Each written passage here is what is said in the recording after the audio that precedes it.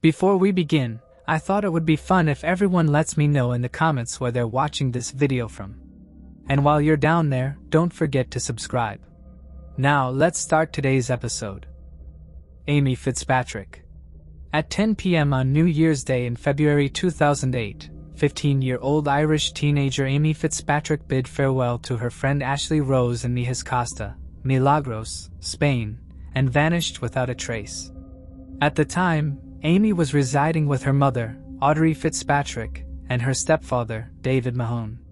Ashley later recounted that the two had spent New Year's Eve together, looking after Ashley's younger brother and chatting with friends online. The following day, they traveled into the city of Fuengirola but soon returned to Calahonda after realizing it was a public holiday. Ashley's mother, Deborah, remembered that Ashley had asked if Amy could stay over again that night. "I told her it would be best for Amy to go home and wish her family a happy new year," Deborah recalled. Ashley then walked with Amy to the entrance of her neighborhood, where they said their goodbyes. That moment marked the last time Ashley would ever see her friend. The walk back to Amy's home was brief, and she was expected to arrive by 10:10 p.m. However, she never made it home and has remained missing ever since. That night, Amy was dressed in brown crushed velvet tracksuit bottoms and a black t-shirt with the word "Diesel" written in multiple colors. The following morning, a friend invited Ashley to go out, prompting Ashley to call Amy's mother, Audrey, to ask if Amy wanted to join them. However, Audrey responded that she had assumed Amy was still with Ashley. It was at that moment that Amy was officially reported missing to the police. The Guardia Civil, who led the investigation, meticulously searched the route between the two girls' homes, but found no evidence of a crime or abduction. Before I continue, I want to remind you that only a small percentage of people who watch my videos are actually subscribed. So if you enjoy my content, consider subscribing. It's free and you can always change your mind later.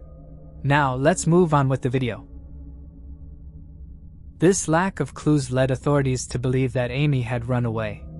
Investigators had some reason to consider this possibility, as she had previously gone missing voluntarily, though only for a few hours. They also noted that she had recently argued with her family about a cancelled trip to Ireland. Witnesses also say that Amy did not have a good relationship with her stepfather, David Mahone. However, the theory that Amy had left of her own volition came to nothing, and in the absence of evidence, ultimately police believed that she was kidnapped. The case took a bizarre turn, however, when in February, the home of Mahone and Fitzpatrick's lawyer in Riviera del Sol was broken into and the laptop that was used in the search for Amy was stolen. In addition, Amy's Nokia mobile phone was also stolen. The 32-year-old lawyer, Juan Jose de la Fuente Tuxedo, said the burglars got into his property by forcing open a locked garden gate. He said that the stolen documents included confidential police reports about Amy's disappearance, and he told reporters, quote, "I believe the burglary was related to Fitzpatrick's disappearance. It makes no sense that they took documents which are financially worthless and left behind all my expensive valuables like TVs, computers, and music equipment. Those responsible for the robbery were never caught." Almost a year later in February, Audrey received a phone call from someone claiming to know where Amy was being kept alive. Audrey described the caller as a man with a notable African accent. The caller claimed that Amy had been kidnapped and was alive in Madrid. He also later demanded a ransom of $500,000 via text message. Police attempted to trace the phone numbers given for the ransom but found both to be unregistered prepaid numbers. Nothing ever came from the tipster, and police say it could very well have been a hoax by parties unrelated to the crime. Audrey Fitzpatrick has taken on private investigators who have been working on Amy's case since February 2008. The same private investigators who worked on the Madeleine McCann case were also involved in the search for Amy. In May 2012, reports emerged suggesting that notorious Irish serial killer Eric "Lucky" Wilson was responsible for Amy's murder. While her parents found this claim credible, no body has ever been recovered, and no concrete evidence links Wilson to Amy's disappearance. Some believe that Amy's mother may be clinging to this theory out of hope rather than certainty. Tragedy struck the family again in May 2013, 5 years after Amy vanished. Her older brother, Dean, was fatally stabbed by none other than his stepfather, David Mahone. On May 6, 2016, Mahone was convicted of manslaughter and sentenced to 7 years in prison. He was once again questioned about Amy's disappearance but denied any involvement. Despite losing her son at Mahone's hands, Audrey Fitzpatrick continued to stand by him. To this day, Amy's body has never been found, and she remains missing. Moving on to the next case. Carol Joyce de Leon. On June 4, 1981, a construction crew discovered the partially clothed body of a woman about 7 miles north of New Braunfels, between the northbound access road and Interstate 35. The victim had been strangled before being shot 6 times, once above her right eye and 5 times above and behind her right ear. Authorities estimated her age to be between 17 and 20 years old. She stood approximately 5 feet 3 inches tall and weighed 118 pounds. At the time of her discovery, the woman was only wearing a multicolored blouse, a bra, and white cotton socks. She had mismatched earrings, 1 diamond stud in her right ear and a hoop with a green stone in her left. Investigators suspected she had been killed elsewhere and then left at the site. Evidence of defensive wounds on her hands indicated she had fought back against her attacker. Notably, she appeared to have scratched her assailant during the struggle, prompting police to collect forensic evidence from beneath her fingernails for future analysis. With no identification found on her body, authorities were unable to determine her identity at the time, leaving the case open as an unidentified homicide victim. No weapons were recovered at the crime scene, and no witnesses reported seeing anything suspicious. Investigators attempted to identify the victim using fingerprints and released a composite sketch to local media, but their efforts were unsuccessful. As a result, the young woman was buried under the name Jane Doe. In February 2008, while reviewing unidentified victim cases, authorities found a missing persons report from February 2007 that closely matched the description of the Jane Doe discovered in 1981. The report was for a woman named Carol Joyce de Leon.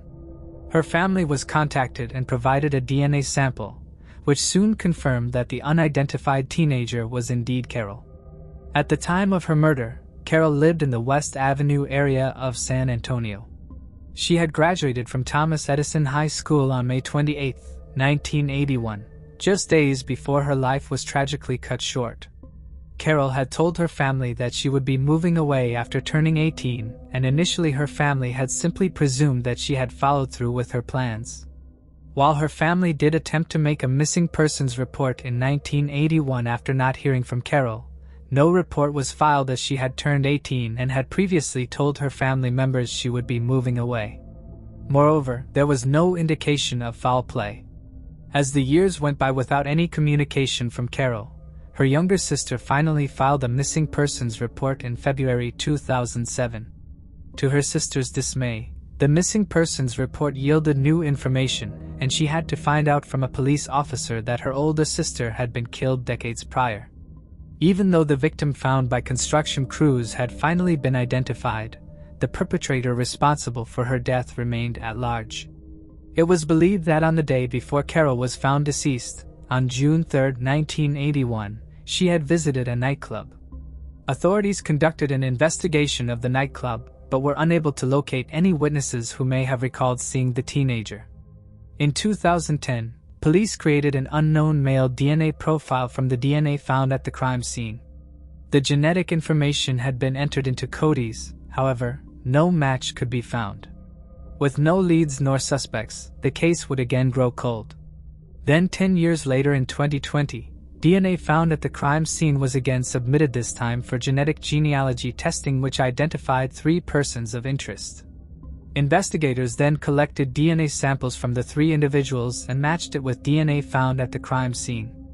In April of 2023, authorities announced that 68-year-old Larry Allen West was charged with Carol Joyce de Leon's murder.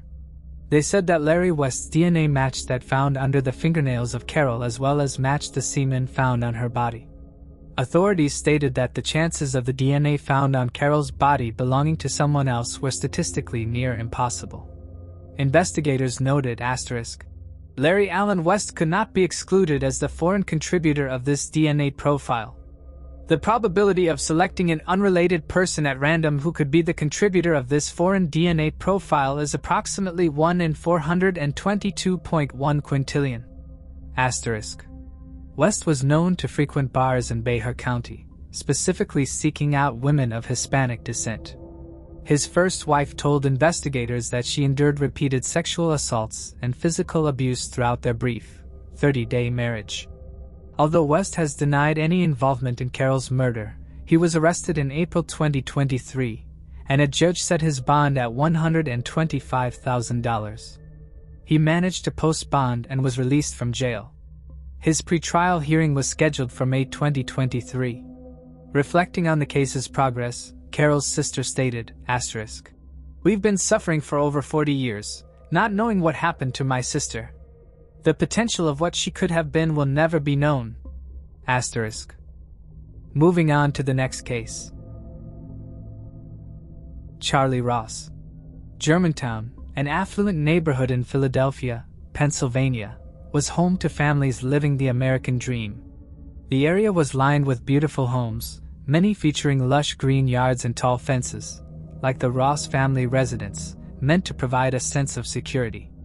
In this privileged community, children roamed freely within the confines of the grand estates, seemingly safe. However, that illusion was shattered on July 1, 1874, when 4-year-old Charlie Ross and his 5-year-old brother, Walter Lewis, were playing outside their home. A horse-drawn buggy pulled up beside them, and the men inside offered the boys candy. This was not unusual, as the children had previously mentioned to their sister's nanny that men in a buggy had given them treats before. In fact, some reports suggest that these men had been visiting for 5 consecutive days. Feeling no reason to be wary, the boys once again accepted the candy. But this time, the men presented a different offer, one that was both tempting and sinister. With Independence Day approaching, the children had been pleading with their father to buy them fireworks, though he had refused. So, when the familiar men in the buggy appeared once more, the boys gratefully accepted the candy and eagerly inquired whether they might also have some fireworks. The men eagerly seized upon the boys' request. They assured them that they would take them to a store to buy fireworks, an offer too tempting for the children to resist. Excited, both boys climbed into the horse-drawn wagon. However, as soon as the carriage began to move, 4-year-old Charlie's excitement turned to fear. He called out for his father, his young mind torn between his desire for fireworks and a growing realization that something was terribly wrong.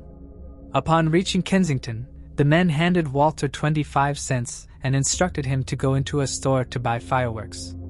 But as soon as he was out of sight, they took off, this time, with only Charlie in the wagon. Walter emerged from the store confused, scanning the area for his little brother. Instead, he found himself alone. A stranger soon came across the crying boy and safely returned him to his father, but Walter could provide only limited information about what had happened. At the time, Charlie's mother was out of town, unaware of the nightmare unfolding back home. Strangely, her husband did not immediately inform her of their son's disappearance. His reasons remain unclear. Perhaps he was clinging to the hope that Charlie would be found before she had to endure the distress. Tragically, she learned the devastating truth in the worst possible way, through a newspaper headline, which announced a $300 reward for any information on Charlie's whereabouts. On July 4th, 3 days after the kidnapping, a new clue arrived in the form of a ransom note, the first of 23 that they would receive. These ransom notes were received by Christian Ross, Charlie's father.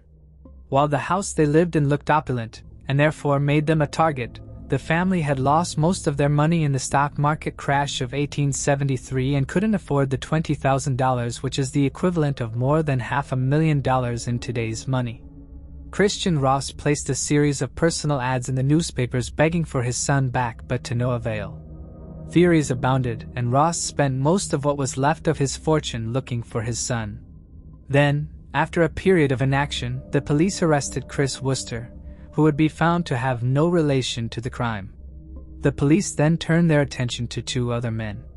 William Mosher, a career criminal and an avid builder of boats, was the first suspect and Joseph Douglas was the second, but both men evaded capture until more than 5 months after Charlie had been taken. They were caught when they were shot in a botched robbery attempt, and while one died instantly, the other held on long enough to confess that they were the kidnappers and that Mosher, the man who had just died, was the only person who knew where the boy was being kept. Douglas never said if Charlie was alive or dead or why exactly they took him. He then died without revealing any more on the case. Later, a third man was arrested for being involved with the pair who had allegedly taken Charlie. William Westervelt was the brother-in-law of one of the robbers and alleged kidnappers. He first insisted that he had no involvement, but later, while being held, he admitted that Mosher had been the only one with the knowledge of Charlie's whereabouts, but that according to him, Charlie was alive at the time of Mosher's death, they just didn't know where. A jury later convicted him of conspiracy, and he served 6 years in jail. With Mosher's death, the trail went cold, and Charlie's father, out of money and desperate, penned a book called The Father Story of Charlie Ross, the kidnapped child, and used the considerable profits, over $60,000, to look for his son. It was spent investigating the many fraudulent people who claimed to know something, as there were over 1,000 impostors looking for either reward money or fame. The last lead turned out to be a drawn-out hoax. Gustav Blair came forward claiming to be Charlie. He said that he had been held in a cave as a child and that his family had told him that he was a kidnapping victim. Worn down by years of false claims and deception, the Ross family refused to entertain Blair's assertions. Undeterred, Blair relied solely on his own testimony to convince the Arizona state courts to recognize him as Charlie Ross, the long-lost kidnapped child. Despite the decades that had passed, his story generated a media frenzy. However, the Ross family remained skeptical, unwilling to believe his claims. Blair eventually traveled to Pennsylvania, hoping to meet the Ross family in person, but they refused to see him. When asked why he would not acknowledge the now middle-aged man as his missing brother, Walter simply dismissed the idea, stating, "The whole thing is ridiculous." His instincts were ultimately proven correct. Years later, DNA testing on Blair's descendants revealed his true identity. He was not Charlie Ross at all, but a man named Nelson Miller. Christian Ross, Charlie's devoted father, spent the rest of his life searching for his son. Tragically, he passed away without ever learning the truth. To this day, the fate of Charlie Ross remains unknown. Moving on to the next case. Elizabeth Eaton Converse. Connie Converse is a name that many may not recognize. A talented musician, she moved to New York City as a young adult and began writing and performing in the 1950s. Though she never achieved widespread fame, she is now considered a pioneering figure in the singer-songwriter genre. However, Connie may never have realized the impact her music had on others, as she mysteriously disappeared in 1974 and was never seen again. Born Elizabeth Eaton Converse on August 3, 1924, in Laconia, New Hampshire, she spent most of her early years in the state's capital, Concord. The middle of 3 siblings, she had 2 brothers, Paul, 3 years older, and Philip, 5 years younger. Raised in a strict Baptist household, their father was a minister, while their mother was described as both musical and a homemaker. After relocating to Concord, their father left the ministry to lead the state chapter of the Anti-Saloon League, an organization dedicated to preserving prohibition. Despite their rigid religious upbringing and their parents' unwavering beliefs, Connie and her siblings appeared to have had a happy childhood. As a family, they often read Shakespeare together, assigning roles and performing the plays among themselves. Philip would later credit his sister with playing a significant role in raising him. In an essay he wrote about Connie in February, he reflected, "I always wince at mentioning this truth because it sounds as though our mutual parents were on leave for that decade or 2. In fact, they were very much there and loving, but I did spend more of the time that was psychologically real to me under Sis's thrall." According to Philip, Connie always had a creative spark.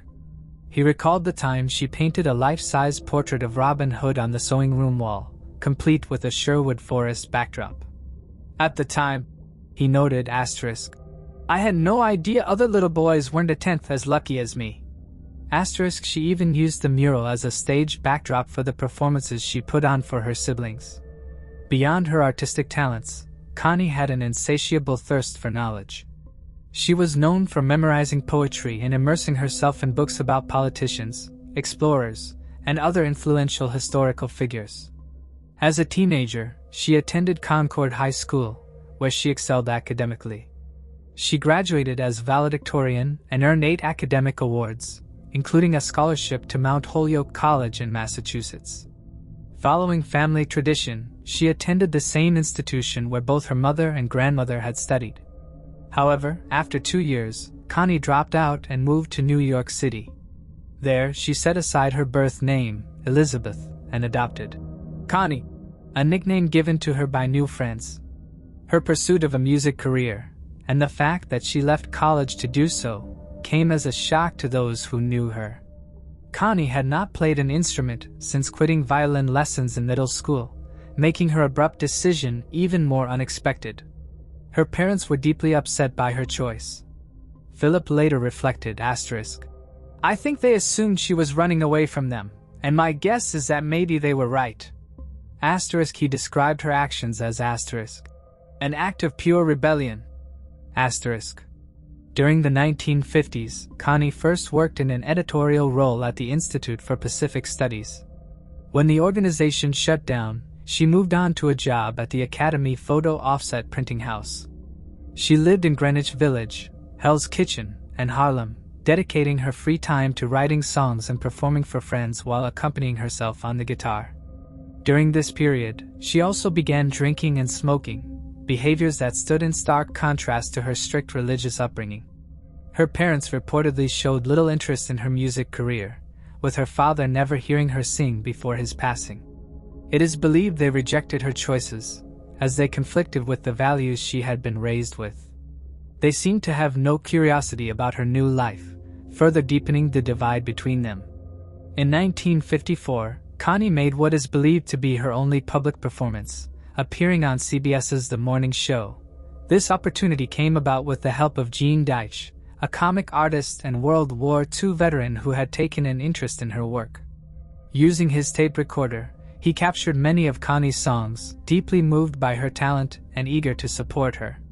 Writing to a journalist for The Owl, Deitch reflected, "There were many better singers than Connie, but there were few as intelligent or literate or beautiful. Her songs still haunt me." 2 years later, Connie recorded an album for her younger brother, Philip, which she titled Musics, Volumes 1 and 2. However, by 1961, she had grown disheartened by her inability to gain recognition. Just as she struggled to find success, Bob Dylan arrived in Greenwich Village. By 1962, he had signed with Columbia Records and released his debut album, quickly rising to stardom. Perhaps disillusioned with both New York and her musical aspirations, Connie eventually left the country and moved in with her brother Philip, who was living in Ann Arbor, Michigan. Today, some journalists and fans consider Connie a woman ahead of her time. However, while many of her male peers found success in the same genre, it is possible that her gender or lack of industry connections played a role in what she perceived as her failure. She did not fit the mold of a typical performer, either politically charged in her lyrics nor striking in appearance. In an era when women were expected to maintain a polished and glamorous image, Connie stood apart, often arriving at music venues without makeup, dressed in loose-fitting clothes, with her hair pulled into a simple, practical bun. Gene Deitch recalled that producers and industry professionals found her difficult to market. In the years leading up to her disappearance, Connie seemed to lead a quiet and uneventful life. She worked as a secretary before becoming a writer and managing editor for the Journal of Conflict Resolution in 1963. The academic journal, which focused on international conflicts and resolution strategies, appeared to engage her deeply. By the 1960s, she had largely stepped away from writing and performing music. Philip recalled that once she left New York, she appeared to accept the fact she would never make it as a musician, and this greatly bothered her. Much of the mystery surrounding Connie comes down to the fact she was an incredibly private individual. When asked questions about her personal life, her answers were short and abrupt, often brief yes or no responses. Philip considered it possible that his sister was struggling with her sexuality, that she was a lesbian, something that was perhaps hard to reconcile with her deeply religious upbringing. But her nephew, Tim, has noted there is no evidence that would even indicate she was ever in any romantic relationships. Interestingly, several of Connie's songs appear to discuss love, unrequited love, sadness, and loneliness. One of her tracks, We Lived Alone, which can be found on YouTube, generally talks about how she seemed content living alone until she met someone, with the lyrics stating, "I had a job, my wants were few, they were until I wanted you." During her time in Michigan, Connie became heavily reliant on smoking and drinking. By 1973, she was described as burned out and depressed. She had ceased contact with her friends in New York. Towards the end of 1972, the Journal of Conflict Resolution left the University of Michigan, where it had previously been housed after it was acquired by Yale in Connecticut. This decision greatly upset Connie, who was forced to leave her position, and in response, her friends and colleagues came together to fund an 8-month-long trip to England, which they hoped would improve her mood. She appeared bored by ordinary working life and miserable over it. And her friends hoped the fresh scenery in one of the UK's most striking cities would breathe new life into her and help her become inspired again.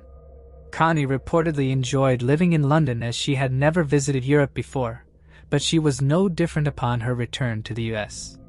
After she flew home, Connie, now 48, grudgingly agreed to join her mother on a trip to Alaska. She was uninterested in the trip, telling her brother she wanted to go to Alaska like I want to go to the basement, but she accepted the invitation because she reportedly found it hard to say no. Philip has suggested that the trip may have been truly what pushed his sister over the edge.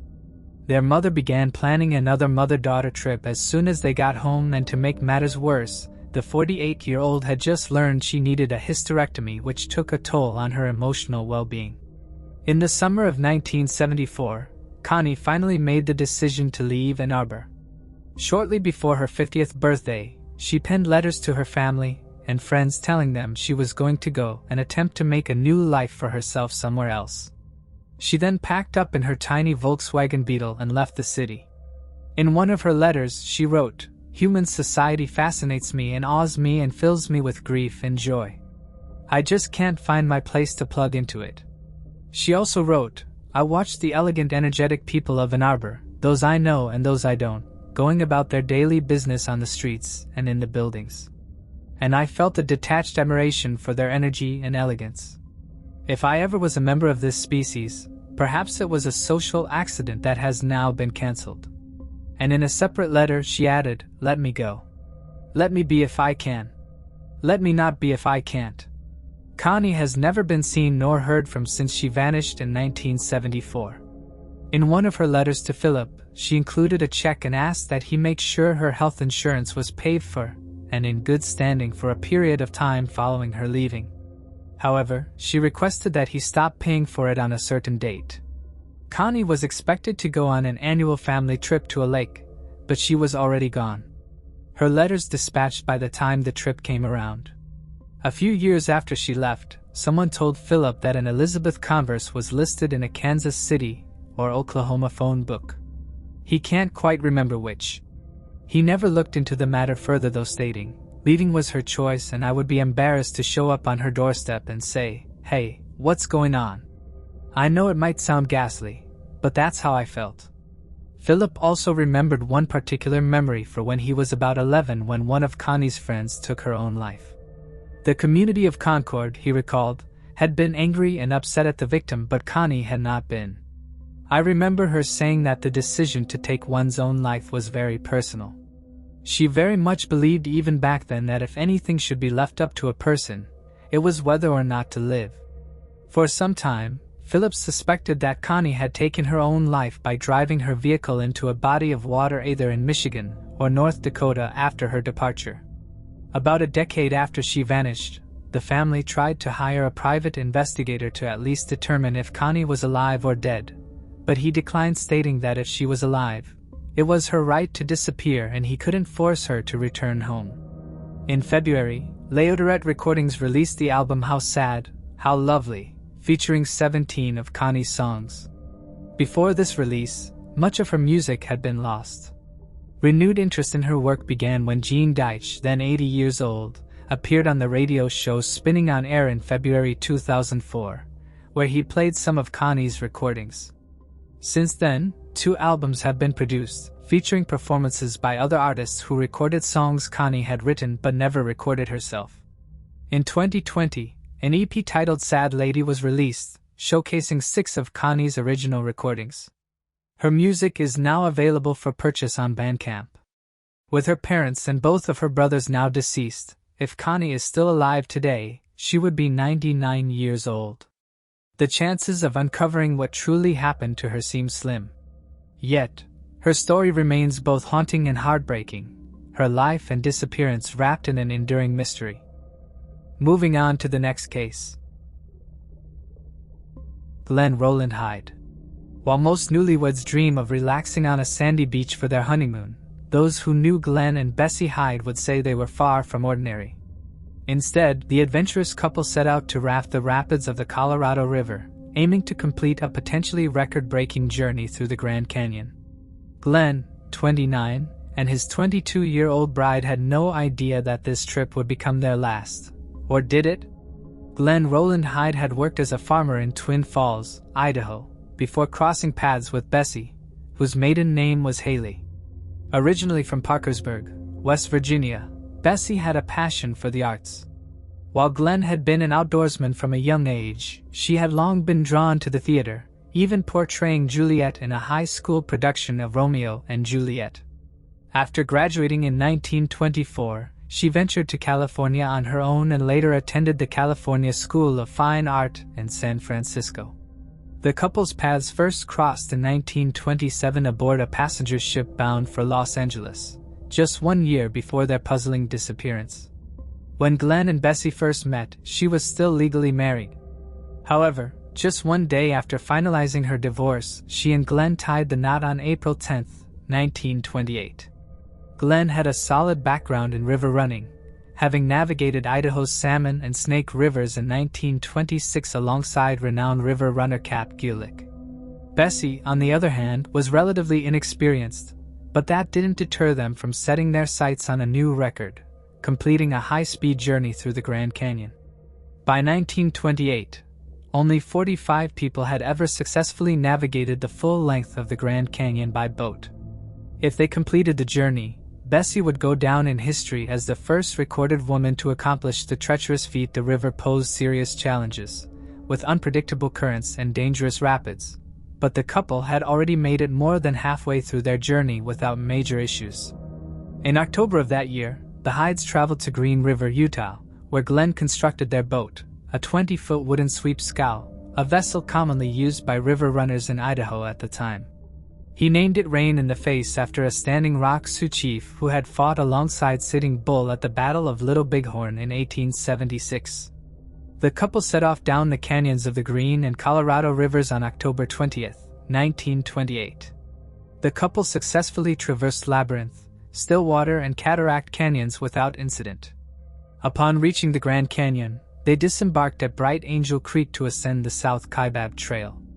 It was there at the south rim that they encountered Emery Knob, who was a renowned photographer and river guide. While visiting his studio and home on the canyon rim, Emery led them around the area and extended an offer to provide Glenn with life jackets, the one thing that seemed to be missing from his boat. Glenn declined the offer. Emery recalls Bessie looking at his youngest daughter and admiring her outfit, saying aloud, "I wonder if I shall ever wear pretty shoes again."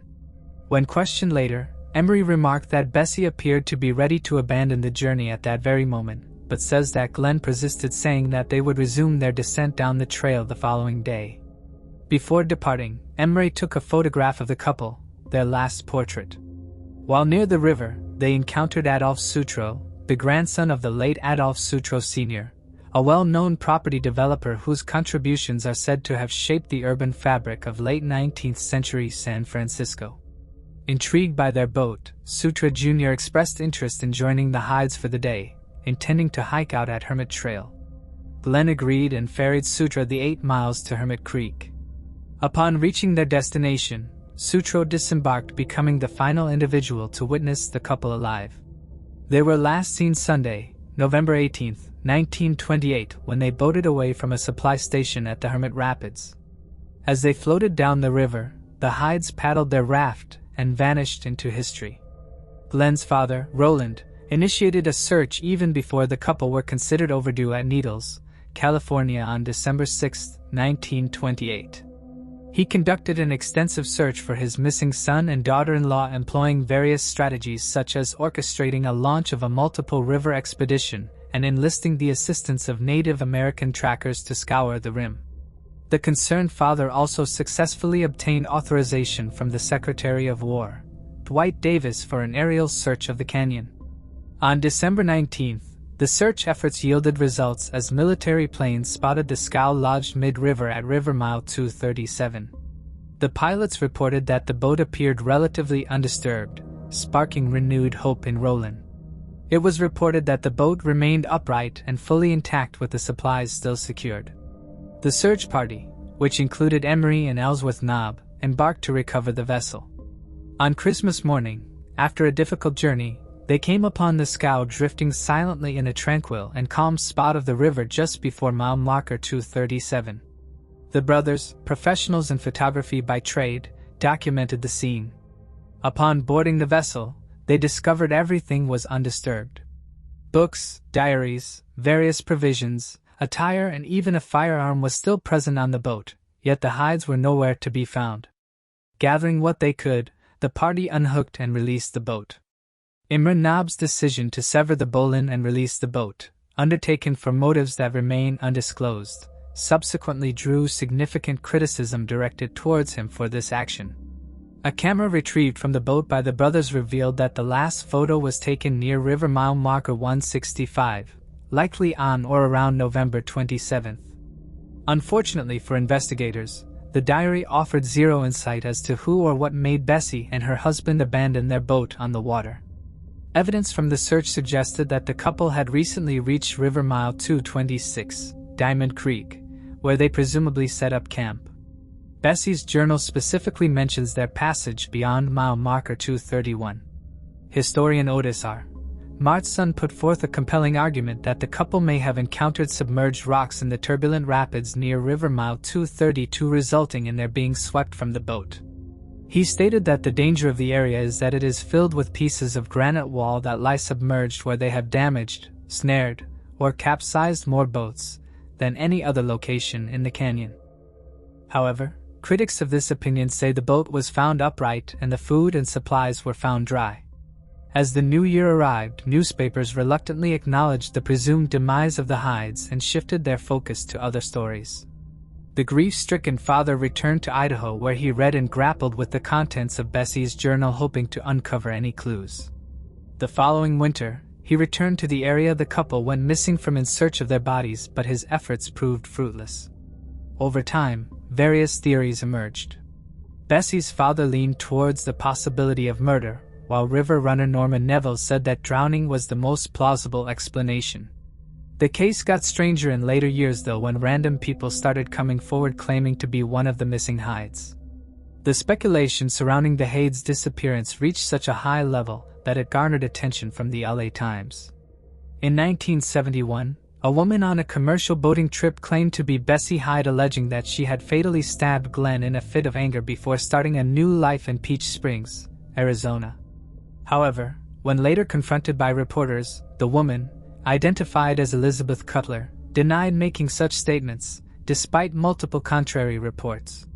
Investigators thought a significant revelation had come to light following Imran Nob's passing in 1976. Being the last of the Hydes' acquaintances to see the pair, he was questioned and cleared. After his death, they began to clean his garage, and in 1977, a human skull with a visible bullet hole was found. Initial examinations suggested that it belonged to a man in his 20s, similar in stature to Glenn Hyde. This fueled massive speculation, but in February 2008, forensic analysis confirmed it was not Glenn's skull. Further investigation suggested that Emery, who had previously served as a county coroner jury representative, may have kept the skull from an unrelated case after the trial concluded. Decades later, in 1992, following the passing of renowned Grand Canyon River guide Georgie Clark, an assortment of intriguing items was found among her possessions. Among them were a pistol, the Hyde's marriage certificate, and a birth certificate bearing the name Betsy DeRassa. These discoveries led to speculation about Clark's possible link to Bessie Hyde, though local authorities ultimately chose not to reopen the case despite the significance of the marriage certificate. Adding to the mystery, Bessie's journal contained a short poem that some interpret as an ominous premonition of their fate. The poem reads, "Oh, Mama dear, please come. My dolly must be drowned. When I put her in the creek, she sunk without a sound."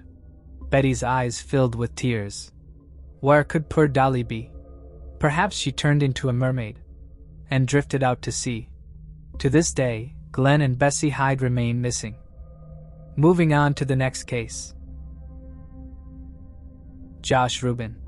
Josh Rubin, a 30-year-old from Providence, Rhode Island, relocated to Brooklyn in 2010. With financial support from his parents, he pursued his dream of opening a coffee shop in the Ditmas Park neighborhood. By September 2011, he launched Whisk Bakery Cafe, which quickly became a neighborhood favorite. On Halloween night of that same year, Josh was last seen outside his apartment at 100 Lawrence Avenue around 9 p.m. When Josh failed to return home the following day, his roommates reached out to his parents. After realizing that none of his friends or family had heard from him, they reported him missing. Determined to find him, his loved ones launched an extensive search, plastering posters across storefronts and subways while creating the Find Josh Rubin Facebook page. His family even hired a private investigator and offered a $5,000 reward for any information. Despite their efforts, no leads surfaced, and speculation began to arise that Josh may have disappeared intentionally. He was reportedly in a lot of debt from opening the Whisk Cafe and had recently been diagnosed with bipolar disorder. Witnesses reported they had seen him pacing in front of his shop in the days before his disappearance and acting generally nervous in the hours before he vanished. Meanwhile, on November 1st, the day after Josh had gone missing, a road crew worker came across the smoldering remains of a man in a rural area of Pennsylvania.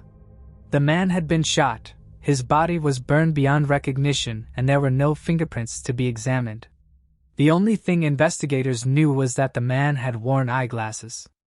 Unable to identify the body using fingerprints, local officials distributed an artist's rendering of what the man might have looked like, but to no avail. Then, on November 28th, the authorities in Pennsylvania got a tip that the unidentified body found smoldering amid the debris was of Josh Rubin. They called the police in New York seeking dental records, but the city police did not have them, so the Pennsylvania authorities obtained records from Mr. Rubin's family in Massachusetts. On the December 21st, with the help of DNA testing and dental records, the smoldering body of the man who had been fatally shot, set on fire and then dumped on the side of the road was finally identified as Josh Rubin. Police believe that Josh had been killed somewhere else and his body dumped there. Detectives examined Josh Rubin's credit card records and found that they had been used the day after his murder at Woodbury Commons, a well-known luxury outlet in Orange County, New York. In March, Pennsylvania prosecutors released clear surveillance images of two men using Josh's cards just one day before his body was discovered. Authorities strongly suspect these individuals were involved in his killing. Despite the high-quality images, the identities of the two men remain unknown. No significant leads have emerged since, and Josh's case continues to be unsolved. Moving on to the next case. Mary Jane Croft Van Gilder. Mary Jane Croft Van Gilder was born on November 19, 1911, in Fairmont, West Virginia. She married James Wesley Van Gilder on January 29, 1929. By the time World War II began, she had given birth to 5 children, though she tragically lost twins in 1935. However, her marriage to James was troubled, and in 1943, she moved to the Van Gilder family farm. While the exact reasons for their separation remain unclear, some sources suggest Mary accused James of being an alcoholic and abusive. However, their children have expressed doubts about these claims. In 1944, Mary relocated to Plymouth, Ohio, and found work as a forklift operator at the Wilkins Air Force Depot in Shelby. Without a vehicle of her own, she relied on co-workers for transportation. Despite the distance, she stayed in touch with her children, sending letters, clothes, and war bonds, a government-issued initiative to help finance military operations. To this day, her children remain uncertain about why she chose to leave and why their parents' marriage fell apart. Mary's eldest daughter, Anna Mae Van Gilder Rager, later recalled, "In 1945, my mother sued my dad for divorce, which made me think she was wanting to get married again, but we found no answer to that." That same year, Mary Jane sent a letter to West Virginia asking her children to return the war bonds she had previously sent them. A few weeks later, they received one final war bond from her. It was the last communication they ever had with Mary Jane. A few months later, James filed for divorce, but Mary never responded. When she failed to appear in court, her attorney withdrew the divorce petition in April 1946. Subsequently, a judge in West Virginia granted James the divorce and full custody of their children. By 1949, Anna had begun searching for her mother, determined to uncover what had happened. It wasn't until May 5, 1952, that she discovered Mary had left her job at the Wilkins Air Force Depot on March 8, 1945, citing added household duties as the reason for her departure. Though Mary was never formally reported missing, Anna never stopped looking for her. In February 2004, Anna found a new link to her mother's past after a newspaper in Ohio wrote a story about their search for Van Gilder.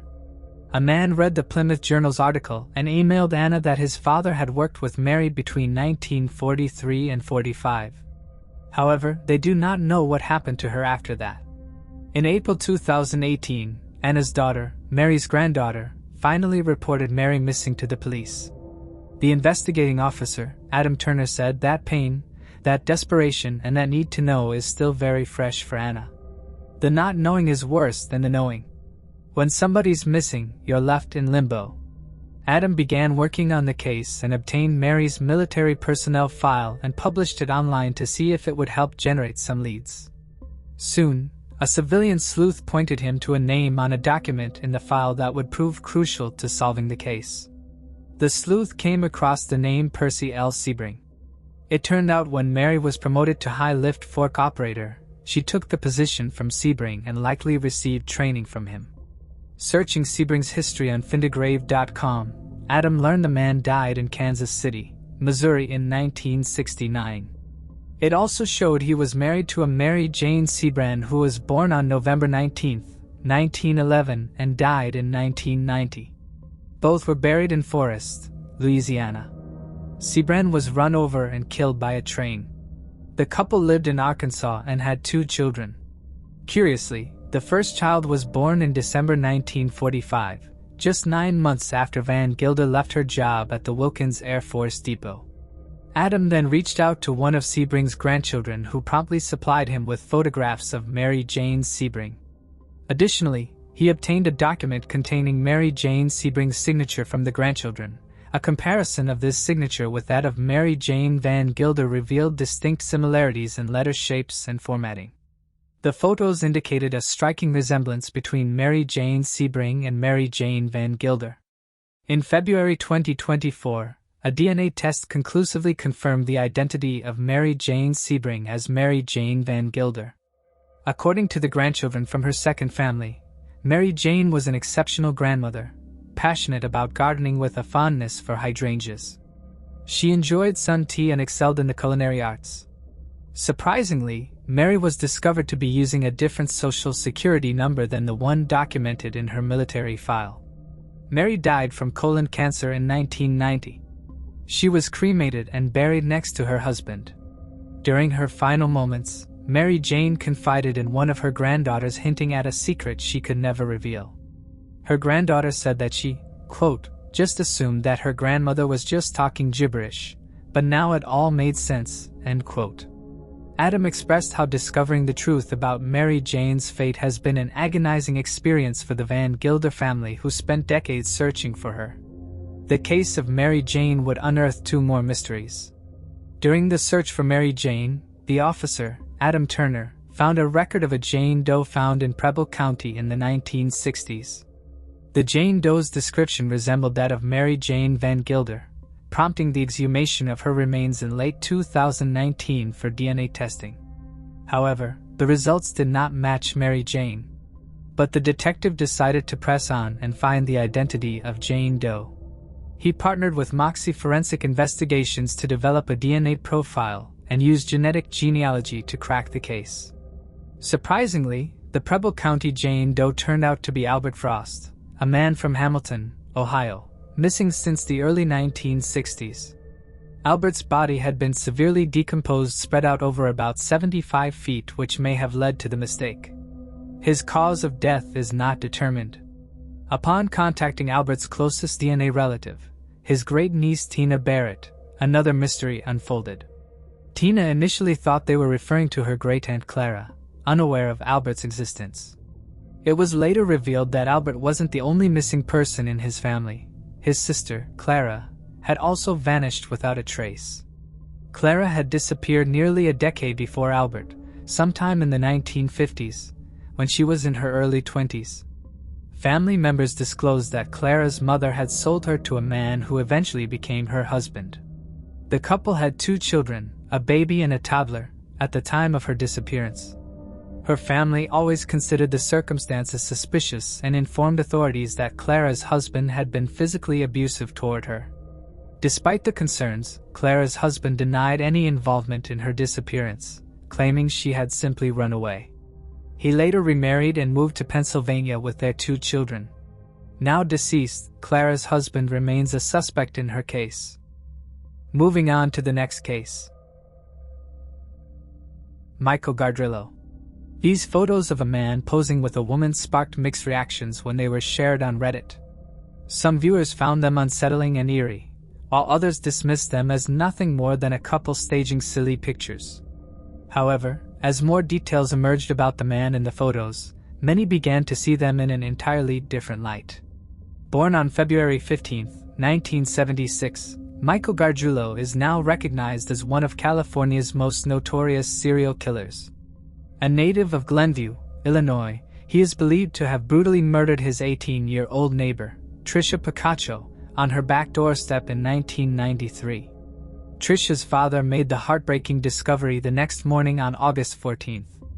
Michael, who was a close friend of Tricia's brother, remained a suspect for years, but at the time, authorities lacked the evidence to formally link him to the crime.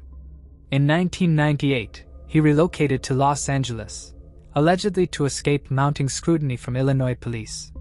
Then, in February 2001, Michael struck again, this time targeting 22-year-old Ashley Ellerin. She was viciously stabbed 47 times in her Hollywood home. The wound on Ashley Ellerin's neck was so severe that it nearly decapitated her, while some of the stab wounds on her torso measured up to 6 inches deep. On the night she was murdered, she had been preparing for a date with rising Hollywood star Ashton Kutcher. In February 2005, Michael Gargiulo struck again, this time killing his own neighbor. Maria Bruno, a 32-year-old mother of 4, lived in the same gated apartment complex in El Monte as the serial predator. She was viciously attacked and stabbed 17 times. Finally, in February 2008, Michael's reign of terror came to an end. On April 28th of that year, he attempted to murder yet another neighbor, Michelle Murphy, by attacking her in her Santa Monica home. However, she fought back fiercely, causing him to flee, leaving behind his own blood at the crime scene. Just a few months later, on June 6, Santa Monica police arrested the 32-year-old killer. Then, on July 7, 2011, Michael was officially charged with the first-degree murder of Tricia Picacho, believed to be his earliest known victim. During his interrogation, he reportedly made a chilling remark to law enforcement, stating that just because 10 women had been killed and his DNA was found at the crime scenes, it didn't necessarily mean he was the murderer. This has led some investigators to speculate that he has more victims than we currently know of, but at this time, Michael has not been linked to further murders. The California media dubbed Michael the Hollywood Ripper and the Chiller Killer. He was charged with the murders of Maria and Ashley, as well as Tricia. Following several long delays, his trial began in May of 2019. During the trial, Ashton Kutcher took to the stand. He had last spoken to Ashley at 8:24 p.m. on the night of her murder. He told her that he was running late, and she replied she was just out of the shower. By the time he finally turned up at her house, he thought she had left because he received no answer when he knocked on the door. Looking into the home, he saw what he thought were red wine stains on the floor as Ashley had hosted a party the previous evening. The following day, upon finding out about her death, Kutcher contacted authorities to let them know he had been at the home the day before.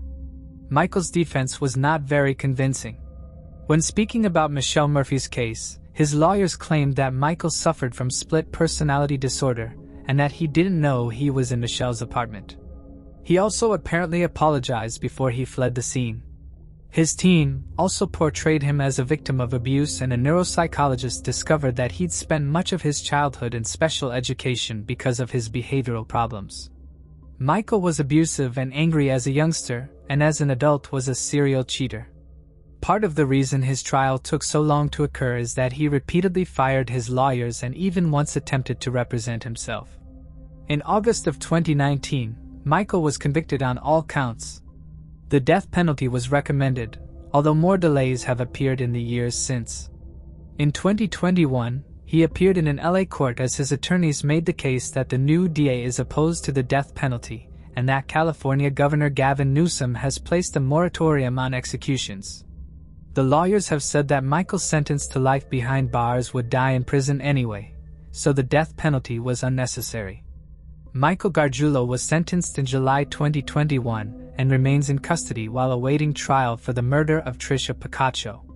In 2015, the LAPD attempted to identify the woman featured in the photos shown earlier in the case.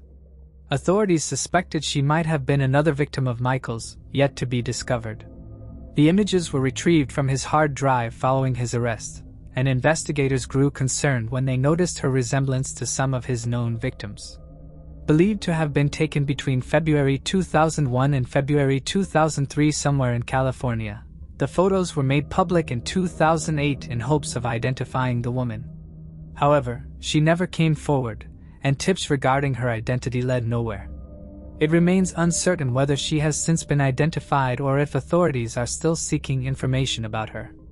Online sleuths have speculated that she could have been a girlfriend or wife of Michael's, as he maintained relationships and was even married at one point during his killing spree. Regardless, considering the brutal nature of his crimes, these images remain deeply unsettling. Moving on to the next case. Nelly Hicks. Nelly Hicks, a 59-year-old woman from Newark, California, shared her home with a housemate. A devoted mother of 6, she had raised her children alone after divorcing her husband a decade earlier. Nelly worked as a 4th-grade teacher at Ashland School in San Lorenzo. On the night of May 10, 1972, her housemate spoke with her around 1 a.m. before heading to bed, leaving Nelly dozing on the living room sofa. It would be the last time she was seen alive. Just 4 hours later, one of Nelly's sons awoke to a horrifying sight: his mother's bloodied, lifeless body still on the sofa. He immediately contacted the police. Nelly had been brutally murdered, partially unclothed, and bludgeoned to death with a brick wrapped in pantyhose. The sheer violence of the attack was evident, with her skull split open from the force of the blows. She had also been sexually assaulted. Police determined the killer entered the house through an unlocked sliding glass door and used manicure scissors to cut her dress and bra. Police believe the killer had knocked Nelly unconscious before sexually assaulting her, all the while her son, his wife, and her housemate were asleep unaware of the slaying. Nelly's wallet was missing, however. It was later found a few blocks away next to a pair of blood-stained panties. The only forensic evidence that police recovered were fingerprints that, for decades, were never tied to a specific person. Police interrogated her housemate, her family, her ex-husband, and the men she had dated. However, no one was ever charged. The case remained unsolved for more than half a century. In 1979, another murder occurred with the same modus operandi. Teresa Pica was a 48-year-old woman who lived with her children in Hayward, California. On May 15, 1979, Teresa's 10-year-old twin daughter woke up in their Edlow drive home to find her mother slumped over the couch, face down. Her nightgown had been pulled up, exposing her legs. Her hands were bound behind her back with rope, and a blood-stained rock was discovered nearby. A shirt had been utilized to gag her, and it was observed that a front room window had been forcibly opened. A neighbor later reported hearing rustling near the home during the night. Pica's purse was missing, and her wallet along with other belongings were subsequently found in a neighbor's yard and in a garbage can down the street. Just like in Nelly's case, Teresa was sexually assaulted and murdered while 3 of her daughters were asleep in the house. Over the years, a number of people would be investigated in the case, but none were ever charged. Following Pica's murder, the Newark and Hayward police connected the crimes due to the identifiable pattern of behavior common to both cases. This led to the belief that solving one case would solve the other. Evidence was collected at both crime scenes, however, DNA testing did not exist at the time. In early 2000s, based on the DNA found at the crime scenes, a male DNA profile was developed and entered into Cody's. However, no matches were found. In February 2021, the Hayward Police Department submitted forensic evidence to Othram in the Woodlands, Texas. Othram's scientists successfully used forensic-grade genome sequencing to build a comprehensive DNA profile for the unidentified suspect. In February 2024, authorities identified Fred Bernard Farnham as the suspect in both cases. Farnham had an extensive criminal history, having grown up in California's Central Valley before relocating to the South Bay in the 1950s.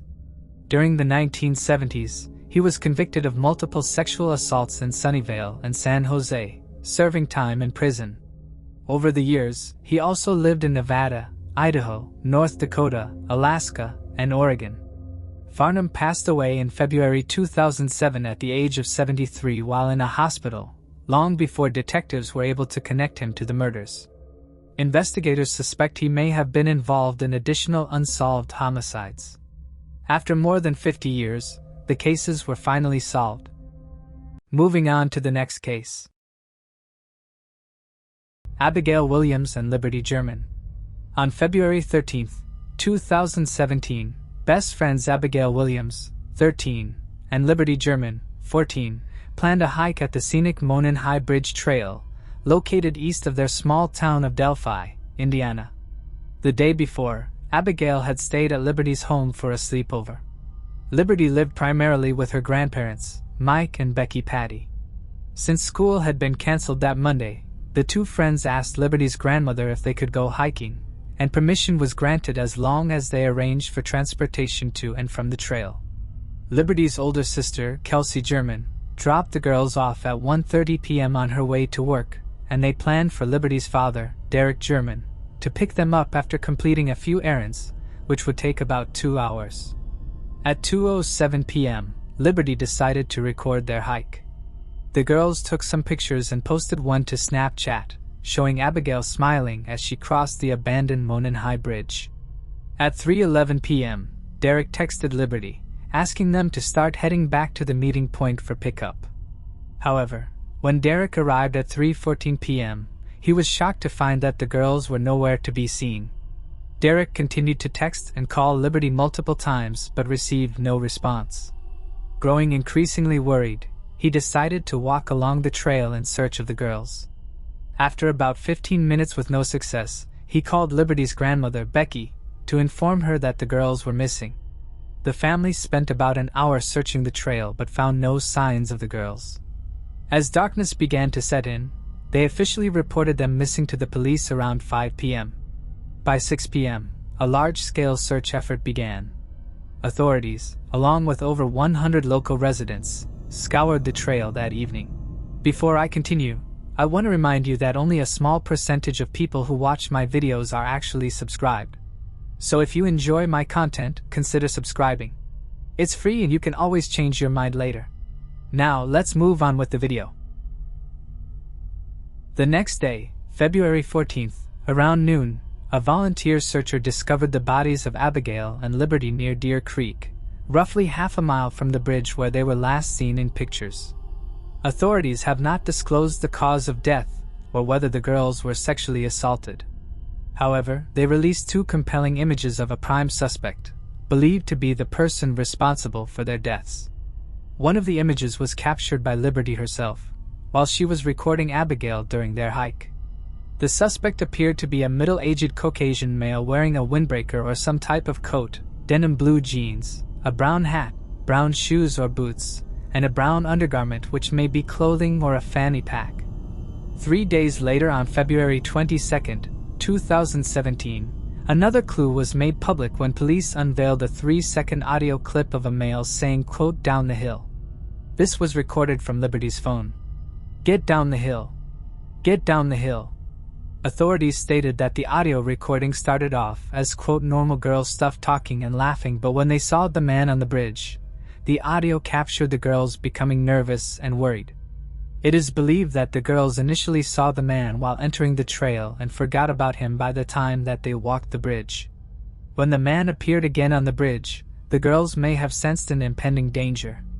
At one point, Liberty may have decided to click the picture of the suspect and conceal her phone while doing so at her side in her successful attempt to capture the suspect on tape. It is believed that the suspect was unaware of the phone as it was recovered at the crime scene. A hill is located next to the bridge, which is likely what the suspect is referring to in the audio tapes when he says, quote, "down the hill." The bodies of the young teens were found across the very shallow creek which flows at the bottom of the hill. It is unclear but theorized that given the shallowness of the water, the girls crossed over the creek and were murdered on the other side. Other theories postulate that the girls had already been murdered and were dragged or carried across the shallow water. In July of 2017, a witness came forward and reported that they had seen the suspect in the area around the same time the girls had been murdered. A composite sketch was created and released, and police stated that the suspect had reddish-brown hair, stood between 5'6" and 5'10" and weighed between 8 pounds 180–220. The eyewitness was uncertain of the suspect's exact eye color but is confident that they were not blue. In September of 2017, a possible suspect was identified and Daniel J. Nations was arrested at a traffic stop in Colorado. Nations, a registered sex offender in Indiana, was driving a car with expired Indiana license plates at the time of his arrest. Nations was arrested in Woodland Park for threatening people with a hatchet on Monument Hiking Trail. A bicyclist was also fatally shot on that trail around the same time Nations was allegedly threatening people. In his car, a red Chevy Prism, there was a hatchet and a .22 caliber rifle. Nations had a lengthy criminal record including domestic violence, possession of marijuana, driving with a suspended license, failure to appear in court, and pleasuring himself in a woman's restroom at a gas station. Although he was a person of interest in the case, police eventually ruled him out as the killer. Since February 14, 2017, the day after the girls were murdered, Nations, a registered homeless sex offender, was present for his weekly checkup with authorities and had been consistently attending in the time prior. Nations was sentenced to 3 years probation on January 5, 2018 for the charge of threatening hikers in Colorado. In more recent years, police have funneled $1 million into pursuing various leads, sometimes local and sometimes far-flung, and it could be these excess funds spent which make those close to the case angry that the true killer was under their noses the entire time, working in the very area the girls went missing at a local CVS, unbeknownst to the public. A spent but unused bullet casing was found in between the bodies of Abby and Libby. This can happen when the gun is cocked, and then uncocked, and then cocked again. The spent shell casing is dispensed from the gun, although the bullet is still encased. When the shell casing is ejected from the gun, it leaves specific trace scratches and indentations which can be traced back to the gun from which it was ejected. It is theorized that the killer cocked the gun and used it as a threat, possibly by putting it towards the head of one of the victims or another instantly fatal zone, and in doing so this may have motivated the victims through fear of their lives to do what the killer was asking. At some point in the attack, the killer must have disengaged the gun but later would go on to rack it again, most likely to continue those same scare tactics. It is in this subsequent engagement of the gun that the unshot bullet would have been released. The bullet was later traced to a gun registered to Richard Matthew Allen, a resident of Delphi and a husband and father. Also known as Ricky or Rick Allen, the 50-year-old lived only 5 minutes from the murder scene. Allen admitted that the gun was his, that he had purchased it in 2001, and that it had been in his possession the entire time. Allen admitted this information freely, possibly without realizing that there was evidence left at the crime scene. After he admitted that the gun had not left his possession nor had it been borrowed by a friend, he was arrested. Later it was revealed that he had admitted to a park ranger in the initial investigation that he had been in that area. The probable cause affidavit released a few days after Allen's arrest stated that there was further footage that police have not released that ties Allen to the crime. Those working the case first spoke with Allen in 2017, claims the affidavit, but Allen may not have been seen as a suspect until more recently due to a clerical error in the tips, but in a later interview, the FBI denies that such a clerical error has occurred and states that all proper protocols were followed in categorizations and filing about the tip about Richard Allen, which was originally received early on in the investigation, was properly handled. Libby's grandmother recalls that Richard Allen, who sometimes worked the photo booth at CBS, printed photos of the girls to be used at their funeral free of charge. Initially, the girls' families looked upon Richard's small act of generosity as evidence of the communal support shown for their daughters. It was only after his arrest that the true sinister meaning was uncovered. Not only does the shell casing tie Richard to the crime scene, but also Richard reported that he wore the same clothes as in the Snapchat video segments, which the public studied for years to no avail. Richard admits to being on that trail that day, saying that he arrived sometime around 1:30. Around that same time at 1:26 p.m. that day, witnesses referred to simply as juveniles were in the same area taking pictures, and they saw the same man later shown in the snapshot footage. It is assumed based on the geography of the area that it would take Allen around 10 minutes to walk from the entrance of the park to the bridge. At 1:49 p.m., Abby and Libby were dropped off at that entrance across from Mears Farm. Shortly before that time, an adult witness, labeled Adult Witness Number 1, traveled to the bridge and saw the man, later identified as Richard Allen, standing on the first platform. Roughly 5 minutes after seeing the man, the same adult witness would turn around and, while walking halfway between the bridge and the parking lot area, see Libby and Abby approaching the bridge. At 2:05 p.m. Libby would upload a picture to Snapchat. At 2:07 p.m. Libby would upload a picture of Abby walking on the bridge. The girls first encountered the man who is now supposed to be Richard Allen at 2:13 p.m. Libby's video provides crucial evidence, showing Abby walking across the southeast side of the bridge, with a man, who is believed to be Richard, following behind her. As the man nears, one of the girls whispers, "Gun," under her breath, as captured in the Snapchat video. Shortly afterward, the man orders the teenagers to go down the hill, as shown in the video that was later released to the public. Under duress, the girls comply and walk down the hill, and the video abruptly ends. The suspect, who later admitted to being at the scene, claimed he left the park around 3:30 p.m., according to the probable cause affidavit. At 3:57 p.m., a separate witness observed a male subject, covered in mud and blood, walking along the north side of 300 Northway, near the Monon Highway Bridge. Law enforcement has recovered DNA from the crime scene, though it remains unclear whether the DNA definitively matches the offender. A preliminary hearing took place on November 22, 2022, and a jury trial is set to begin on March 20, 2023. Moving on to the next case. Brian McDermot. The 1970s were marked by the rise of bell-bottoms, disco music, and the growing popularity of cassette tapes. However, it was also a time shadowed by fear, especially in America, where the chilling crimes of figures like Charles Manson, Ted Bundy, and John Wayne Gacy sent ripples of terror through society. Amid this unsettling era, many cases of missing children and murders went unnoticed, some still unsolved to this day. One such case was that of Brian Douglas McDermot, a 10-year-old boy from Belfast who disappeared in 1973. Described as a quiet child, Brian was the youngest of 5 children born to Edward and Joan McDermot. On the afternoon of September 2, 1973, he left his home on Wells Street in the Lower Woodstock Road area to play with friends at the park. He was expected back for Sunday lunch at 2:30 p.m., but he never returned. His parents, immediately concerned, contacted the authorities, who quickly organized a search. The search party scoured the surrounding areas, including derelict buildings and the Tellymore Forest Park, but no sign of Brian could be found.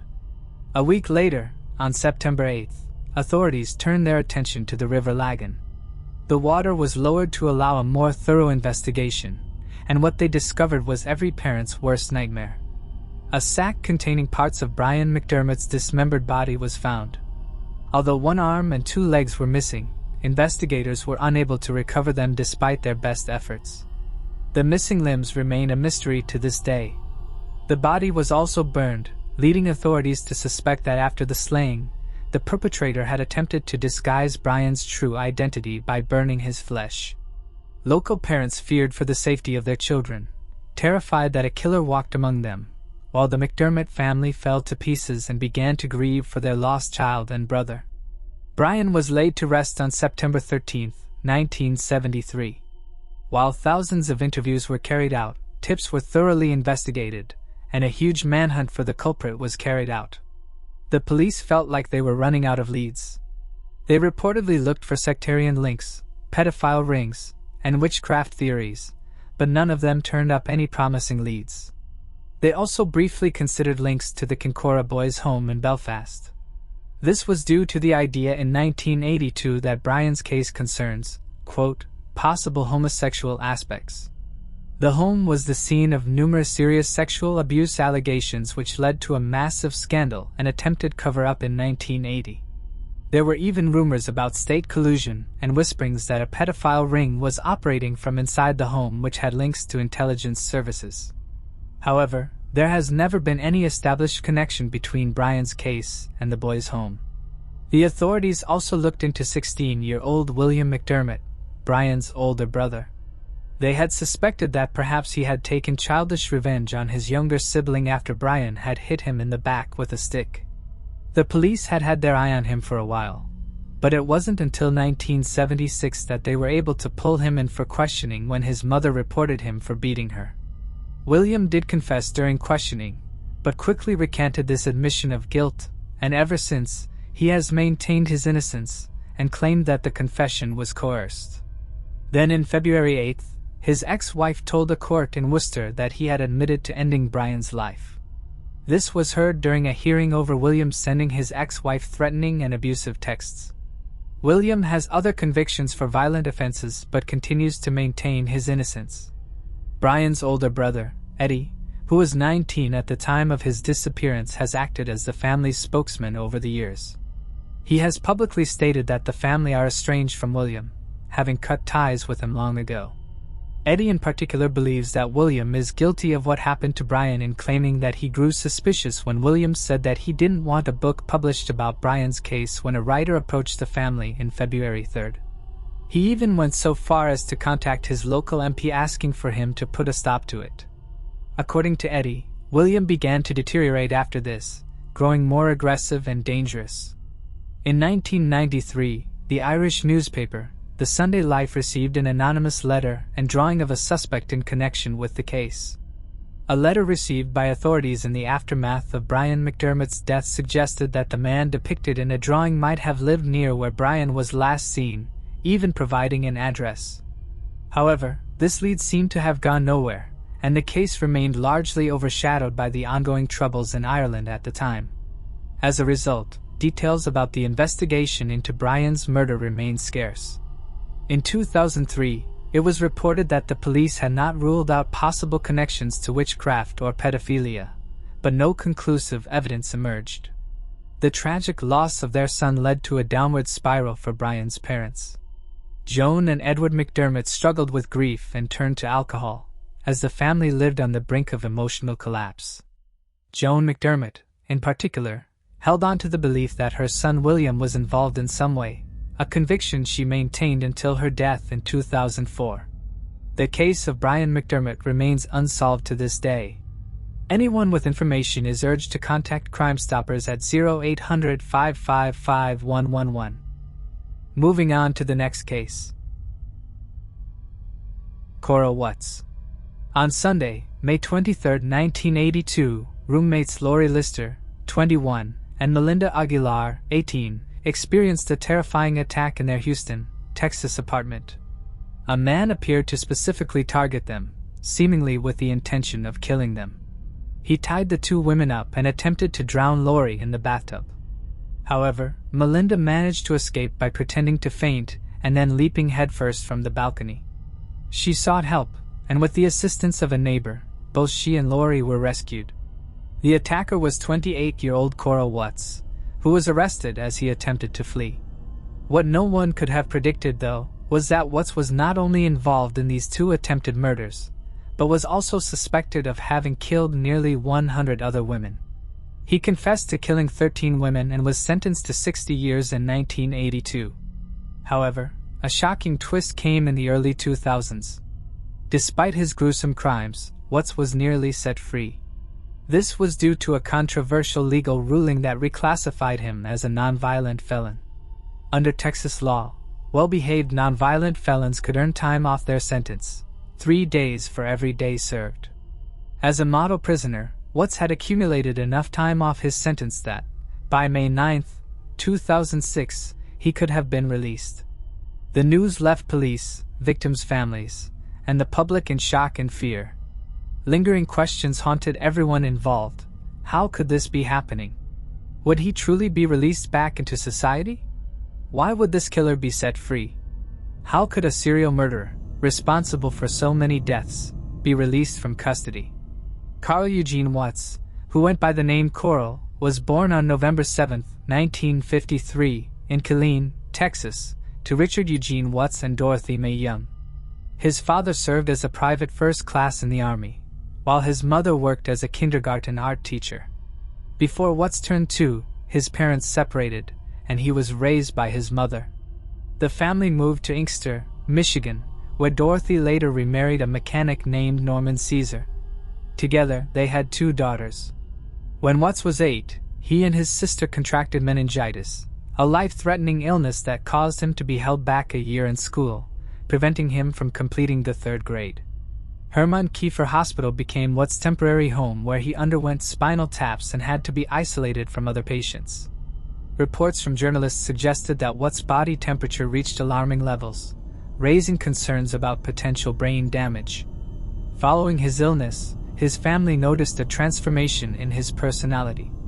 He became bashful, quiet, and introverted, with a compromised attention span and a deteriorating memory. Struggling to keep up academically due to being held back a grade and suffering from chronic sleeplessness, Watts began having violent dreams about combating and killing malevolent spirits of women, and these disrupted his sleep cycle. When questioned later about his motives for killing, Watts claimed he wanted to release the spirits of his victims, believing they had evil eyes. At the age of 12, he began fantasizing about torturing and killing girls and young women while sleeping. It was during his teenage years that he started stalking girls, and it's believed he may have killed his first victim before turning 15. At 15, Watts was identified by the police as the attacker of 26-year-old Joan Gave on July 29, 1969. During his newspaper delivery route, Watts knocked on Joan's apartment door and, upon her opening it, violently assaulted her. Without any apparent remorse, he resumed his delivery route as though nothing had happened. Joan immediately contacted the authorities and reported the assault, which led to Coral's arrest at his home. As a result, he was sent to the Lafayette Clinic in Detroit for psychiatric treatment. A psychiatric evaluation revealed that he had a mild intellectual disability, with an IQ of 75 and a delusional thought process. Despite his poor academic performance, a police officer later described him as exceptionally intelligent with an excellent memory. Watts was released from the Lafayette Clinic on November 7, 1969. Despite academic struggles, Watts graduated from high school in 1973 and earned a football scholarship to Lane College in Jackson, Tennessee. However, he was expelled after 3 months due to allegations of stalking and assaulting women. Additionally, suspicion surrounded Watson the cruel murder of a female student, contributing to his expulsion, although insufficient evidence prevented a conviction. Following his expulsion, he relocated to Houston, Texas. In 1979, Coral Watts and his girlfriend, Dolores Howard, welcomed their daughter, Nikki Watts. However, shortly after her birth, Coral and Dolores ended their relationship and went separate ways. Coral then married Valeria Goodwill. Soon after their marriage, Valeria began to notice strange behaviors in Coral. He would constantly rearrange the furniture, use knives to mutilate houseplants, break candles and melt them onto the table, and scatter trash around the house without cleaning it up. Additionally, after moments of intimacy, he would abruptly leave, disappearing for hours. Unfortunately, their marriage only lasted 6 months. Watts' murder spree officially began when he was 20 years old in 1974, though there are suspicions he may have had other victims before this time. He would kidnap his victims from their homes, subject them to torture, and then murder them.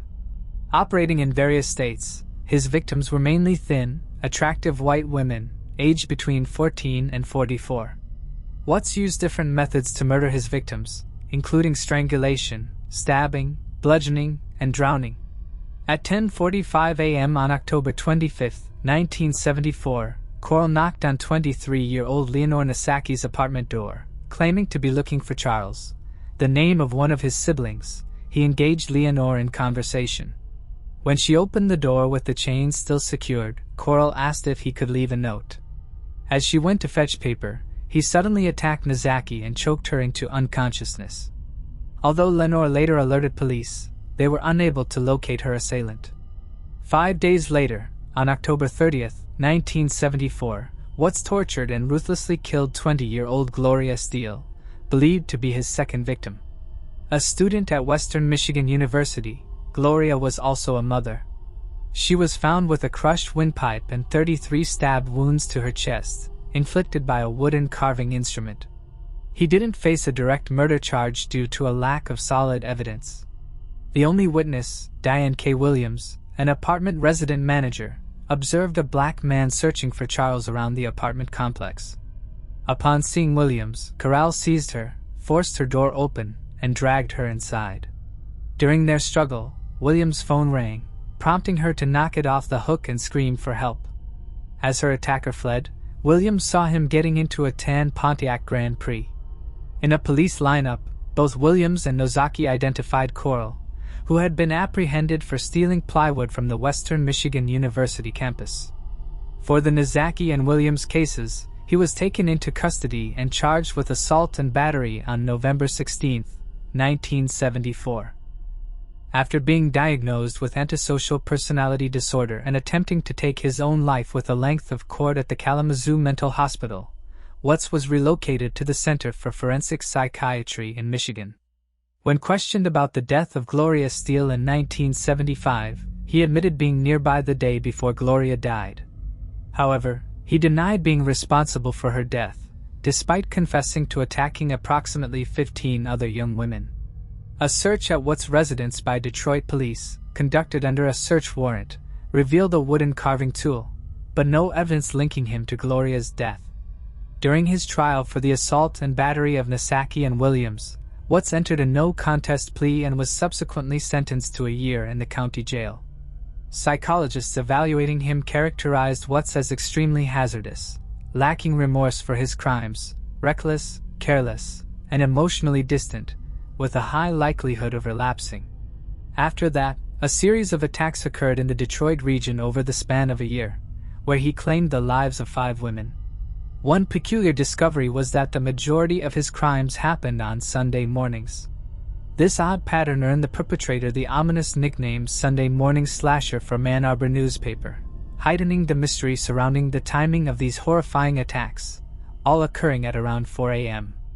In 1980, Shirley Small, a 17-year-old from Ann Arbor, Michigan, was fatally stabbed twice outside her home on April 20th.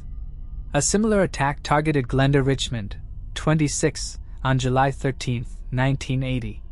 Both cases lacked sufficient evidence for conviction, but exhibited Watts' characteristics.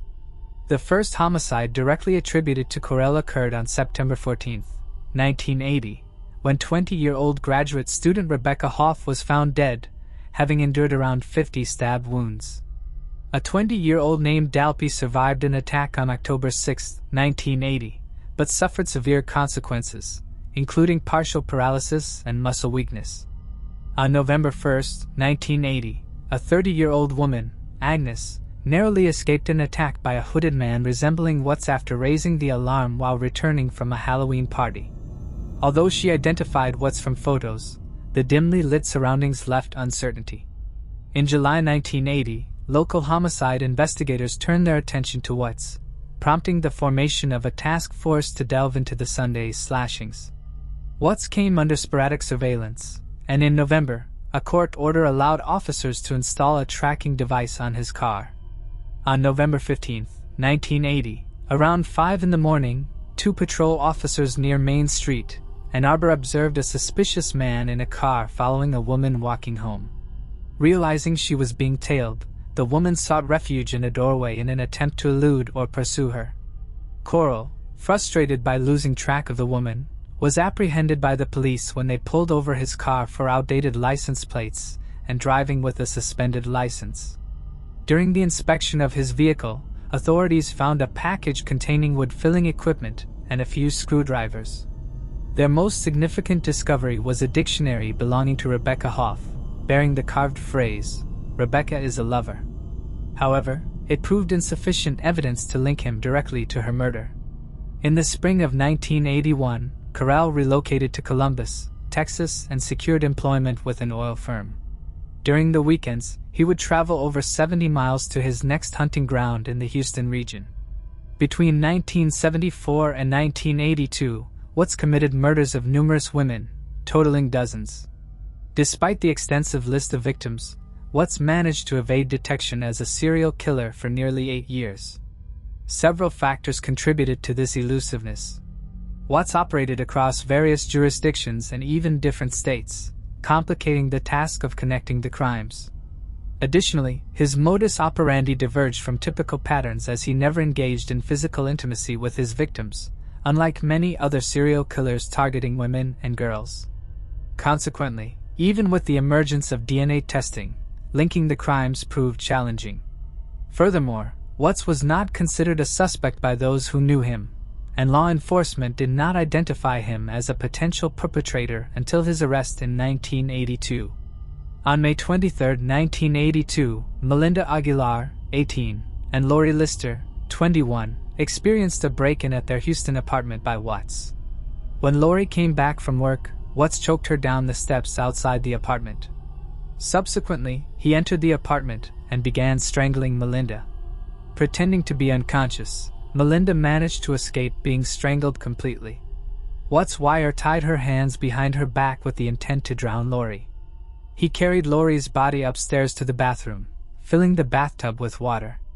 However, Melinda seized the opportunity and leaped out of the window to seek help.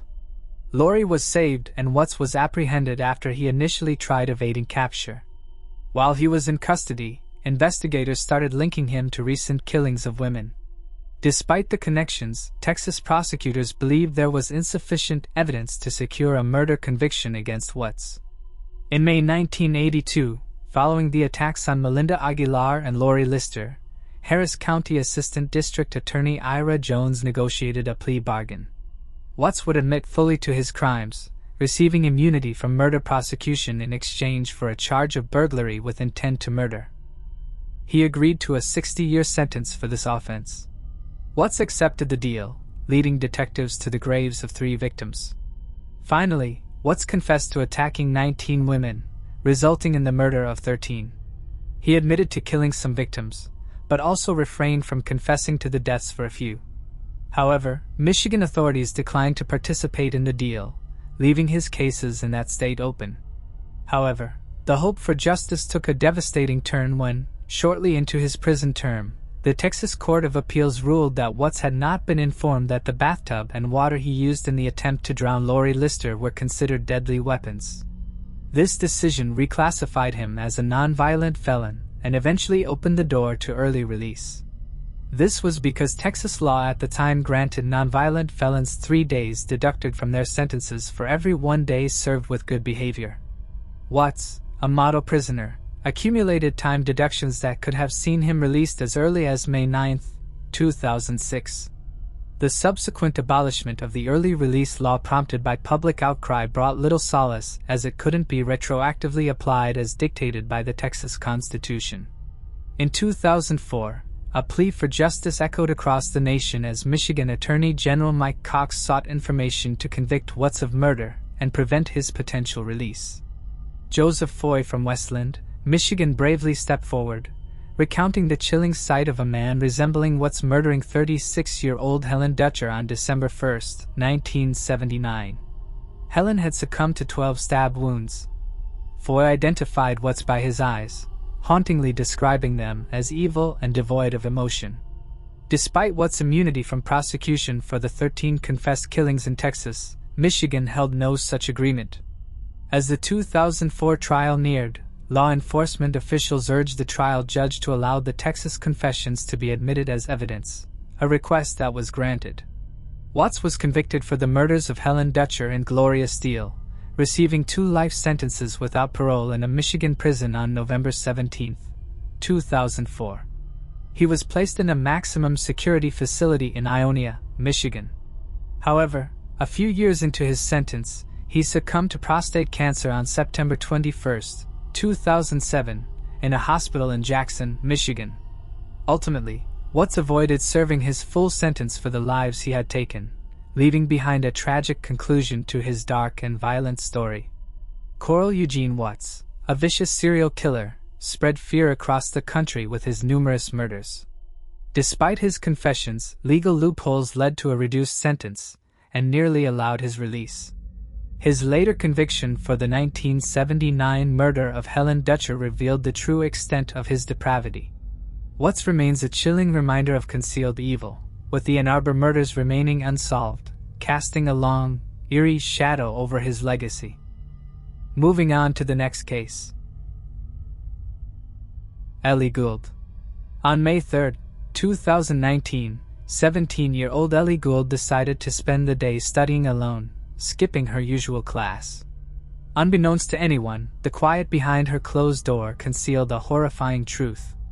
When her father came home, he expected to hear his daughter's cheerful greeting but instead found an eerie silence. The kitchen had turned into a nightmare.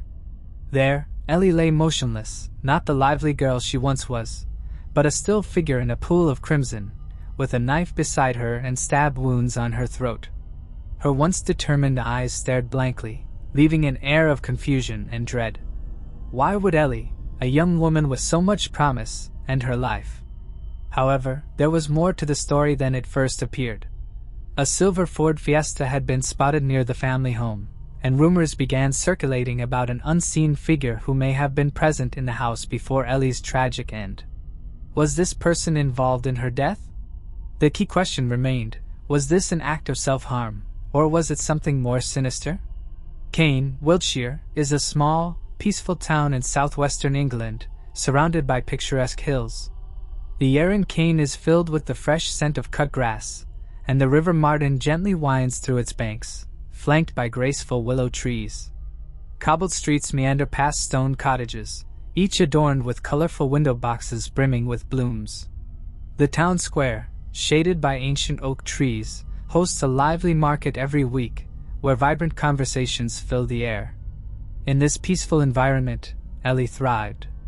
Amid the soothing sounds of church bells and distant trains, Caen was more than just a picturesque location. It was a place that shaped Ellie's dreams and aspirations with its quiet charm. Ellie was born on February 6, 2002, to Carol and Matthew Gould, both in their late 40s.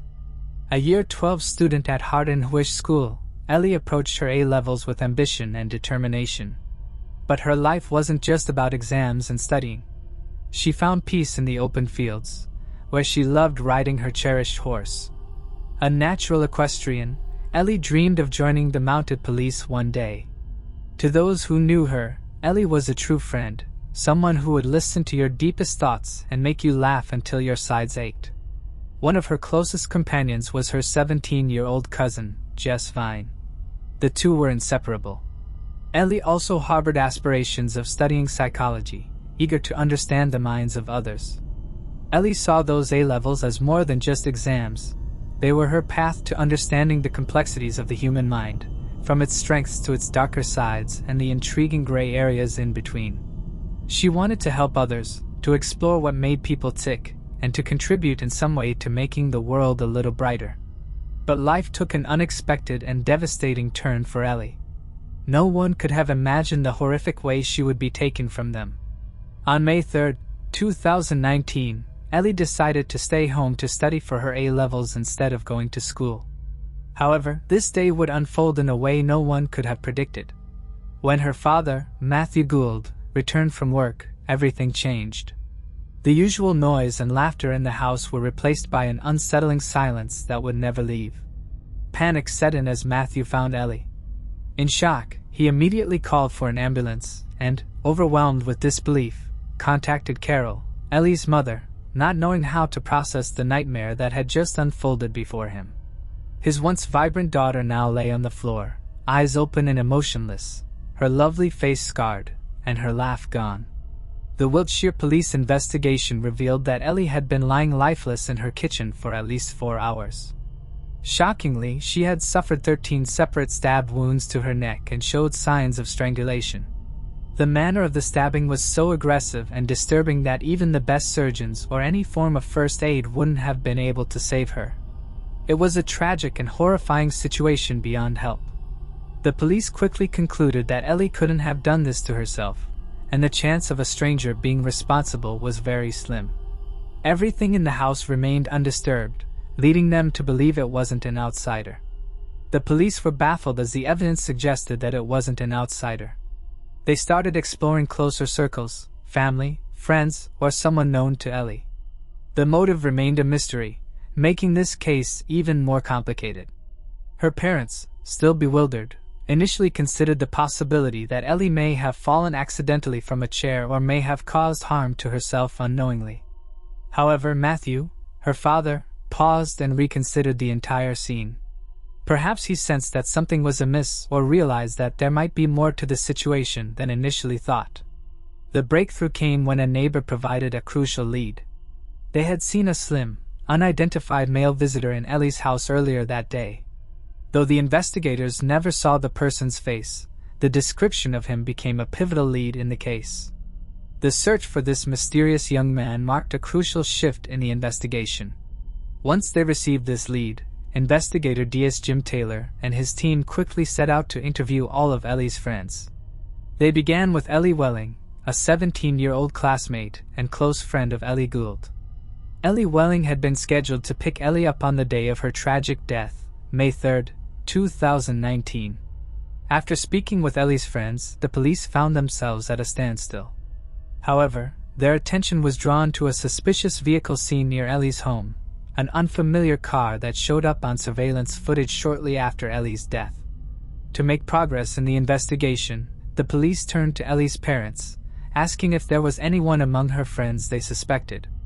Since they knew all of Ellie's friends well, they couldn't think of anyone immediately.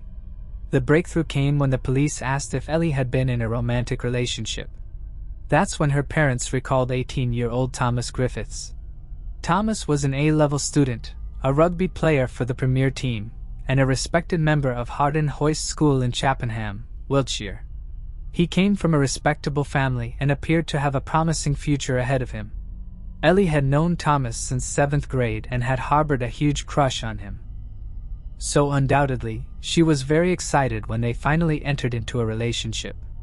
They officially started dating in January 2019, and their connection flowed smoothly, marking Thomas as Ellie's first boyfriend. Ellie's parents were well informed about every aspect of her life, so inevitably, she confided in her mom about Griffith. While her parents wished she'd prioritize her studies over boys, they also understood the fragility of teenage love, something they aimed to navigate carefully. Despite their preference for her focus on schooling, they agreed to let her date. However, they insisted on meeting Thomas and invited him over for dinner to become better acquainted with him. One evening, As they sat in the kitchen having dinner, Ellie's parents kept a close eye on Thomas as they tried to get an idea of his character. Although there weren't any obvious red flags, he was pretty quiet and seemed introverted. They thought it was probably due to his young age and the nerves of meeting Ellie's family. Understanding and supportive, Ellie's parents were keen on granting her space. Knowing she was a bright and independent child, however, they observed Thomas and quietly wondered as to why Ellie chose someone who didn't quite seem to match her. Despite their certainty that Ellie and Thomas were incompatible, they held back from expressing their thoughts, respecting Ellie's judgment.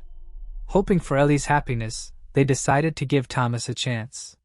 Thomas had even joined the celebration of Ellie's 17th birthday right in their own kitchen on the 6th of February, 2019.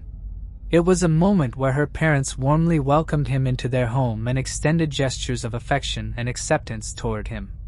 The honeymoon phase of Ellie and Thomas's relationship didn't last long.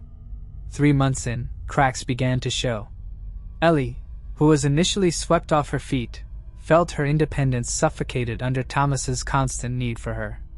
He craved her presence 24/7, and the spark of excitement morphed into a smothering clinginess.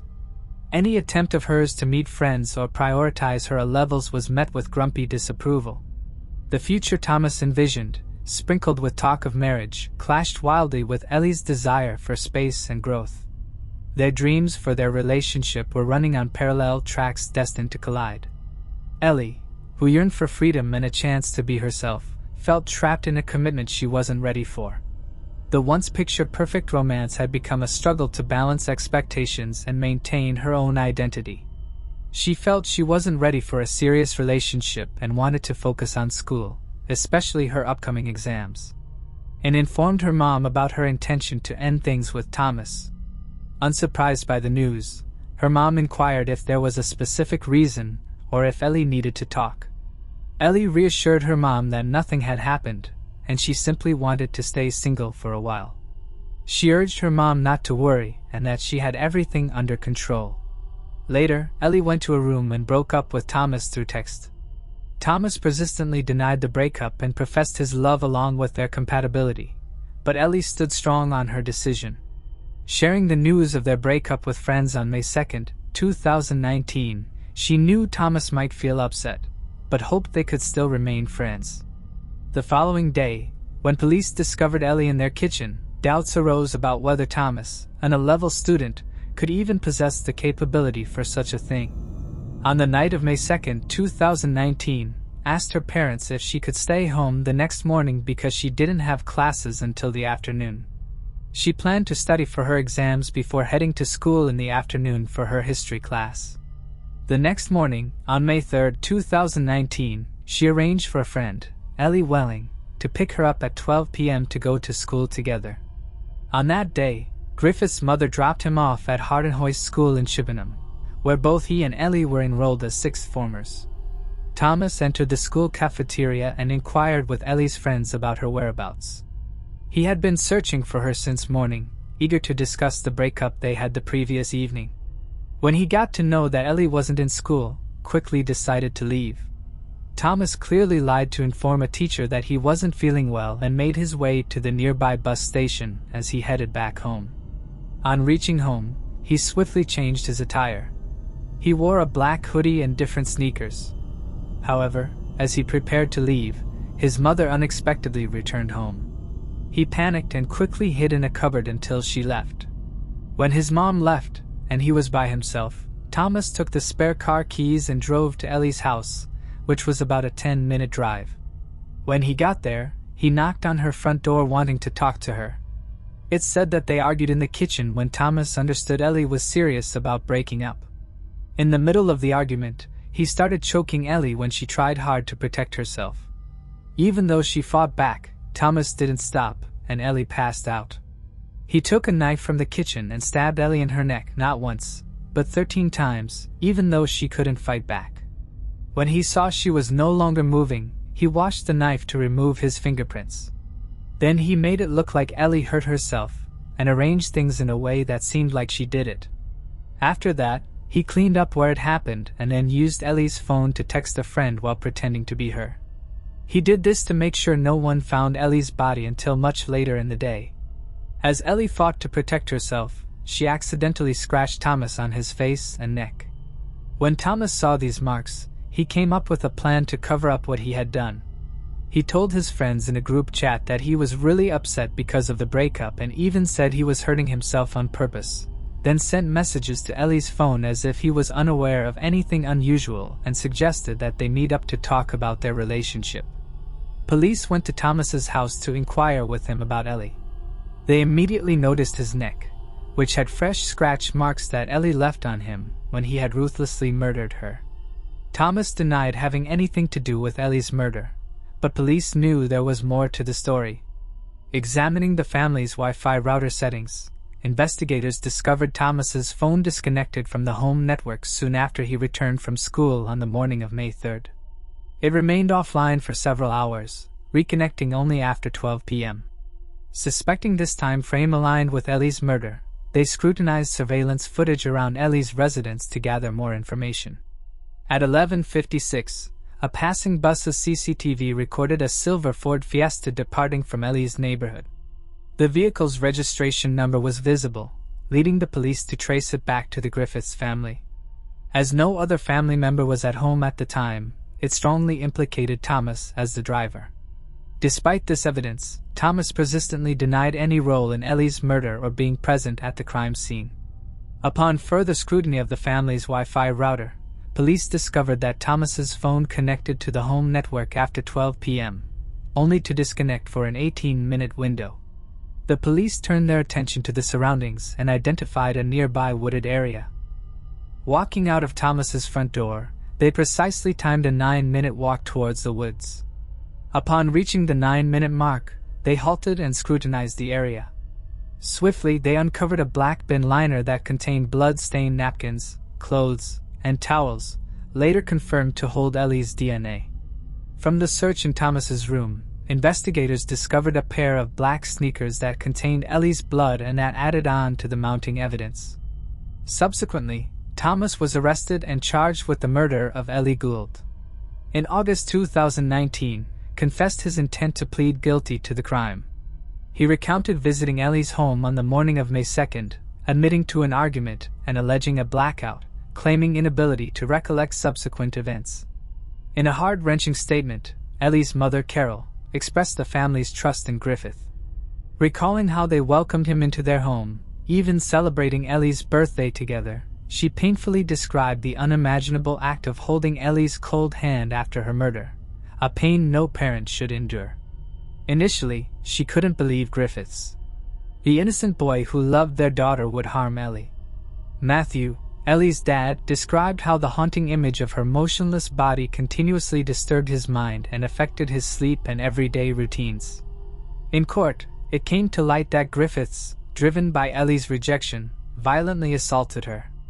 The autopsy indicated initial incapacitation from pressure on her neck followed by over a dozen knife wounds.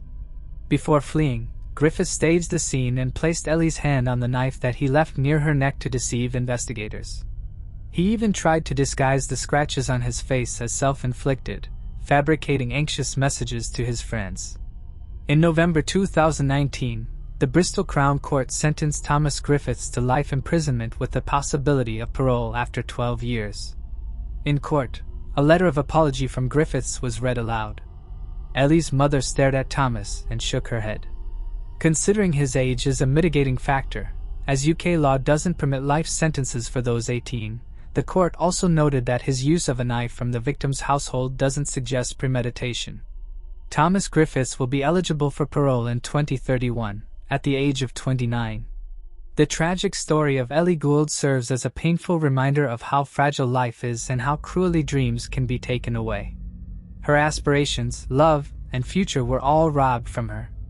Furthermore, her case sheds light on the complexities hidden within relationships that might seem perfect on the surface.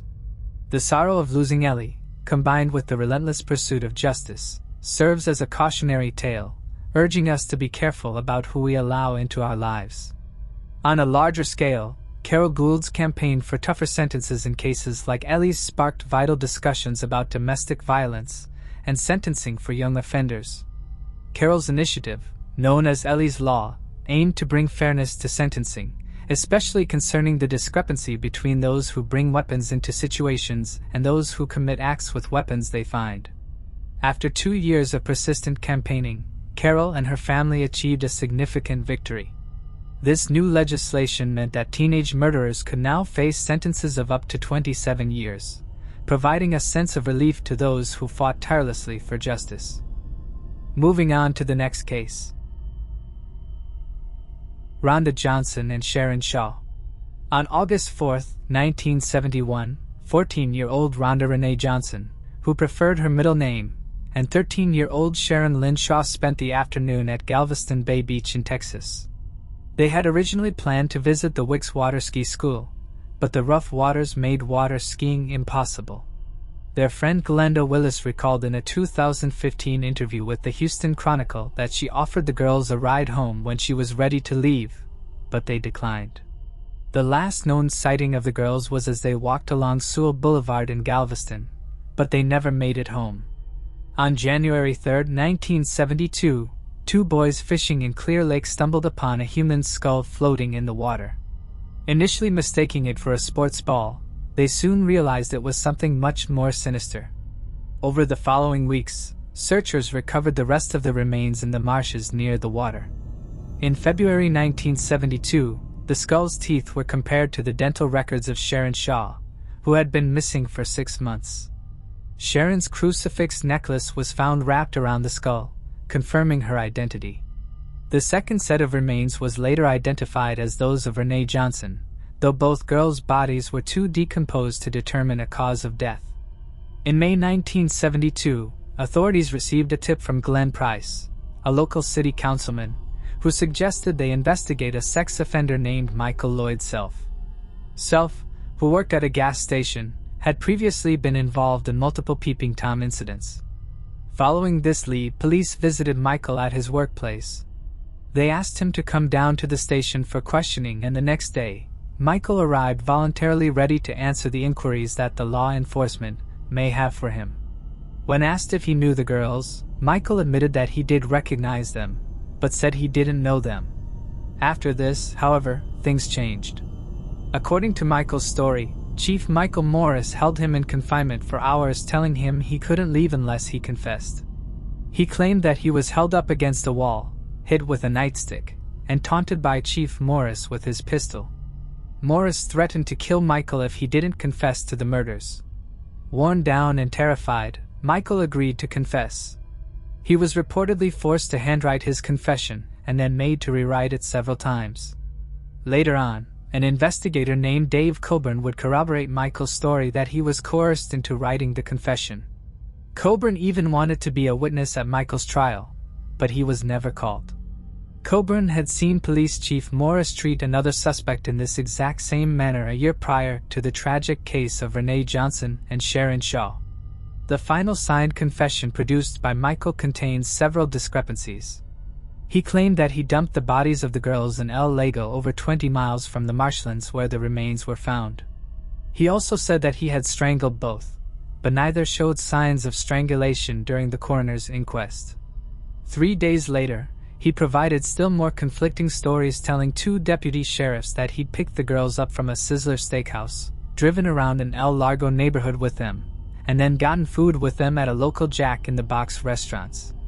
After this, he claimed he struck both girls over the head with a glass Coca-Cola bottle before stripping them off their clothing and throwing it onto the highway, despite the fact that both girls were found with their clothing.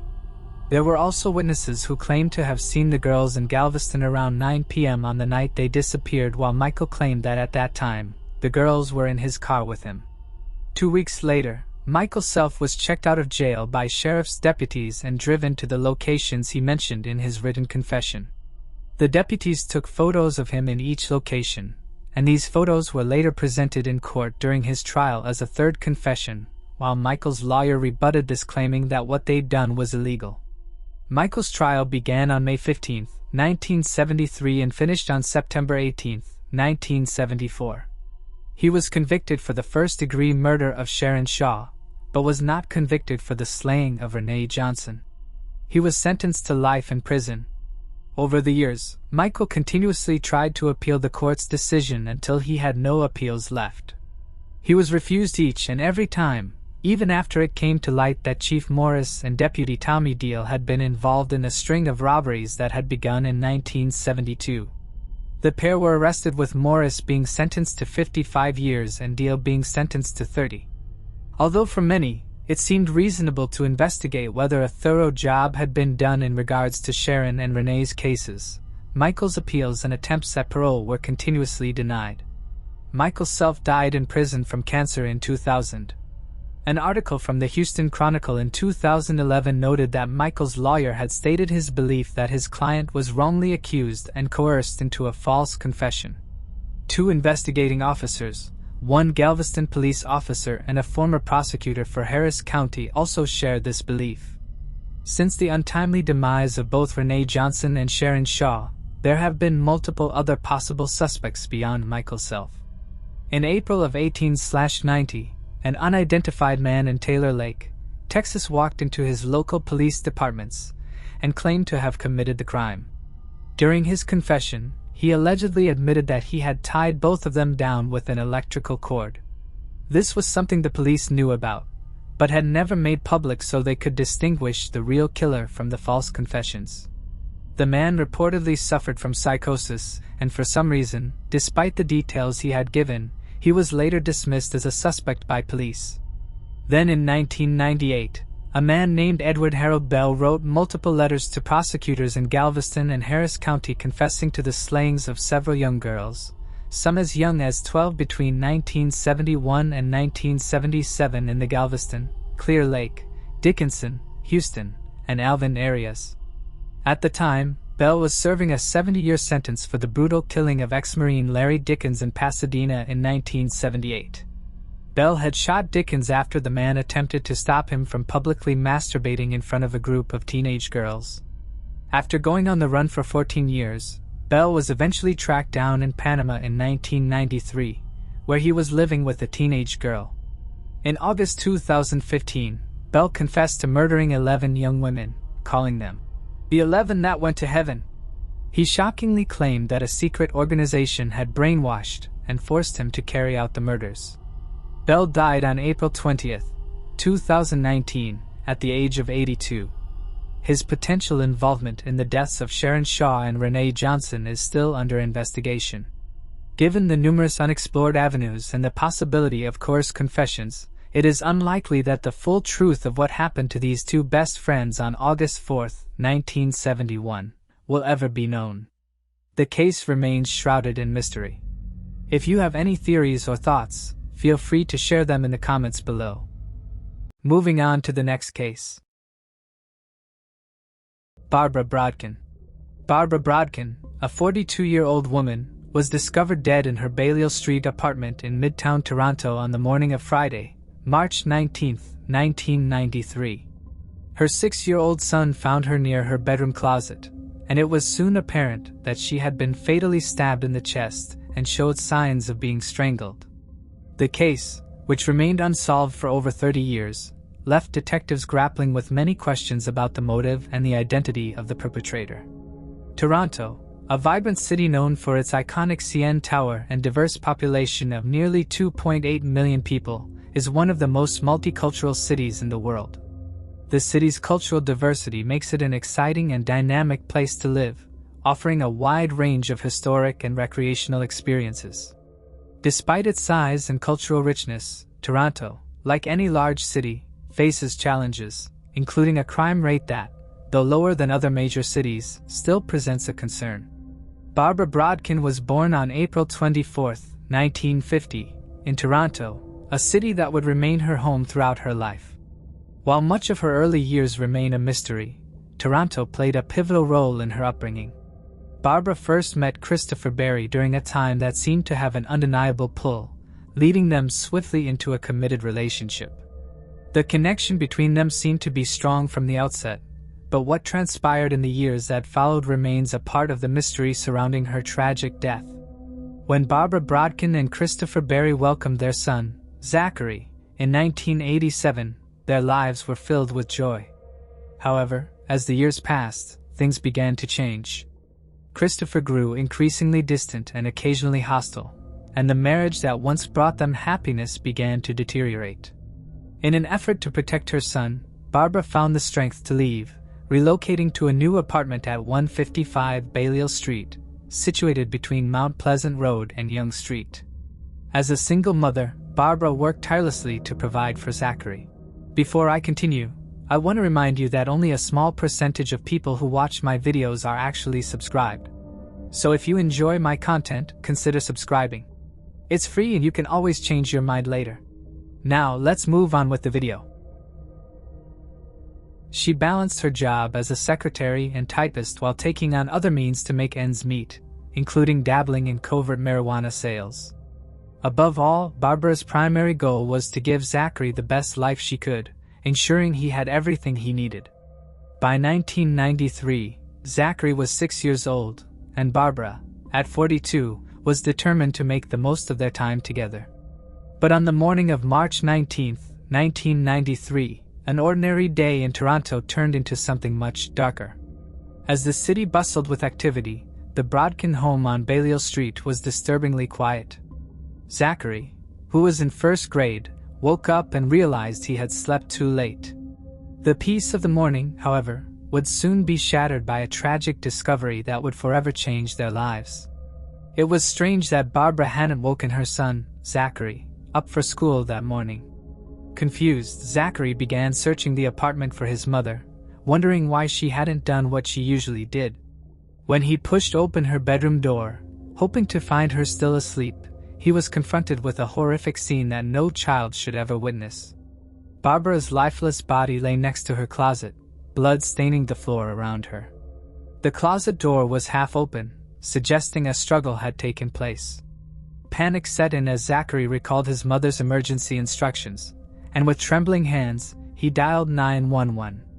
At first, the operator hesitated, unsure of the seriousness of the call due to the child's voice. But when Zachary described what he had seen, the urgency of the situation became clear. Within minutes, police cars arrived, filling the quiet street with the sound of sirens, signaling the start of an investigation that would haunt the city for years. Constable Rob Thomas was the first officer to arrive on the scene, and it was heartbreaking for him to find young Zachary, clearly traumatized, left to face the devastating aftermath of a tragedy no child should ever have to endure. Thomas quickly ushered Zachary out of the apartment, shielding him from the grim scene unfolding inside. The area was immediately secured, and a thorough investigation began. As more officers and forensic experts arrived at the Balliol Street apartment, they began to examine the evidence and piece together what happened in the moments before Barbara's death. The initial examination of her body revealed a fatal stab wound to her chest, with additional signs of strangulation visible on her neck. It became clear that Barbara had fought valiantly for her life. Defensive wounds on her hands and arms showed the marks of a fierce struggle with her assailant. The state of the apartment provided further clues. Barbara's bedroom was in disarray, with items scattered in a chaotic manner, indicating a violent altercation had taken place. The open closet door led investigators to consider the possibility of a robbery as a potential motive. An autopsy confirmed the preliminary findings, revealing that while the strangulation marks were evident, Barbara's cause of death was the stab wound to her heart. Another crucial piece of evidence came from the foreign DNA discovered under Barbara's fingernails, suggesting that she may have managed to scratch her attacker in her final moments. These nail clippings were carefully preserved, with the hope that they might provide the breakthrough needed to identify her killer. The next step in the investigation was to interview witnesses and gather more information. Interviews were conducted with Barbara's friends, family, co-workers, neighbors, and anyone else who knew her. The detectives had a lot of leads to follow after more than 295 witnesses provided their accounts. The sale of marijuana by Barbara as a side job caught everyone's attention. This fact was significant because it raised the possibility that she might have interacted with some sketchy characters during this trade. Barbara kept her marijuana in a cosmetics case in her closet. According to further inquiries, only $12 was discovered in her wallet, and there was no other cash in the apartment. And the cosmetics case was obviously missing from the crime scene. The detectives were certain that robbery played a significant role in the murder's motivation. This hypothesis was supported by the missing cosmetics case and the lack of additional cash. However, as the police followed up on more leads in an effort to connect any of Barbara's clients to any suspicious activity or the foreign DNA, they ran into a brick wall. Although there was no conclusive evidence connecting any of her clients to the crime, the investigation took a new turn when Barbara's close circle was questioned and they suggested another possible suspect. This person's motive was entirely different, and it changed the course of the investigation. The detective's task at this point was to follow up on this new lead while being careful not to miss any other potential leads. A name kept coming up in the interviews with people close to Barbara Brodkin as the investigation into her death progressed. The name was Christopher Barry, Barbara's former husband and Zachary's father. Christopher became a person of interest in the eyes of the police due to the couple's turbulent past, which was highlighted by a contentious custody dispute over their son. The police looked into Christopher's past and found some concerning information. Christopher had a violent tendency during their marriage and frequently physically and verbally abused Barbara. His tendency to act violently was not only present in his relationship with Barbara. He had been charged with assault in a separate incident and had even threatened Barbara with death on several occasions, particularly during their contentious custody battles. Because of his closeness to Barbara, familiarity with her daily routines, and obvious motive, Christopher quickly rose to the position of top suspect in the investigation. The Toronto police interrogated Christopher over a number of sessions in an effort to learn more. Christopher resisted their attempts to get him to confess as they interrogated him using a variety of techniques. He insisted that he had been with his girlfriend when the murder occurred. His girlfriend confirmed his alibi when the police contacted her, which complicated the investigation even more. The police suggested a polygraph test as a way to find out the truth. Without hesitation, Christopher agreed and ultimately aced the exam. Despite being frustrated, the investigators still had one card to play: to compare Christopher's DNA with the foreign DNA discovered under Barbara's fingernails. They requested samples of his hair and saliva from him. They were surprised when he immediately agreed. The samples were quickly sent for testing.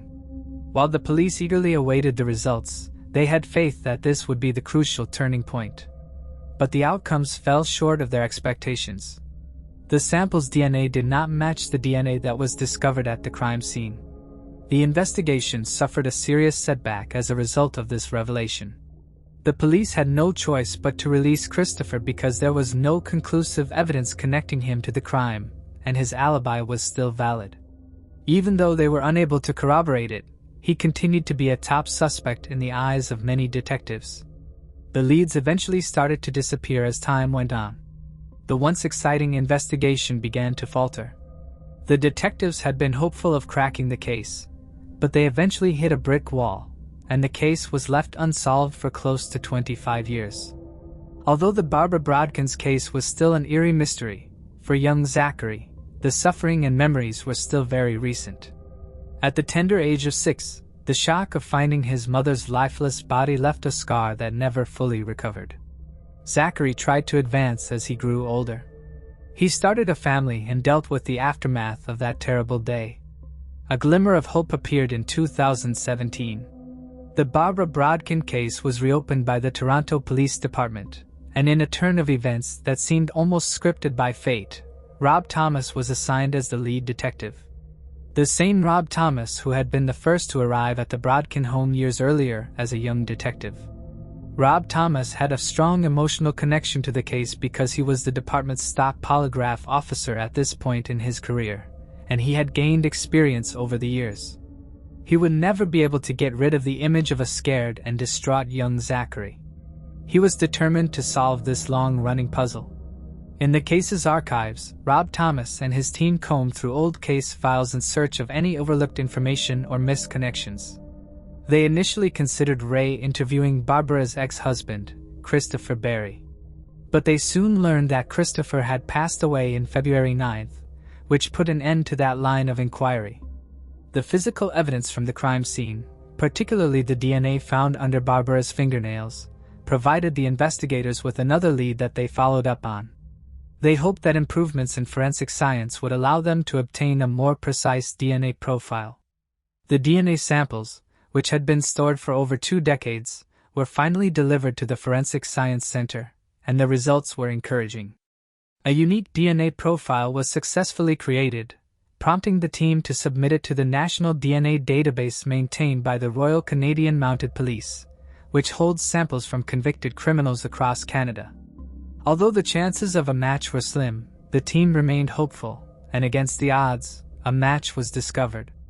The DNA belonged to a man named Charles Mustard, a name that had never surfaced during the initial investigation.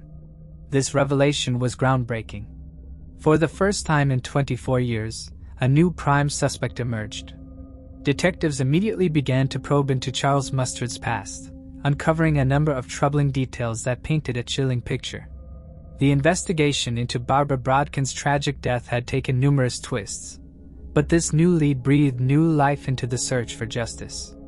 Charles William Mustard, born in 1954, had lived a life shaped by both privilege and pressure. He was the youngest of 7 children born to Dr. William Mustard, a renowned Toronto surgeon, and his wife, Ellis Doctor. His father, a pioneer in heart surgery, had earned the prestigious Order of Canada and a spot in the Canadian Medical Hall of Fame. Despite his father's accomplishments, the Mustard household was characterized by strict discipline and high expectations, resembling a military-style environment. Dr. Williams had high standards, and he wasn't above using unusual punishments to instill discipline, like plunging a sluggish child into a chilly lake.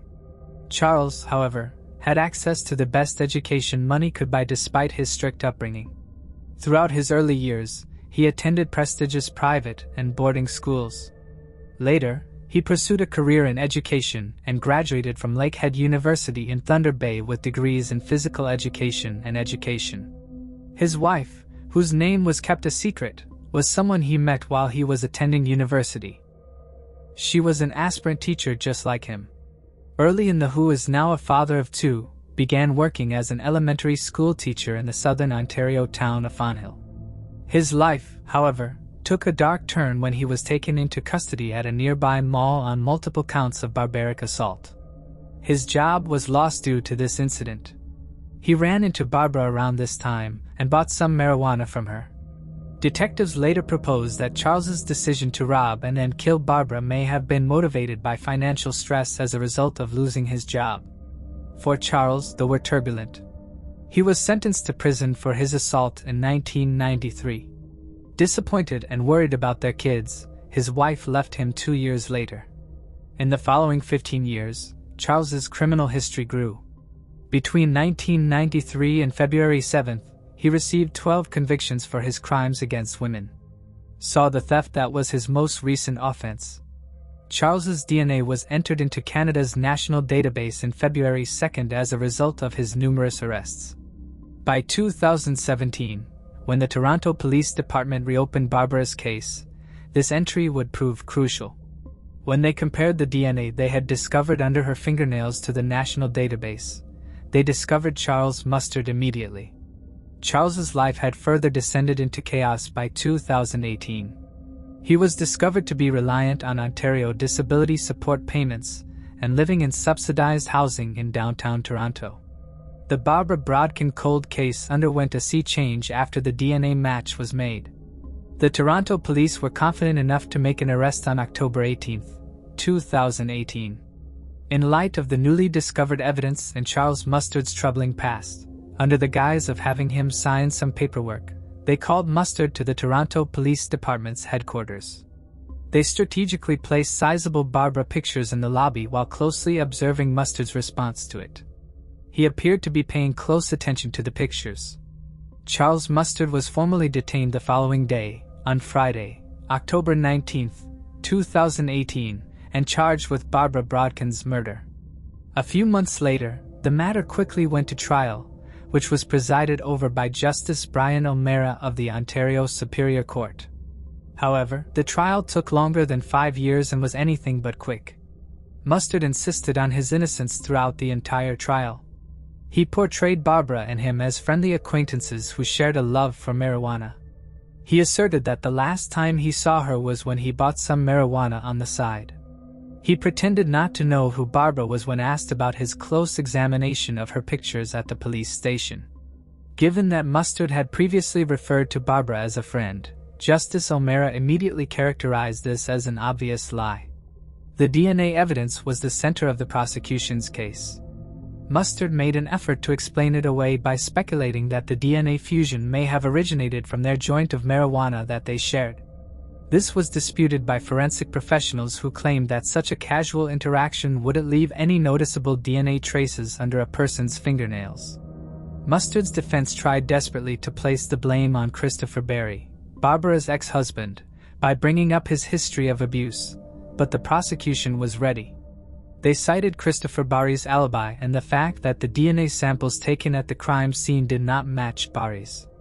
On February 23, 2023, announced the verdict following a protracted trial. Barbara Brodkin was killed by Charles Mustard, who is now 69, and he was found guilty of second-degree murder. His release on bail was immediately revoked, and he was arrested. The hearing on Mustard's sentence, which took place on Wednesday, April 5, 2023, marked at the end of this protracted case's final chapter. He was given a 15-year term of life in prison without the possibility of parole. The sentence was given in the Ontario Superior Court by Justice Brian O'Mara. Justice O'Mara asked Charles Mustard if he had any comments before delivering his punishment. Mustard got up from his chair to deny that he had killed Brodkin. He mentioned that he thought of Brodkin as a friend. In fact, they had a conversation the night before she died. In front of the judge, Mustard proclaimed, "Though I might meet my end in prison, I'm not scared of death. I stand here innocent." Justice eventually caught up with Charles Mustard after 3 decades. Despite believing he had escaped the law for over 20 years, Mustard's past caught up with him thanks to new forensic advances. Rob Thomas, the police officer who was first on the scene in 1993, played a pivotal role in the renewed investigation. During the formal announcement of Mustard's conviction, Detective Sergeant Stacy Gallant praised Thomas for his continued dedication.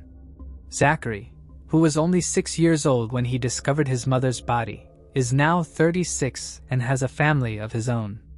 However, the trauma from that day continues to haunt him. In a poignant statement read aloud in court, Zachary, now known as Zachary Hefner, shared his emotions, stating, "The moment I entered that door is when my entire life changed." It took his young mind several minutes to fully grasp the horror. Zachary, speaking on behalf of his family, expressed gratitude for the conviction. "I thought it was a very well-reasoned verdict," he said. "I'm very proud of the judge for what he did." He also thanked the Toronto police for their dedication, which ultimately provided the family with the much-needed closure. Herb, another family member, reflected, "Up until recently, I thought cold cases were just something that happened in TV series in the States." What are your thoughts on this case? Feel free to share in the comments. Moving on to the next case. Faith Hedgepeth. Faith Hedgepeth, born on September 26, 1992, in Warren County, was the second child of Connie and Roland Hedgepeth, who divorced shortly after her birth.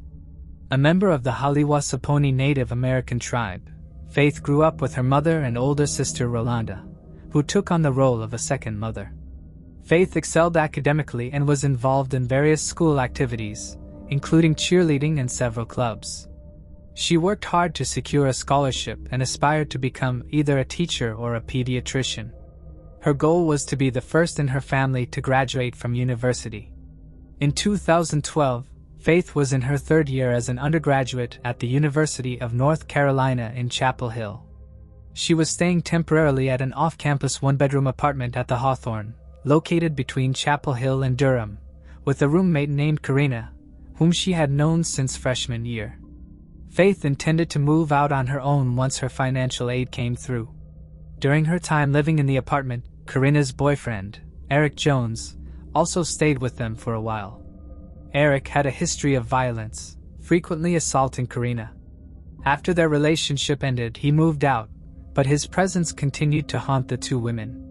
In early 2012, just months before Faith's death, Eric tried to break into the apartment twice. He reportedly resented Faith due to her influence on Karina and, during a phone call with her, threatened to kill her if he couldn't reconcile with Karina. On the night of September 6, 2012, Faith and Karina spent some time at the library before heading out to a nightclub called The Thrill around 12:30 a.m. The club was known for allowing people under 21 to dance. They arrived at 12:40 a.m. and danced for about an hour and a half. Karina then claimed she had an upset stomach and was feeling unwell, prompting them to leave just after 2 a.m. Around 3 a.m., a woman living below their apartment, who was awake and watching TV, reported hearing 3 loud thumps, like furniture being overturned or a heavy bag being dropped. At this time, Faith's Facebook account was accessed. Then, at 3:40 a.m., a text message was sent from Faith's phone to one of Karina's ex-boyfriends, Brandon Edwards. The message read, "Hey B, can you come over here, please? Rosaria, which is Karina's last name, needs you more. You know. Please let her know you care."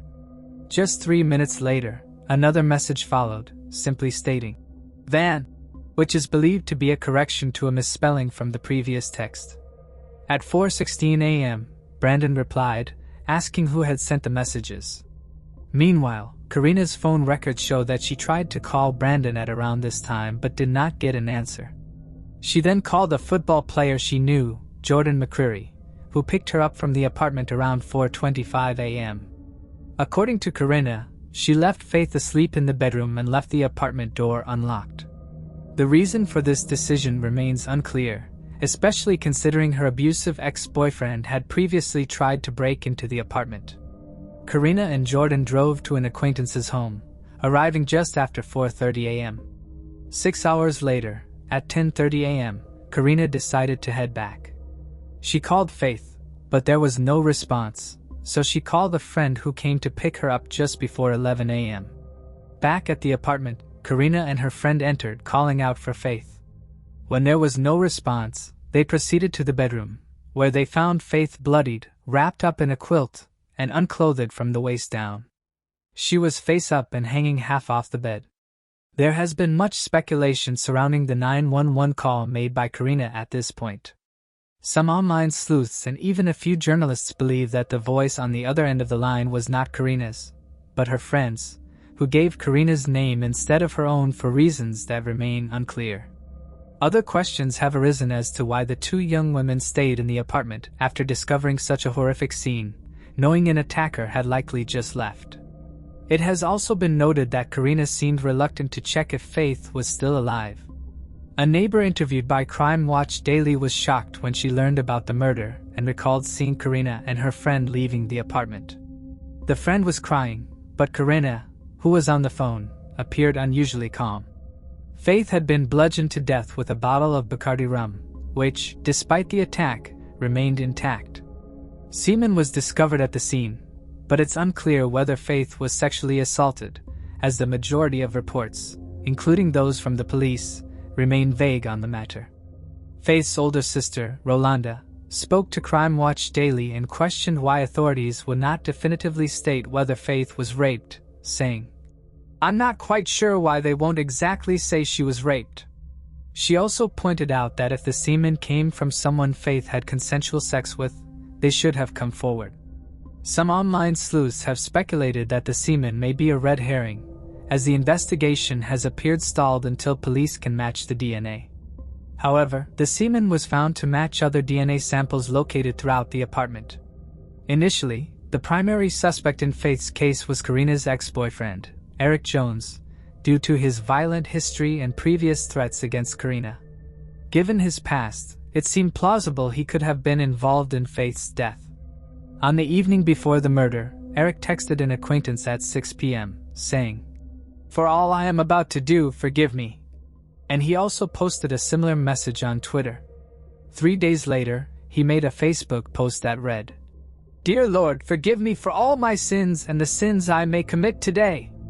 Protect me from the girls who don't deserve me and the ones who wish me dead today." These actions have struck many as ominous and suggestive of his possible involvement. However, Eric's DNA did not match the semen or other samples found in the apartment. Reportedly, Brandon Edwards along with several other men from the nightclub who'd been seen with the young women were also given DNA tests, but none of them matched the samples from the crime scene. Within days of the horrifying crime, the university's Board of Trustees, the local Crime Stoppers chapter, the apartment complex, and the Halawa-Saponi tribe had put together $29,000 in reward money for anyone who could lead police to an arrest. Police hoped this would encourage people to speak out, especially given their own limited resources, but sadly it did not. 2 months later, the Northern Carolina governor added a further $10,000 to the reward, but this still did not entice answers. The investigation into Faith's brutal and unjust passing by Chapel Hill police was kept tightly under wraps. For several years, evidence and records were kept sealed to news reporters and even the family. This led to a lot of controversy in the case, with many journalists, and even the local student paper, believing that the police were attempting to cover up huge mistakes in the initial investigation. This was given further credence when in April of 2014, a reporter called Chelsea Delaney took it upon herself to speak to neighbors and locals and discover what they knew. 2 neighbors reportedly told her that while the police sealed off the 4-unit block with crime scene tape, they only searched Faith's apartments and nobody else's. They also neglected to explore the woods behind the apartments. The authorities only then returned once to investigate one other flat. They apparently did not canvass the area or carry out interviews with neighbors, and Faith's car was left unsecured while police searched her apartment. Delaney also spoke to the owner of a towing company who had the contract for the Thrills parking lots. He had CCTV in place, but police didn't ask for it for months after the slaying. And by that time, the footage had already been recorded over. Throughout the first several years of the investigation, there was much back and forth between the student paper at Faith's University, other local papers, and the authorities about releasing the information they had. Time and time again, locals petitioned to have the information released.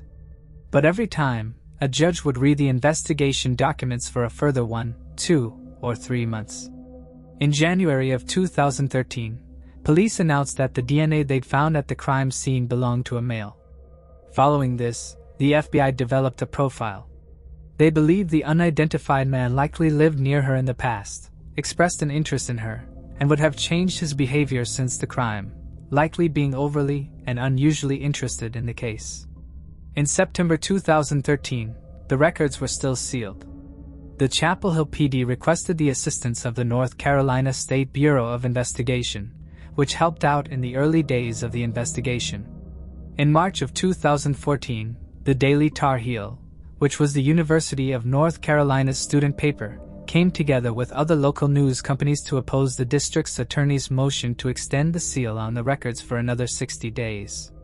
The DA argued that the investigation would be hindered if the records were released, and so they remained sealed. Finally, in July of 2014, the records were released.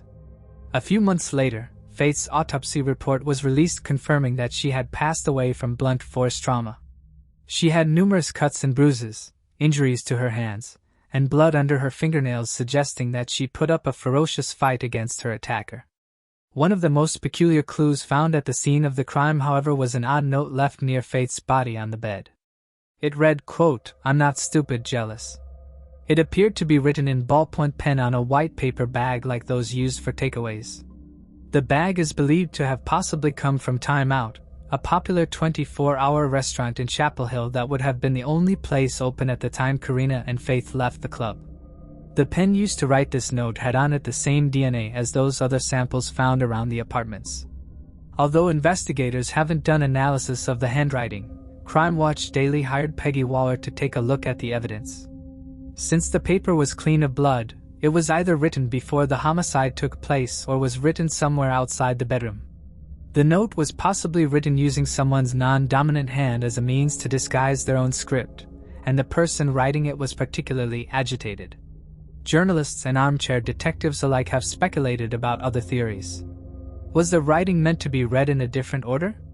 For example, "I'm not jealous, stupid bitch" makes more sense, or maybe there were multiple writers. Others have wondered also about whether the takeaway bag was maybe used to write notes back and forth between two people, perhaps while one of them was on the phone. It's also been suggested that perhaps the note was a red herring. Why would the killer leave a note like that?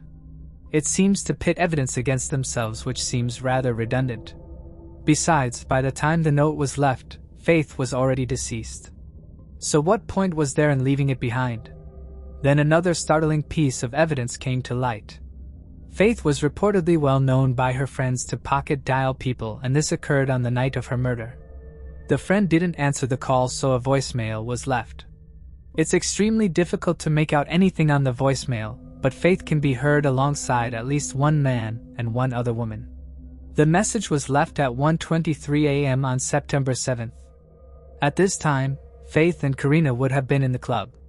Crime Watch Daily hired an audio expert named Arlo West to try and enhance the recording to make the dialogue understandable. With this in mind, Arlo's findings have received a mixed reaction. While some think he's onto something, others have attempted to discredit him. According to Arlo, he can hear Faith screaming and crying in some sections of the voicemail, at one point saying, "Get off me." While another point, a male says, "I think she's dying." And a female voice says, "Do it anyhow." He also believes he hears the name Rosie and Eric, with Rosie being a nickname for Karina Rosario. Another male voice is believed to say, "Just throw it in the river," and mention duct tape. Arlo believes that on the recording there are multiple male parties and two females, with one of those being Faith. Her own father believes it's her voice screaming on the voicemail. While some people believe that this was a fight occurring in the club, Arlo West disagrees, stating his belief that this was a recording of Faith being attacked at home. He sent Chapel Hill PD the recording along with his transcript, but the authorities are unsure what to make of it, considering they placed Faith's death around 4 in the morning. Arlo, however, pointed out that there was a glitch on iPhones that sometimes made voicemails appear 3 hours behind. In September of 2016, the police revealed an image generated by Parabon Nano Labs, a genetic testing company in Virginia. The image was of what the suspect might look like based on his DNA profile. The suspect is described as being strongly Native American and European mixed ancestry, or possibly Latino. Most genetic markers pointed towards Mexican and Colombian ancestry, with other South American or African countries making up the balance. With over 80% confidence, it's believed the suspect would have an olive skin tone with either a few freckles or none, and black hair. Authorities believe that Faith's slaying was not a crime of opportunity, but that it was carried out by someone in her social group. Of the 2,000 people authorities interviewed, 750 had DNA samples taken. From mapping the relations between each other and between Faith, police narrowed their suspect pool down from 1,000 to 10 people. One journalist from the News and Observer, who has been extremely vocal about the Tom Gasparoli, said in 2017 that he believed the killer was probably just outside Faith's social group, as otherwise investigators would know who it was by now. Perhaps the killer was acting out in anger at some sort of grievance the 19-year-old caused someone else close to her. The most common theory in Faith's case is that Karina was the one to kill her. Jordan may have provided her with an alibi, but many point out her shady behavior of leaving the door unlocked and the way she acted on the phone as being indicators of knowing more than she is letting on. It also appears to some that Faith was killed in some sort of fit of rage, and the killer used whatever was to hand, in this case, a bottle of alcohol. Online sleuths suggested that the pair argued that night, and Karina accidentally or purposefully killed Faith, and that maybe Karina was jealous of her friend. Others proposed the theory that Karina's ex-boyfriend, Brandon Edwards, had some sorts of fling or feelings for Faith, and that Faith reciprocated them, which led to a fight between the two roommates. It's speculated that Karina may have accessed Faith's Facebook account to check for messages from Brandon.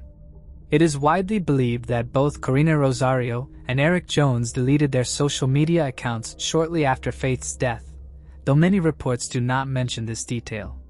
Since the murder, Karina has left North Carolina.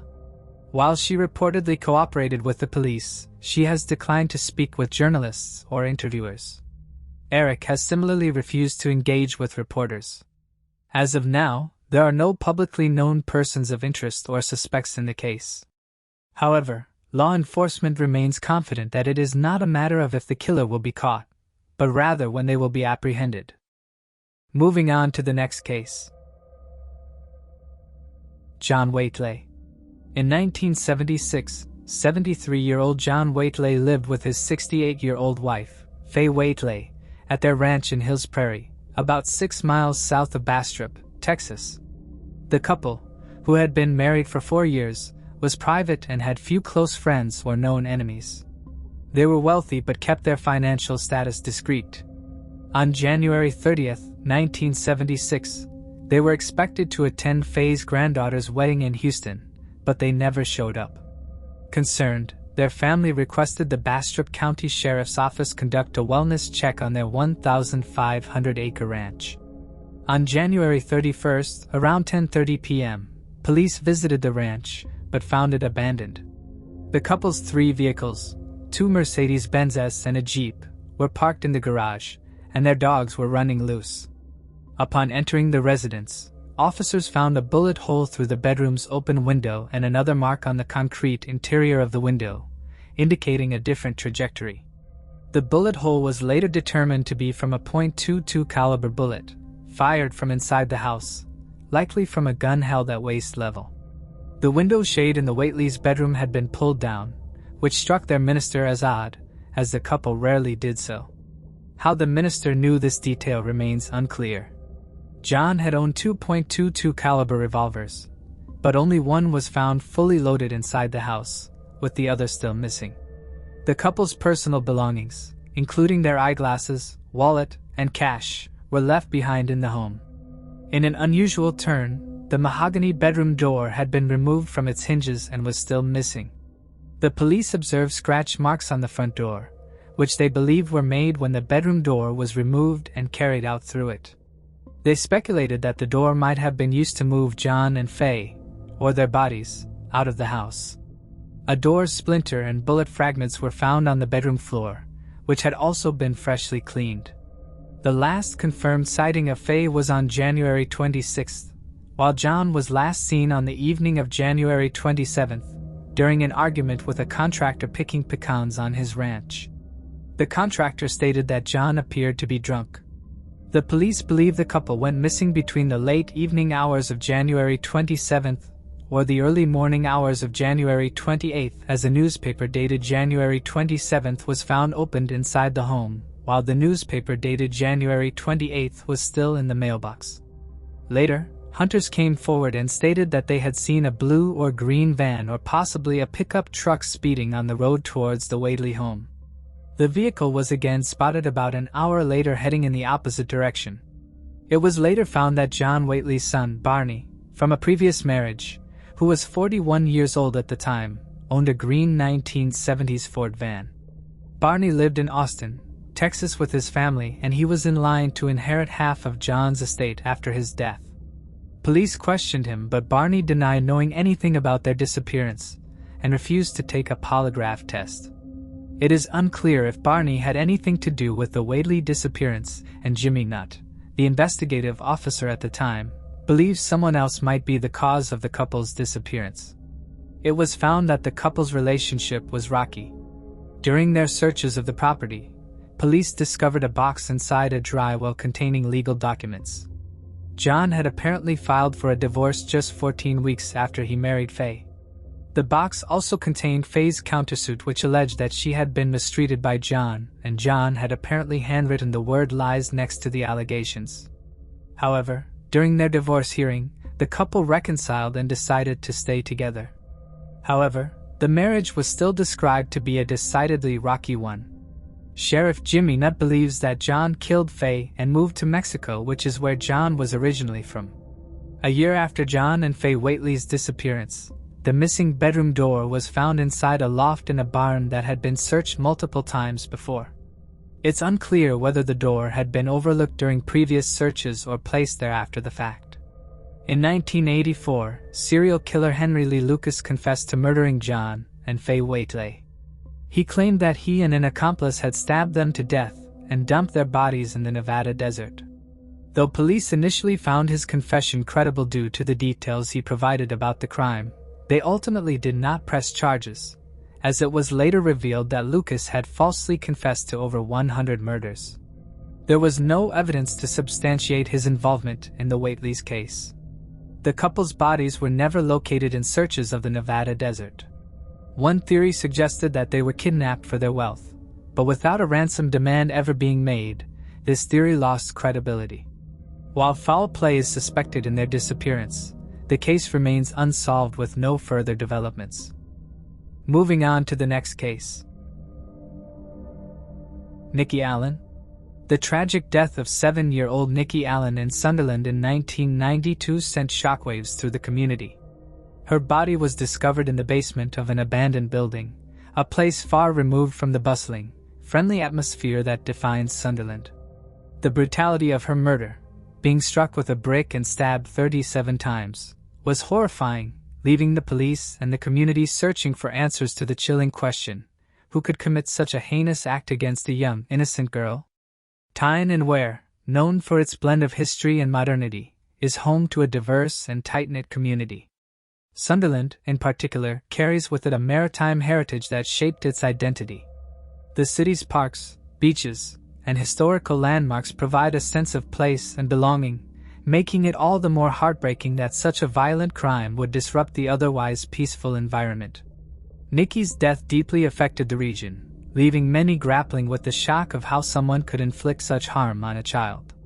The investigation into her murder would take years, with the case remaining cold for much of that time until new breakthroughs finally shed light on what had happened. Nikki Allen's life, though tragically short, was filled with love and warmth, particularly within her close-knit family.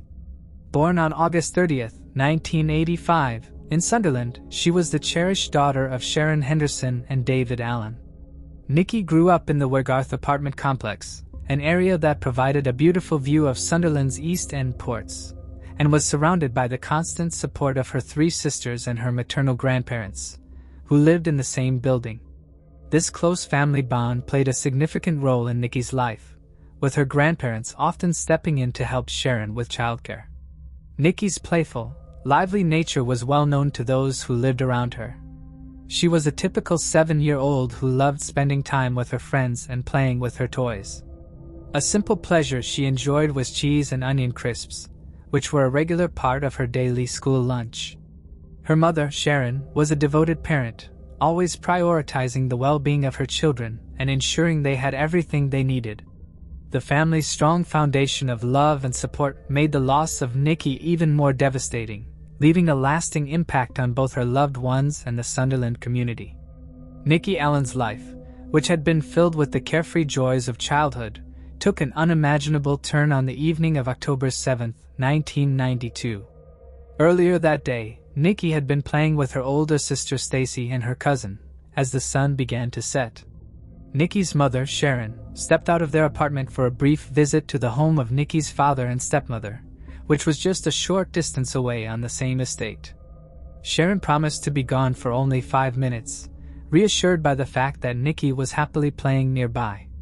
As Sharon arrived at her father's apartment, she could hear the sounds of her children's laughter echoing down the hallway, with Nikki asking excitedly, "Mom, can we go to the park tomorrow?"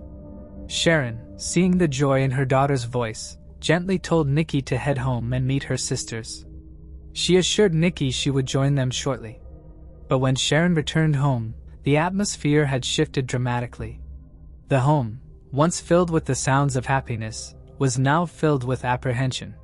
Stacy, her voice trembling with worry, informed Sharon that Nikki had never come home. The unsettling realization began to set in. Something had happened to Nikki. A deep sense of fear and panic gripped Sharon as she frantically called out for her daughter, Nikki, in the hallways of their apartment complex. Her voice echoed with mounting anxiety, but there was no response. Nikki, the young girl who had been playing just moments before, had vanished without a trace. The apartment complex was small, and Nikki had only been a mere 150 yards away from her grandparents' home, where she was last seen, making her disappearance all the more bewildering. The inexplicable nature of Nikki's disappearance stunned her family, and within an hour, the police were called to investigate. Sunderland's East End, a neighborhood often overlooked and economically deprived, was known for its tight-knit community. Residents were familiar with one another's routines, and the news of Nikki's disappearance spread quickly, rallying neighbors to join in the search for the missing child. What was initially a routine night had quickly spiraled into a desperate race against time. A search team made up of more than 100 police officers and community volunteers was quickly put together. Finding Nikki was their only task. There was a thorough search. The search team combed through recreational areas, industrial buildings, alleyways, and even the waterfront where the river curved through the city. The search was made more terrifying by the fact that this river was notorious for its deceptive depth and perilous undercurrents. As the first light of dawn broke, the search for Nikki Allen took a horrific turn. The Quayside Exchange building, long abandoned and falling into disrepair, became the center of the investigation. Nikki's aunt, part of the search team, was the first to notice a pair of shoes lying outside the building, an eerie sign that something was amiss. As they ventured inside, a heavy sense of dread filled the air. What awaited them inside would forever scar their memories. Nikki's lifeless body was found inside, showing signs of a brutal and savage attack.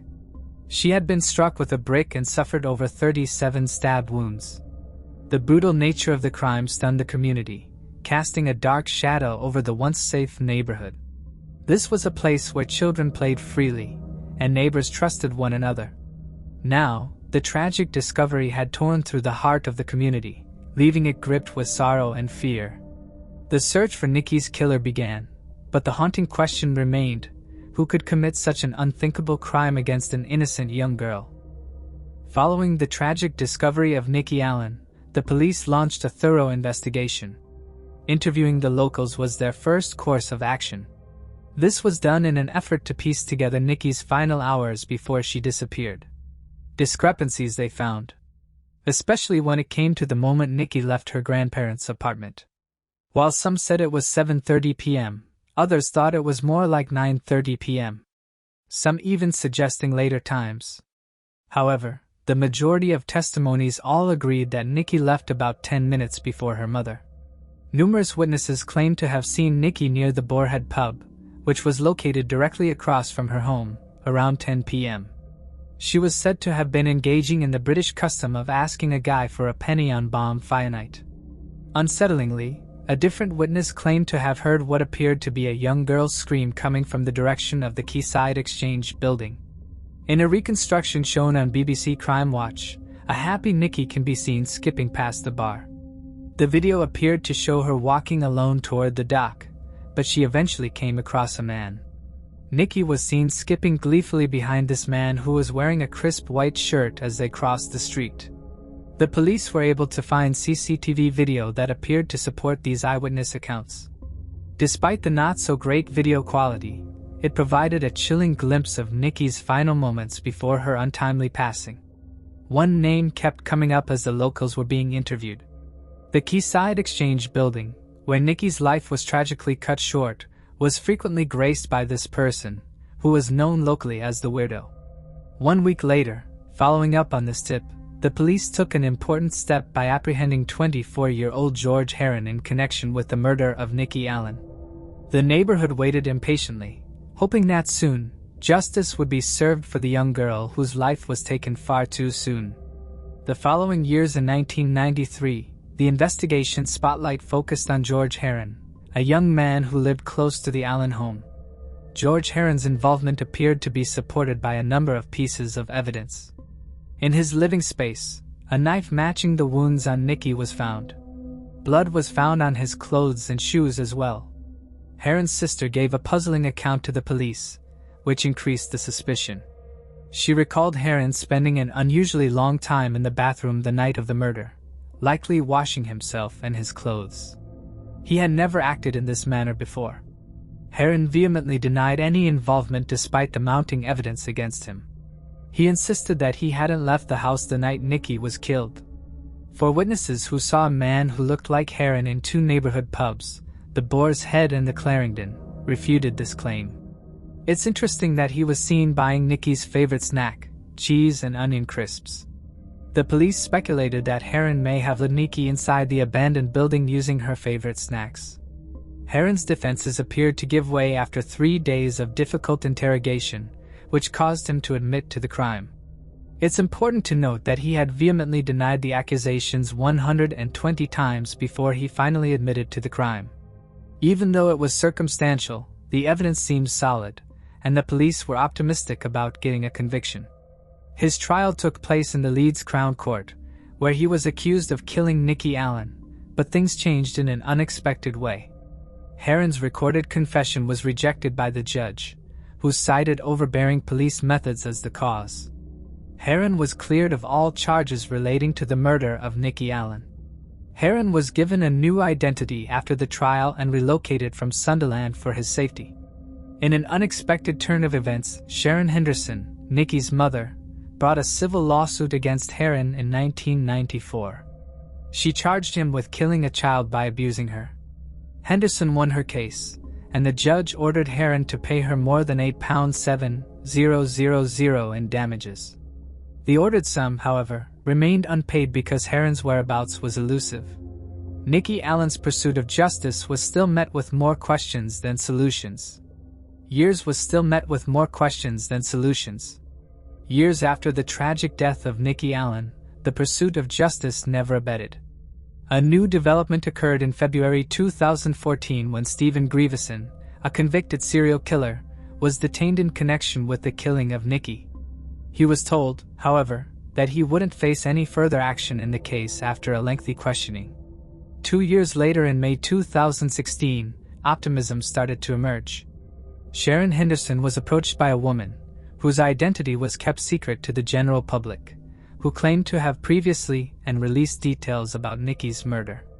This young girl, who was babysitting nearby when Nikki vanished and was only 12 years old at the time of the crime, decided to speak to the police after keeping quiet for so long. Encouraged by this fresh information, Henderson fervently argued for a thorough re-examination of her daughter's murder in September of the same year. She started an online petition, requesting Northumbria police investigate the case from the scratch. With the petition, the neighborhood showed its unwavering support, gathering more than 500 signatures in less than a day. The following month, Sharon Henderson contacted Grieveson, pleading with him to share any information he might know about Nikki's passing. This was done in an effort to leave no stone unturned. By April 2017, Henderson had met with the Detective Chief Inspector, Lisa Thieker, and the Chief Constable of the Northumbria Police, Constable Steve Ashman. The two officers reaffirmed their unshakable dedication to seeing that Nikki receives justice. There was a significant development in October 2017. The police declared that they had been successful in obtaining a DNA sample from a male who may be connected to the crime. This new development gave hope for a solution. The investigation then took a clear turn in April 2018. A suspect in connection with the murder of Nikki Allen was taken into custody after Northumbria police conducted a raid on a home in the Stockton neighborhood of Teesside. The person arrested was formally charged with the heinous crime in 2022, 4 years after his arrest. 54-year-old David Thomas Boyd was the suspect. David Thomas Boyd was originally born David Thomas Bell on June 1, 1967 in London. As a result of his father's military service, David Thomas Boyd experienced a childhood characterized by constant movement. He had no close relatives when he moved to Sunderland. He may have been more likely to frequently change his identity because of this detachment. He changed his name several times over the years, going by the names Jason Branson, John Eastman, and David Thomas Smith, among others. When David Thomas Boyd was found guilty of disturbing the peace in 1986, a darker side of him became apparent. This conviction was the result of a disturbing incident in which he approached a young girl and asked for a kiss. More disturbing fantasies about young girls were revealed during his subsequent conversations with the probation officer. David Boyd was uncomfortably close to Nikki Allen's family. He shared a flaw with Nikki's grandparents at Wegarth. He was more than just a far-off neighbor. He was closely connected to the family. Nikki's babysitter at the time was his girlfriend. But despite being so close, he continued to have dark tendencies. Boyd was one of those questioned by the police when the news of Nikki's case first surfaced. But he was able to avoid being suspected by providing a false alibi. Boyd frequently changed his name over the years, perhaps feeling the net of capture tightening in on him, or being motivated by guilt. His constant name change was a futile attempt to get away from justice's looming shadow. The trial for David Thomas Boyd began at Newcastle Crown Court on April 20, 2023. The prosecution painted a terrifying picture, alleging that Boyd had lured Nikki Allen, a young girl, to a desolate area close to the River Wear. It was thought that she had taken a blow to the head there, which had caused her to bleed. Nikki was not in distress when the witness saw her. Instead, she was skipping to keep up with the man. As the story went on, the prosecution claimed that Boyd had dragged Nikki inside the abandoned old exchange building. The unexpected event got worse inside. Nikki's skull was broken after being hit with a brick. The bloodshed continued after that. Her chest, heart, and lungs were the targets of numerous stab wounds. According to the post-mortem findings, Nikki was probably knocked out by the initial blow before being stabbed. A witness's chilling testimony accurately identified the time of the crime, recalling a scream on the evening of October 6 around 10 p.m.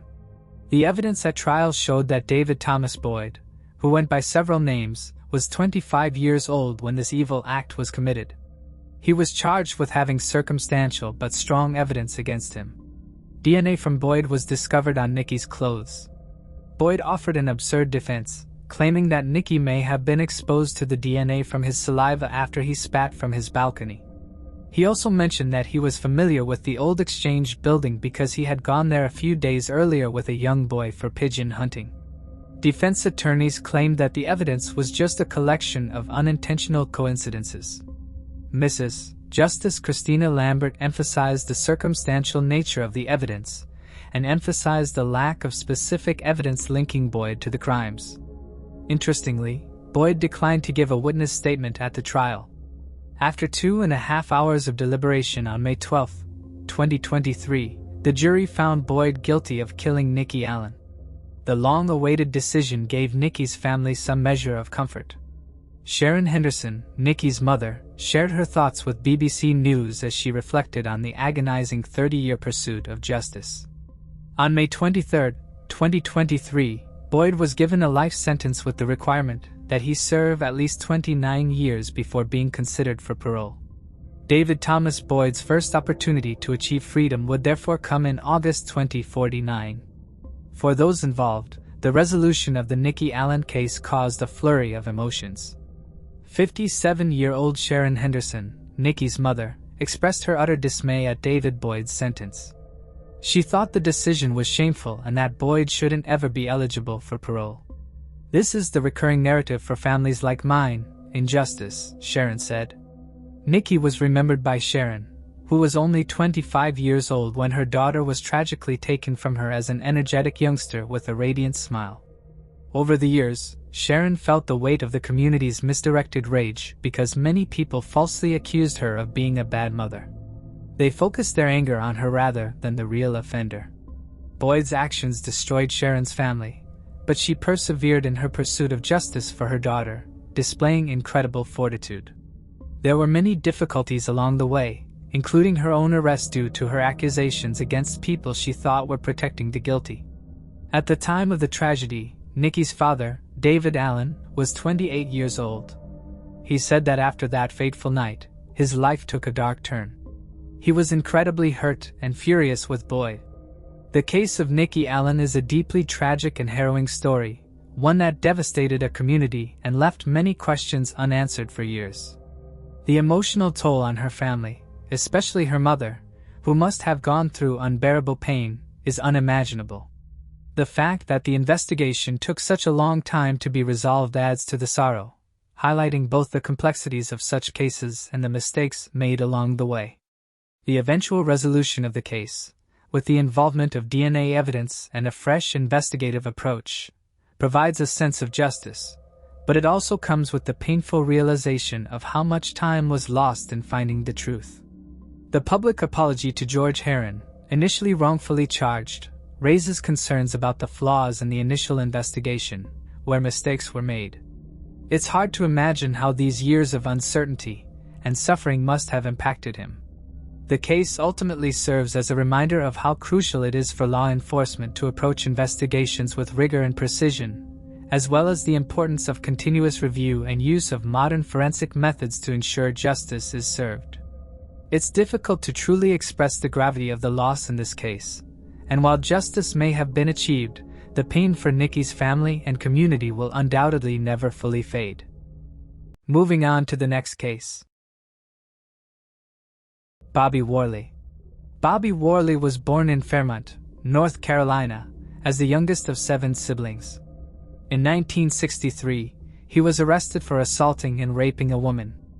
Following his release, he changed his name to Bobby Wells and moved in with one of his brothers in the Bronx. In 1968, he was involved in an altercation with a female neighbor and allegedly roughed up one of her children. When the woman threatened to report him to the police, Worley vanished. This was the last time his family ever saw him, and he remained a missing person for 25 years. Then, on August 29, 1993, a famous transgender drag queen named Dorian Corey died of AIDS-related complications. In October of 1993, just a few months after Corey's death, a friend and fellow drag queen, Lois Taylor, was in Corey's apartment looking for costumes that could be recycled or handed down when she noticed a heavy bag lying on the floor of the closet. It was too heavy to move, so she and a couple of other people sliced the bag open with scissors.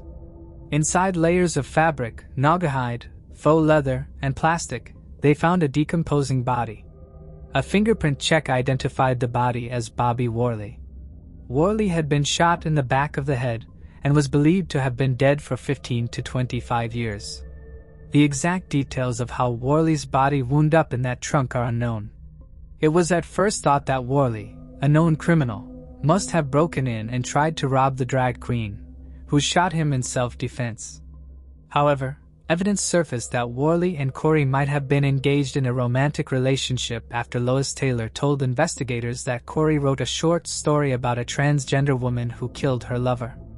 In retrospect, the story appears to be somewhat autobiographical, as it contains many details from her real life. Additionally, before Worley vanished, his brother recalled him speaking about a relationship with a transvestite named Dorian. The most widely accepted theory suggests that Worley and Corey got into a violent altercation, during which Worley attempted to assault Corey. In an act of self-defense, Corey may have shot him, and to prevent a scandal, his mummified body was concealed inside the trunk. Before I continue, I want to remind you that only a small percentage of people who watch my videos are actually subscribed. So if you enjoy my content, consider subscribing. It's free and you can always change your mind later. Now let's move on with the video. Moving on to the next case. Carrie Cummings. In October 1997, a duck hunter discovered a dismembered female torso in the Ryan Slough, just north of Eureka in Humboldt County, California. The remains were recovered, but efforts to identify the woman proved unsuccessful. In January 1998, additional remains were found and recovered on Clam Beach, California. On November 3, 1998, Wayne Adam Ford, a former Marine, walked into the Humboldt County Sheriff's Office, carrying a female body part in a plastic bag. Ford admitted to having killed several women in the North State, including the unidentified woman from the slough. Ford claimed that he was responsible for the deaths of 4 women in total. Investigators, who had previously interviewed Ford due to his work as a long-haul trucker, gathered further details about the woman. When Ford's home was searched, more remains of the woman from the slough were found. Despite efforts to identify the woman, no conclusive identification was made. Ford, born on December 3, 1961, in Petaluma, California, had a tumultuous upbringing. His parents divorced when he was 10, and he later dropped out of high school. He enlisted in the U.S. Marine Corps, serving for 6 years before receiving an honorable discharge in 1985. In November 1980, Ford was involved in a serious car accident with a drunk driver, resulting in a head injury and leaving him in a coma for 9 days. Relatives reported that his personality underwent a drastic change after the accident. From 1983 onward, Ford experienced psychological decline, leading to several hospitalizations. He was diagnosed with borderline personality disorder and had numerous legal issues, including allegations of beating and robbing a woman in Garden Grove, California, in 1986. In 1990, Ford was arrested for animal cruelty and served a brief jail sentence in San Clemente, California. Between 1997 and 1998, he took the lives of at least 4 women while working. He lived in a trailer park in Arcata, California. His first victim was the unknown female whose life he had taken in October 1997. The second victim was 26-year-old Tina Renee Gibbs. She lost her life on May 16, 1998 near Las Vegas, Nevada. Her body was found on June 2 near Buttonwillow, California. The third victim was 25-year-old Lynette Dayan White. He ended her life on September 25, 1998 in Ontario, California, then dumped her body near Lodi, California. The fourth victim was 29-year-old Patricia Ann Thames, whose life was taken in Hesperia, California. Her body was found on October 23, 1998 in an aqueduct in San Bernardino, California. In June of 2006, Ford was convicted of taking the 4 women's lives in a San Bernardino County court, and was sentenced to be executed in August 2006. He is still currently behind bars at the San Quentin State Prison in California. Through the years, Humboldt County Sheriff's Office investigators never gave up on attempting to identify Ford's unknown female victim. They routinely searched missing person reports from all of the West Coast to obtain leads. Using DNA, investigators were able to confirm that the remains located on Clam Beach were also that of the unknown female. The DNA was entered into both the California Missing Persons DNA database and the National Unidentified Persons DNA Index. The DNA profile was routinely searched against profiles from both missing persons and other human remains in the combined DNA index system. No profile matches were ever made. The case was eventually entered into the National Missing and Unidentified Persons System. Humboldt County Sheriff's Office Sheriff William Hunsell created a cold case unit in 2021. He assigned 2 investigators to exclusively review their unsolved cases for new leads. In December of 2022, the Sheriff's Office and the California Department of Justice partnered with Othram to determine if advanced forensic DNA testing could help establish the identity of the unknown female, or a close relative. The California Department of Justice sent Othram a DNA extract from the unknown woman's remains. Othram's scientists used forensic-grade genome sequencing to build a comprehensive DNA profile for the victim. Utilizing this profile and forensic genealogy, a potential DNA match was developed for a close relative of the victim. Investigators contacted the relative inquiring if they had any family members that were possibly missing. The relative stated that their family member, Carrie, had been missing since the mid-1990s. Investigators were able to track down Carrie's sister, Kathy, who confirmed that Carrie's last contact with family was in 1997. Kathy provided investigators with a DNA sample, which was then compared to the DNA sample from the unknown female's remains. These DNA profiles were confirmed to be a genealogical match, officially identifying the remains as that of Carrie Cummings, born in 1972. She was 25 years old when her life was taken. During her last contact with family in 1997, Carrie was suffering from untreated mental illness and told family that she was couch surfing in the Eugene, Oregon area. Despite multiple offers from her family members, she refused to come home. Kathy said Carrie was beautiful, funny, smart, and an artist. She was great at making us laugh.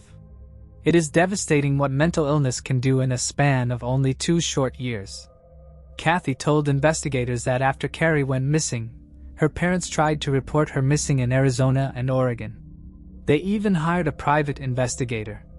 But due to laws surrounding the report of missing persons at that time, a missing persons report was never taken. Therefore, Carrie was never listed as missing person or entered into any national missing persons database. Unfortunately, during that time, Carrie's family was told that she was an adult who had made the choice to live her life the way she did, and if she wasn't a threat to herself or others, law enforcement had no grounds to intervene, Kathy explained. As the internet grew, Kathy began searching missing persons databases, hoping to find a mention of Carrie's tattoo and going through photos of unidentified bodies. Carrie had always been deeply loved. The Humboldt County Coroner's Office is now working with Carrie's family to return her remains for burial alongside other deceased family members. Sheriff William Hunsell expressed his gratitude, acknowledging the exceptional work done by the California Department of Justice DNA Lab and Othram in helping to identify Carrie. While we can't take away the pain of loss, we hope that this identification can help bring closure to Carrie's family and the community, he said. I am thankful for the dedication of our investigators who never gave up on Carrie and continue to pursue justice for the cases that remain unresolved. Investigators remain convinced that Wayne Adam Ford is responsible for Carrie's death. Anyone with additional information is urged to contact investigator Mike Fridley at 707-441-3024. Moving on to the next case. Christopher Vigil. On a bright and sunny Sunday afternoon, April 30th, 1978, 9-year-old Christopher William Vigil, a lively third grader, set out on a hike with his mother and younger brother along Grey Rock Mountain Trail in Colorado. Situated in Poudre Canyon near Poudre Park, just off Highway 14, Grey Rock Mountain was a new destination for the family, despite their shared love of outdoor adventures. Like many boys his age, Chris was full of energy and enthusiasm, quickly dashing ahead on the rocky trail, eager to reach the summit. His mother, Marian Vigil, trailed behind with his 4-year-old brother, Eric, struggling to keep the toddler engaged in the hike. Seeing no harm in it, she allowed Chris to run ahead. At some point, Eric flatly refused to continue, though Marian never clarified why she waited nearly 2 hours before searching for Christopher. She last saw him at approximately 2:30 p.m., but did not officially report him missing until around 5:30 or 6 p.m. After nearly a week of searching, each day consuming over 1,000 man-hours, both rescuers and volunteers began to feel the emotional and physical toll.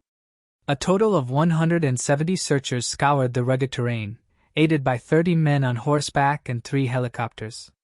The entire community rallied behind the effort, with volunteers organizing systematic searches, local kitchen workers preparing meals for the rescue teams, and both loved ones and strangers working tirelessly to bring Christopher home. Christopher's parents, Leroy and Marian Vigil, described their son as an experienced hiker who was well-versed in trail safety. A straight-A student and a dedicated athlete, he regularly ran 2 miles on the track after school and was also a strong swimmer, often completing laps in the pool. The beautiful weather that had accompanied the hike took a drastic turn that evening, with temperatures plummeting to 30 degrees, accompanied by snow and dense fog. These harsh conditions hindered the search effort and left rescue personnel deeply concerned about Christopher's chances of survival if he wasn't found and removed from the cold soon. The volunteer search party resumed at 4 a.m., working tirelessly from dawn until dusk, but their efforts yielded no results. Authorities grew increasingly worried, as Christopher was dressed in light clothing, a green shirt, green plaid pants, blue tennis shoes, and a maroon jacket, ill-suited for the freezing temperatures.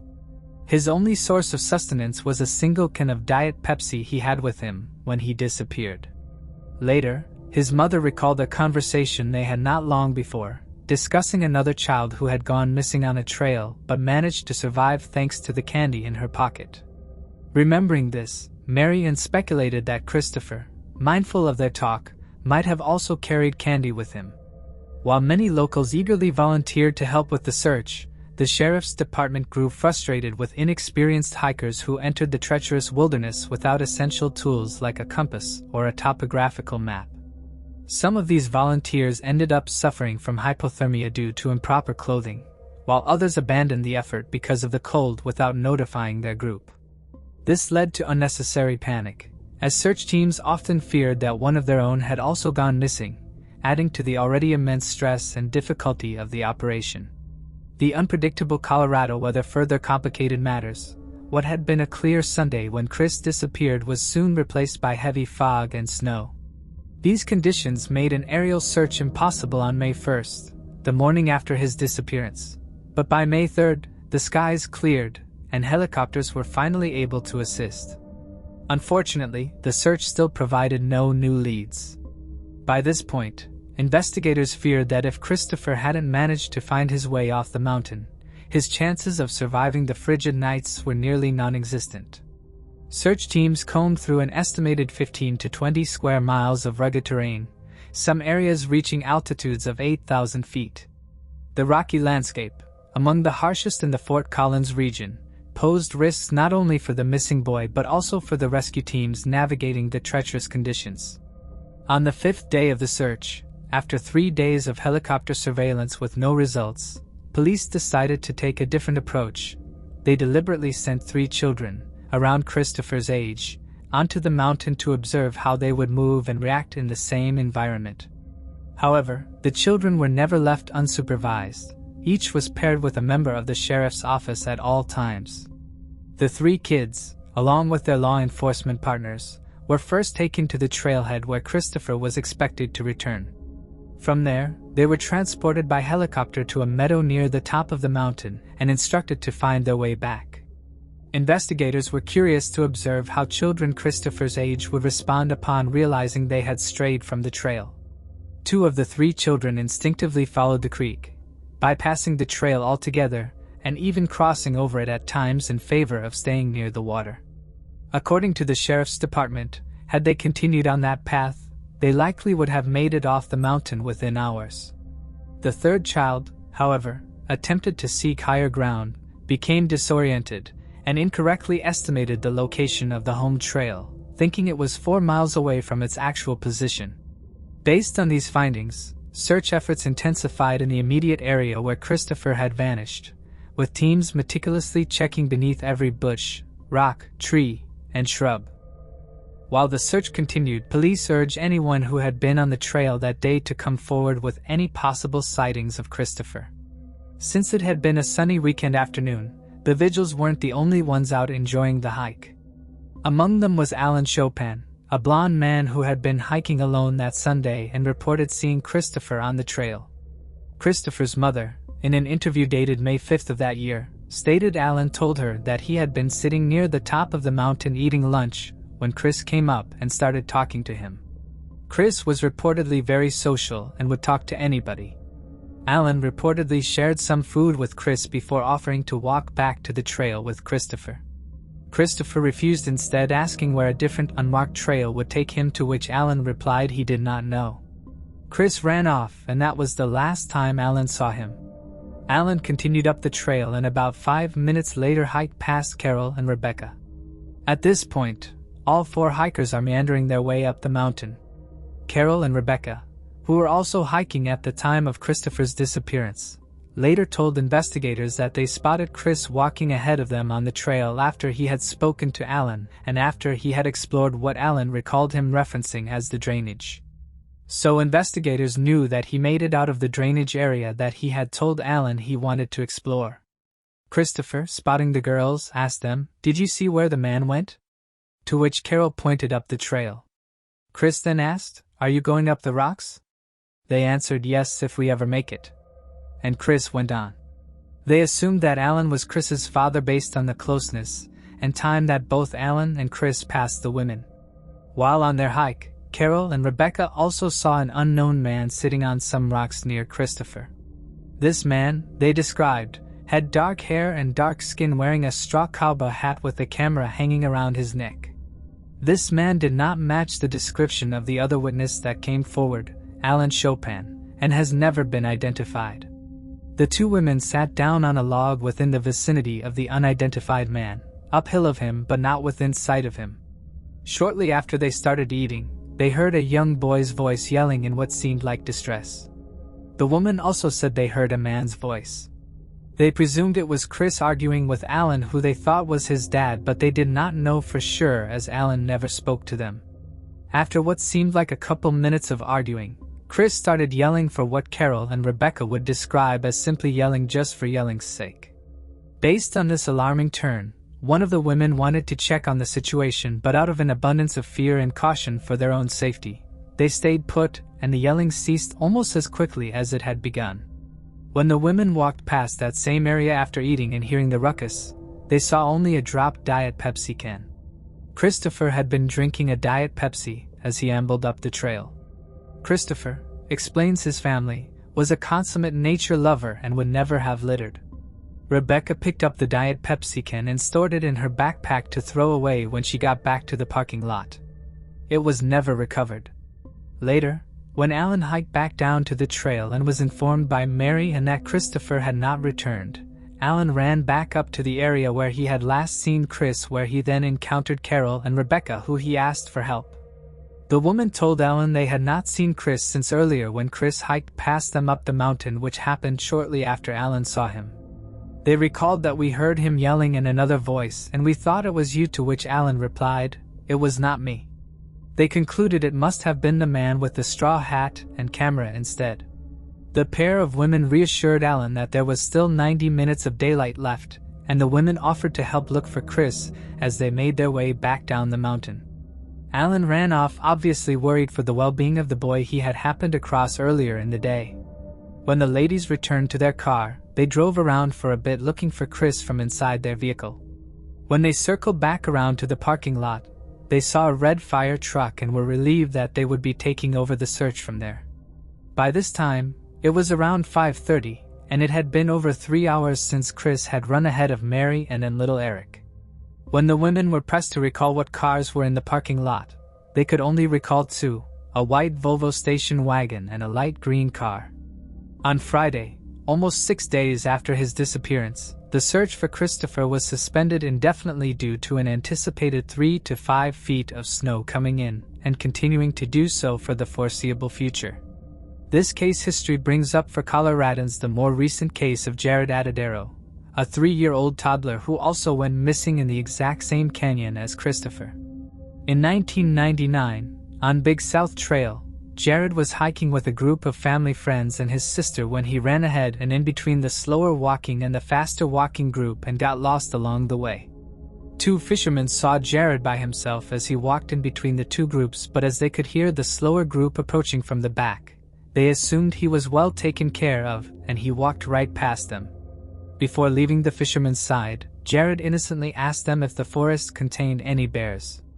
During the search, a park ranger filed a sighting report at Mesa Verde National Park in Colorado, a 9-hour drive from Poudre Canyon, after seeing Jared's photo on the news while eating dinner. The park ranger was certain he had seen the boy that day and stated that the boy kept trying to hold his hand. A man had been seen walking with the boy but kept calling him something like Gerald. However, the park ranger thought nothing of it at the time. His statement fell on deaf ears. A friend of the family, Cindy, investigated the area where Jared had gone missing. She discovered a family living in a cabin in the woods who were acting suspiciously. They were painting their VW van a different color when they noticed her watching. One of them jumped into a truck and sped over to her, screaming at her to leave. She told a friend who reported it to the sheriff, but it was ignored. Despite an extensive search which utilized thousands of man-hours and resulted in a helicopter crash, Jared was never found. 4 years later, some of Jared's clothes were found at the top of a 550-foot vertical peak just 50 feet from the trail where he had originally gone missing. Strangely, this peak had been torn apart piece by piece by search dogs in the ensuing rescue attempt, and therefore investigators thought it strange that an area so thoroughly searched by both K-9 units and the sheriff's department would now contain such obvious and clear artifacts as the child's outfit and shoes, with the exception of the shirt. First to be evidence that Jared had been attacked and maybe dragged up a hill by a mountain lion, one of the original theories, even though there hadn't been any mountain lion sightings in the area. Bone fragments of part of a cranial bone and a small molar which was consistent with the 3-year-old was also found, although no concrete identification was made and no other skeletal fragments from any part of the body was found. But upon further examination, the clothing brought more questions than answers, as when Jared's clothes were examined, it was found his pants were inside out. Also strange was a lack of bite or drag marks on the clothing and an obvious lack of blood, a required component in mountain lion attacks. Also confusingly sinister was the state of the toddler's shoes. They looked brand new, not like they'd been sitting outside in the unforgiving snow and sun of the Colorado mountains. Were these clothes placed here as a red herring, an attempt to throw investigators off the real trail? These strange clues point to a possible abduction and not a wilderness death. Jared's father, Alan, believes that this is the most logical hypothesis and vows to never stop looking for his son, who he believes is still alive. The year Chris went missing, there were multiple alleged sightings of him. In July of 1978, a boy who was deaf and unable to talk communicated that he had seen Chris selling newspapers on the street. By reading lips, the boy was able to infer that Chris was selling newspapers to win a trip to Disneyland. Pueblo police were sent to interview the boy, but with so little info and, from their perspective, a tenuous source, no official report was filed. But 2 weeks later, Don and Cindy Dooley, a vacationing couple from Des Moines, Iowa, were visiting Cheyenne, a town in Wyoming about 45 minutes from Fort Collins, Colorado. While there, they claimed they were approached by an intelligent tan boy with long hair who told him he was selling newspapers, and if he sold the most, he would win a trip to Disneyland. This was the same story as the deaf boy in Pueblo, Colorado. This boy was also wearing a green shirt. Recall that Chris was seen in a green shirt when he went missing and seemed dirty and sun-exposed. About 15 minutes later, the same couple spotted the same boy sitting with another boy his age. When the couple went to dinner, the wife spotted a missing persons flyer with Christopher's info. "Oh my God, that is the little boy we just seen selling papers," she yelled, clutching her husband's arm. Police were called, as well as the father of Chris, whose information was on the flyer. Mr. Vigil drove to Cheyenne but found nothing. A few months later, in Wyoming in the month of September, a trucker, Lynn Modi, reported being approached by a boy matching the description of Chris, 4'8" and 60 pounds. Originally, Chris was reported missing as 4'8" and 74 pounds, but his tremulous ordeal could have caused him to lose weight. The boy asked the man for $1 and some food, but the man, suspicious, refused. The boy thanked him while looking rather nervous and walked back to what the trucker remembered as a turquoise or light green car. Rico, Carol, and Rebecca saw that same color car in the parking lot of Grey Rock Mountain. The following morning, the truck driver arrived in Cheyenne and noticed a missing persons poster featuring Christopher's photo. Immediately, he contacted state police. Fort Collins officers made the 45-minute drive to Cheyenne to interview him. The trucker was certain that the boy who had approached him was the same child from the flyer. So convinced was he that he refused any discussion of the $1,000 reward, insisting that he only wanted to help reunite the boy with his family. That same month, a man named Claude Ryans reported spotting Christopher in Salt Lake City, Utah, a neighboring state to Colorado. He described the boy as appearing unkempt and worn as he walked down Temple Avenue. In 2012, Marion provided the National Center for Missing and Exploited Children with a lock of Christopher's baby hair from his first haircut for DNA analysis.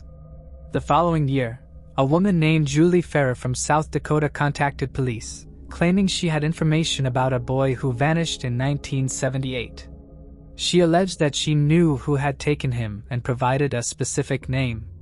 However, due to a lack of available evidence linking the individual to the case, and concerns over internet vigilantes, his identity remains undisclosed in this documentary. Much of her statement has been redacted in the publicly released police files. She was unavailable for comment. The families of these missing children continue to hold on to hope, yearning for answers before their time runs out. Jared's father remains hopeful that his son is still alive somewhere, waiting to be found. Meanwhile, others, including Christopher's mother and relatives, find themselves wishing for the opposite. They believe that if the boys had survived, their lives may have been marked by unimaginable suffering, and they hope that prolonged trauma was not part of their children's fate. If you have any information regarding Christopher Vigil, please contact the National Center for Missing and Exploited Children at 40678. Moving on to the next case. Elena Lasswell. After 2 decades of searching for answers, a crucial breakthrough has finally surfaced in the case of Elena Teresa Adele Lasswell. The 15-year-old, whose life was tragically stolen, has remained at the heart of a relentless investigation for the past 20 years. Her brutal death on July 10, 2004, left an unfillable void in the lives of her family and community. Now, on the 20th anniversary of her passing, a long-awaited arrest has reignited hope in a case that had seemingly gone cold. Born on January 17, 1989, in Phoenix, Arizona, Elena was cherished by her family, her parents, Steve and Molly, her 4 brothers, and her sister, who held her in the highest regard. Growing up, she was deeply involved in team sports, had a passion for creating art, and shared a special connection with animals. She attended several local schools, including St. Gregory's Catholic School, Serene Elementary School, and Phoenix Preparatory Academy, from which she graduated in May 2004. Elena eagerly looked forward to starting North High School that coming February, filled with dreams and aspirations for her future, dreams that would be cruelly shattered by an unimaginable act of violence. On the evening of July 10, 2004, at approximately 8 p.m., police responded to a distressing 911 call from a residence on North 21st Drive in Phoenix, Arizona. Upon arrival, officers were directed to a room where they discovered 15-year-old Elena Lasswell, gravely injured and clinging to life. Despite immediate emergency intervention, Elena was tragically pronounced deceased at the scene. The case was swiftly turned over to homicide detectives, who pursued every possible lead. However, despite their tireless efforts and extensive investigations, no suspects were identified, and the case eventually went cold. For years, Elena's family and the Phoenix Police Department endured the unbearable frustration of an unsolved crime, with little hope of resolution. Then, years later, a crucial breakthrough emerged. In 2012, advancements in DNA technology allowed detectives to re-examine evidence from the crime scene. Utilizing cutting-edge forensic techniques, investigators were able to extract a DNA profile that led them to a match: Sergio Francisco Reyes. By March 2013, forensic evidence had definitively identified Reyes as a primary suspect, reigniting the case and offering renewed hope for justice. Sergio Reyes was 17 years old at the time of the crime in February 2004, and his connection to the tragedy was not immediately known to investigators. Reyes was indicted by Maricopa County Grand Jury in 2014. But because he was residing in Mexico at the time, extradition procedures were required to bring him back to the United States. This process involved cooperation with U.S. Marshals and Mexican authorities. On July 10, 2024, the 20th anniversary of Elena's passing, Reyes was arrested and extradited to Phoenix. He faces multiple charges, including first-degree assault, kidnapping, and burglary. His bond was set at $1,500,000. The Phoenix Police Department has not disclosed whether Reyes had any prior connection to Elena. Elena's family, including her parents and siblings, have expressed a mixture of relief and continued sorrow. Her aunt Katie Treville said, "Knowing that someone is being held responsible feels awesome. It has been a long haul, and thank God for Phoenix PD. They have been absolutely amazing. I just really felt that they were on the right trail and that they would get it. I just did not know when." Elena's mother had passed away in the years since her daughter's slaying. But Katie said the mother's wish was not revenge. She wonders what Elena's life could have been. Wondering, you know what? Would she be married? What would she be doing now? Elena's mother described Reyes as a monster, emphasizing how difficult it is to recognize true evil in the real world, far different from the depictions of monsters in childhood stories. Her father, Steve Lasswell, admitted that after 2 decades, he had lost hope of any further progress in the case. "To be truthful, I really wasn't expecting anything more to come of it," he said. "Having him arrested means preventing him from doing anything like this again. That was the primary hope." Despite the years that have passed, the loss of Elena remains ever present in their lives. "We all continue to miss Elena, and we think about what she might have been today," Steve added. He expressed deep gratitude to the Phoenix Police Department and all those who remain dedicated to seeking justice for his daughter. Now, as the legal process moves forward, the family's grief is tempered by a sense of closure, knowing that the person responsible for their daughter's tragic fate will finally be held accountable. Moving on to the next case. Jennifer Renee Odom. 12-year-old Jennifer Renee Odom was a 7th grader at Thomas E. Whiteman Middle School in Wesley Chapel, Florida, in 1993. She played the clarinet in the school band and was also a talented barefoot water skier, often reaching the top of the human pyramid in tournaments. Jennifer was born on August 25, 1980, as the eldest daughter of Renee Converse and her stepfather Clark Converse. She had a younger sister, 9-year-old Jessica Ann Odom, and was the granddaughter of Jim and Margie Denny. The family lived in St. Joseph, a small community near Dade City, Florida. Jennifer and Jessica shared a deep bond, playing with their rabbit named Beanie, riding four-wheelers, building forts, and swimming in the creek behind their house on the family's 15-acre property. Jennifer was known for her love of the outdoors, spending plenty of time outside, which gave her a tan and kept her fit. She had a special bond with her Springer Spaniel, Gypsy. On the crisp morning of Friday, February 19, 1993, Jennifer wore her white jeans, a white turtleneck, and a red cashmere sweater, a gift from her grandmother. Her shoulder-length chestnut hair framed her face as she prepared for school. After lacing up her black boots, Jennifer and her mother drove the 200 yards up their winding lime rock driveway to wait for the school bus by their mailbox. Jennifer climbed onto the bus and took her usual spot on the back seat, so she and her mother could see each other until Renee, following behind, turned left to head to work. After school at around 3 p.m., Jennifer stepped off her school bus, waved goodbye to her friends, and started walking the short 200 yards to her home.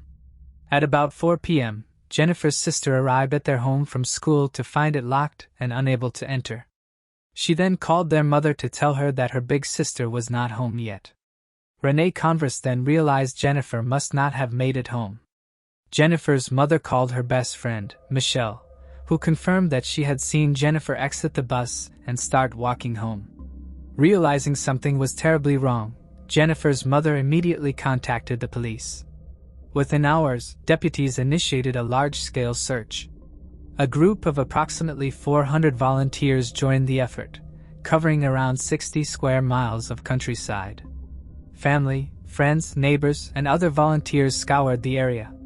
Law enforcement brought in police dogs to comb through the rolling groves, pastures, and wooded areas surrounding the small Pasco County town of Dade City. All local law enforcement agencies were on the lookout for a blue truck that had been seen near the scene. Some of Jennifer's classmates recalled seeing an older light blue pickup truck slowly trailing Jennifer as she walked down the road. The children noted that the truck had a silver-painted rear bumper, not chrome, along with a trailer hitch that had wires hanging from it and pipes or a ladder in the back. The driver was described as a white male in his 40s with shoulder-length brown hair. The blue truck was the focus of the search parties as investigators believed that the driver may have been involved in the disappearance of Jennifer. As a last resort to find the truck, the FBI as well as Hernando and Pasco County Sheriff's personnel worked from a dock and boathouse as drivers searched Lake Jovita for the vehicle. 6 days after Jennifer vanished, on Thursday, February 25th, a man and a woman searching an abandoned orange grove about 10 miles north of Jennifer's school bus stop found her badly decomposed nude body. Her body was found near a horse trail off Powell Road south of Brooksville, amid a cluster of pine trees in the orange grove. She was found viciously assaulted and suffered blunt force trauma to her head. Detectives believe that Jennifer likely lost her life in the woods shortly after her disappearance. Hernando County Sheriff Al Ninhuez remarked, "We are not exactly sure how long her abductor kept her captive or when exactly the slaying took place, but we are relatively confident it took place in that field." He continued, "Every one of us, including those in law enforcement, can look at Jennifer as our niece, our sister, our granddaughter, and realize that it is a tragedy beyond tragedy." Despite extensive searches, Jennifer's clothing was never found, nor was the blue truck or its driver. As Jennifer's family focused on her funeral arrangements, country music star Vince Gill was scheduled to perform at the local Strawberry Festival on Monday, March 1, 1993. Jennifer's stepfather, Clark Converse, shared that the girls had been excited for weeks to see Gill perform and hoped they could get his autograph. Before the concert, Clark and Jessica went to the festival to honor Jennifer's wish for him to autograph a photo from a previous concert where the girls had posed with him. Between shows, festival vice president Joe Newsom brought the 3 snapshots to Gil, who was eating dinner. Clark Converse had asked that Gil sign 1 photo for Jessica, 1 for Jennifer, and 1 for both girls. Newsom recalled, "I told Gil this young lady had been slayed and her dad was outside." Gil replied that he remembered hearing about the incident. He, who also had a young daughter, autographed the photos, writing on one to Jennifer, "May God be with you," as both Gil and Newsom wept. Gil then went to the night's second show. Before singing the last song, he told the audience about Jennifer. "I'm going to try to get through this the best I can," Gil said, his voice cracking. He sang his Grammy-winning hit, "I Still Believe in You," and dedicated it to Jennifer, whose life had been tragically taken. Midway through the song, with tears streaming down his face, Gil asked the crowd to help him finish. Nearly 15,000 voices joined in. Radio personality Jeff Moore, who stood backstage, observed the scene with tears in his own eyes. "It was heart-ripping," he said afterward. Unfortunately, despite the emotional tribute, no one in the community provided investigators with useful information, and Jennifer's case remained unsolved. In a chilling twist, just 13 months before Jennifer's abduction, on January 16, 1992, a 17-year-old girl had been kidnapped as she got off a school bus in north-central Pasco County. She was found in a pool of blood behind an abandoned house, brutally attacked, assaulted, and beaten. Sheriff Neenhuis reported that she suffered significant head and skull injuries.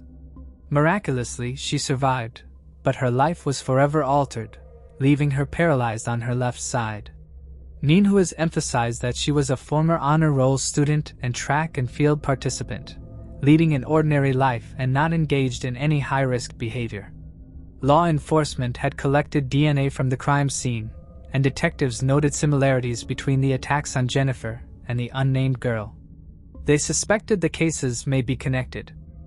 Both victims were adolescent girls who were abducted after getting off of the school bus in Pasco County, taken to a remote field, assaulted, and abandoned with the belief they will succumb to their injuries. The other victim was found just a few miles from where Jennifer's body was found. After a series of blind alleys, the police called upon psychic Nancy Meyer, 16 months after the incident, to assist in finding the person responsible for what happened. Nancy Meyer is a psychic from Pennsylvania who has been working with police around the country for decades. According to Nancy, she had consulted in more than 300 criminal investigations and had offered critical clues more than 80% of the time. Nancy believed that 2 men were involved in taking Jennifer's life. She described them as white muscular mechanics, and she said one may be a smoker with a heavy cough. The crime scene photographs were classified. Therefore, Nancy Meyer was not allowed to see it. Despite this, she was able to visualize 2 men in detail. She was taken to the site where Jennifer's body was found. Nancy pointed out that there were belongings in a nearby area that had not yet been discovered. She was able to describe several of Jennifer's items that were still missing, including her cousin's clarinet case with the letters LO on them. She continued to give information about the perpetrators in hope of solving the case. Detective Carlos Douglas of the Hernando County Sheriff's Office said, "Nancy Meyer was extremely accurate on some things that led us to look in other areas that we had not thought of, so we obtained a lot of information from what she had to offer." On December 2, 1994, Jennifer's unsolved case was aired on an episode of Unsolved Mysteries on national TV. After the show aired, more than 50 phone tips and even more investigative leads from around the country arrived by mail at the Hernando County Sheriff's Office. A spokesman of the Sheriff's Office said the show did for us what we wanted it to do. It got us some more exposure. Despite the new exposure, former Hernando County Sheriff's Major Gary Zorn Smith, who oversaw the investigation in its early years, said the investigators were stumped. He said there was a strong possibility the crime would go unsolved. "And what's even worse is that if we solve it, it may take another crime to do it," he said at the time. Approximately 2 years after Jennifer's body was found, on Thursday, January 5, 1995, A couple hunting for scrap metal in a rural area of Hernando County discovered Jennifer's missing book bag and clarinet case. It was found several miles from the location of her body. Police were able to lift fingerprints from her backpack and clarinet case from what is believed to be the person responsible. Unfortunately, there was never a hit in the database for a suspect matching these fingerprints. Over the years, the case garnered national attention and haunted the Tampa Bay region. $1,000 in reward money offered for tips went unclaimed. Detectives logged tens of thousands of hours chasing leads. Jennifer's family waited for news as the years turned to decades. Jennifer's mother, Renee Converse, wondered if it was somebody Jennifer knew. Clark Converse, Jennifer's stepfather, added, "There is a real chance that the person who did it is somebody we have contact with. If they catch someone, we're going to be thrown into the spotlight. Learning how to deal with a trial and confronting this person is going to throw us to square one in learning to deal with this." Renee said she cries a bit more each year. The reality is that Jennifer is gone and will never be in our lives again. Nothing is going to change that. She also said that the family is thankful for what they do know. "We are blessed that we have this much closure. We are not looking for her. We know where she is." It is going to be a bittersweet finale. She could still picture her 12-year-old daughter, slim and sun-kissed, waving goodbye out the back window of the Pasco County school bus. It was the last time she would see her brown-eyed firstborn girl. Renee recounts the last words being spoken between the two as "I love you." The couple said they have done everything possible to cooperate in finding Jennifer's slayer. They wanted the person found so that no one else got hurt. On Monday, February 19, 2007, the St. Petersburg Times reported that it marked 14 years since the unsolved abduction and subsequent slaying of Jennifer. In that same year, members of Hernando County Crime Stoppers handed out special playing cards to inmates at the Hernando County Detention Center. Each card featured a brief description of an unsolved case from around the state and a hotline number. Jennifer's card was the Queen of Diamonds and featured 2 color photos. A website has been set up by the Hernando Sheriff's Office with pictures and information about Jennifer. A slideshow was also put together with photos of Jennifer set to a mournful soundtrack.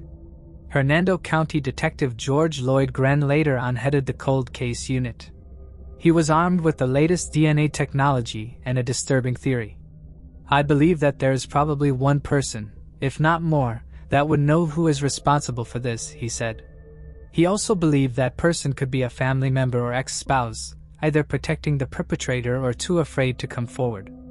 "I think the reason people do not want to get involved is they may not want to sit there and have to testify against that individual." Over the years, a couple of anonymous tips came in that led investigators to believe that there are several people out there with more information, and the investigators wanted them to come forward. They tried various methods of generating new leads from billboards and a $20,000 reward to a documentary on national TV. Investigators amassed some 1,000 pieces of evidence, took thousands of tips, and conducted hundreds of interviews over time to try to determine who took Jennifer's life.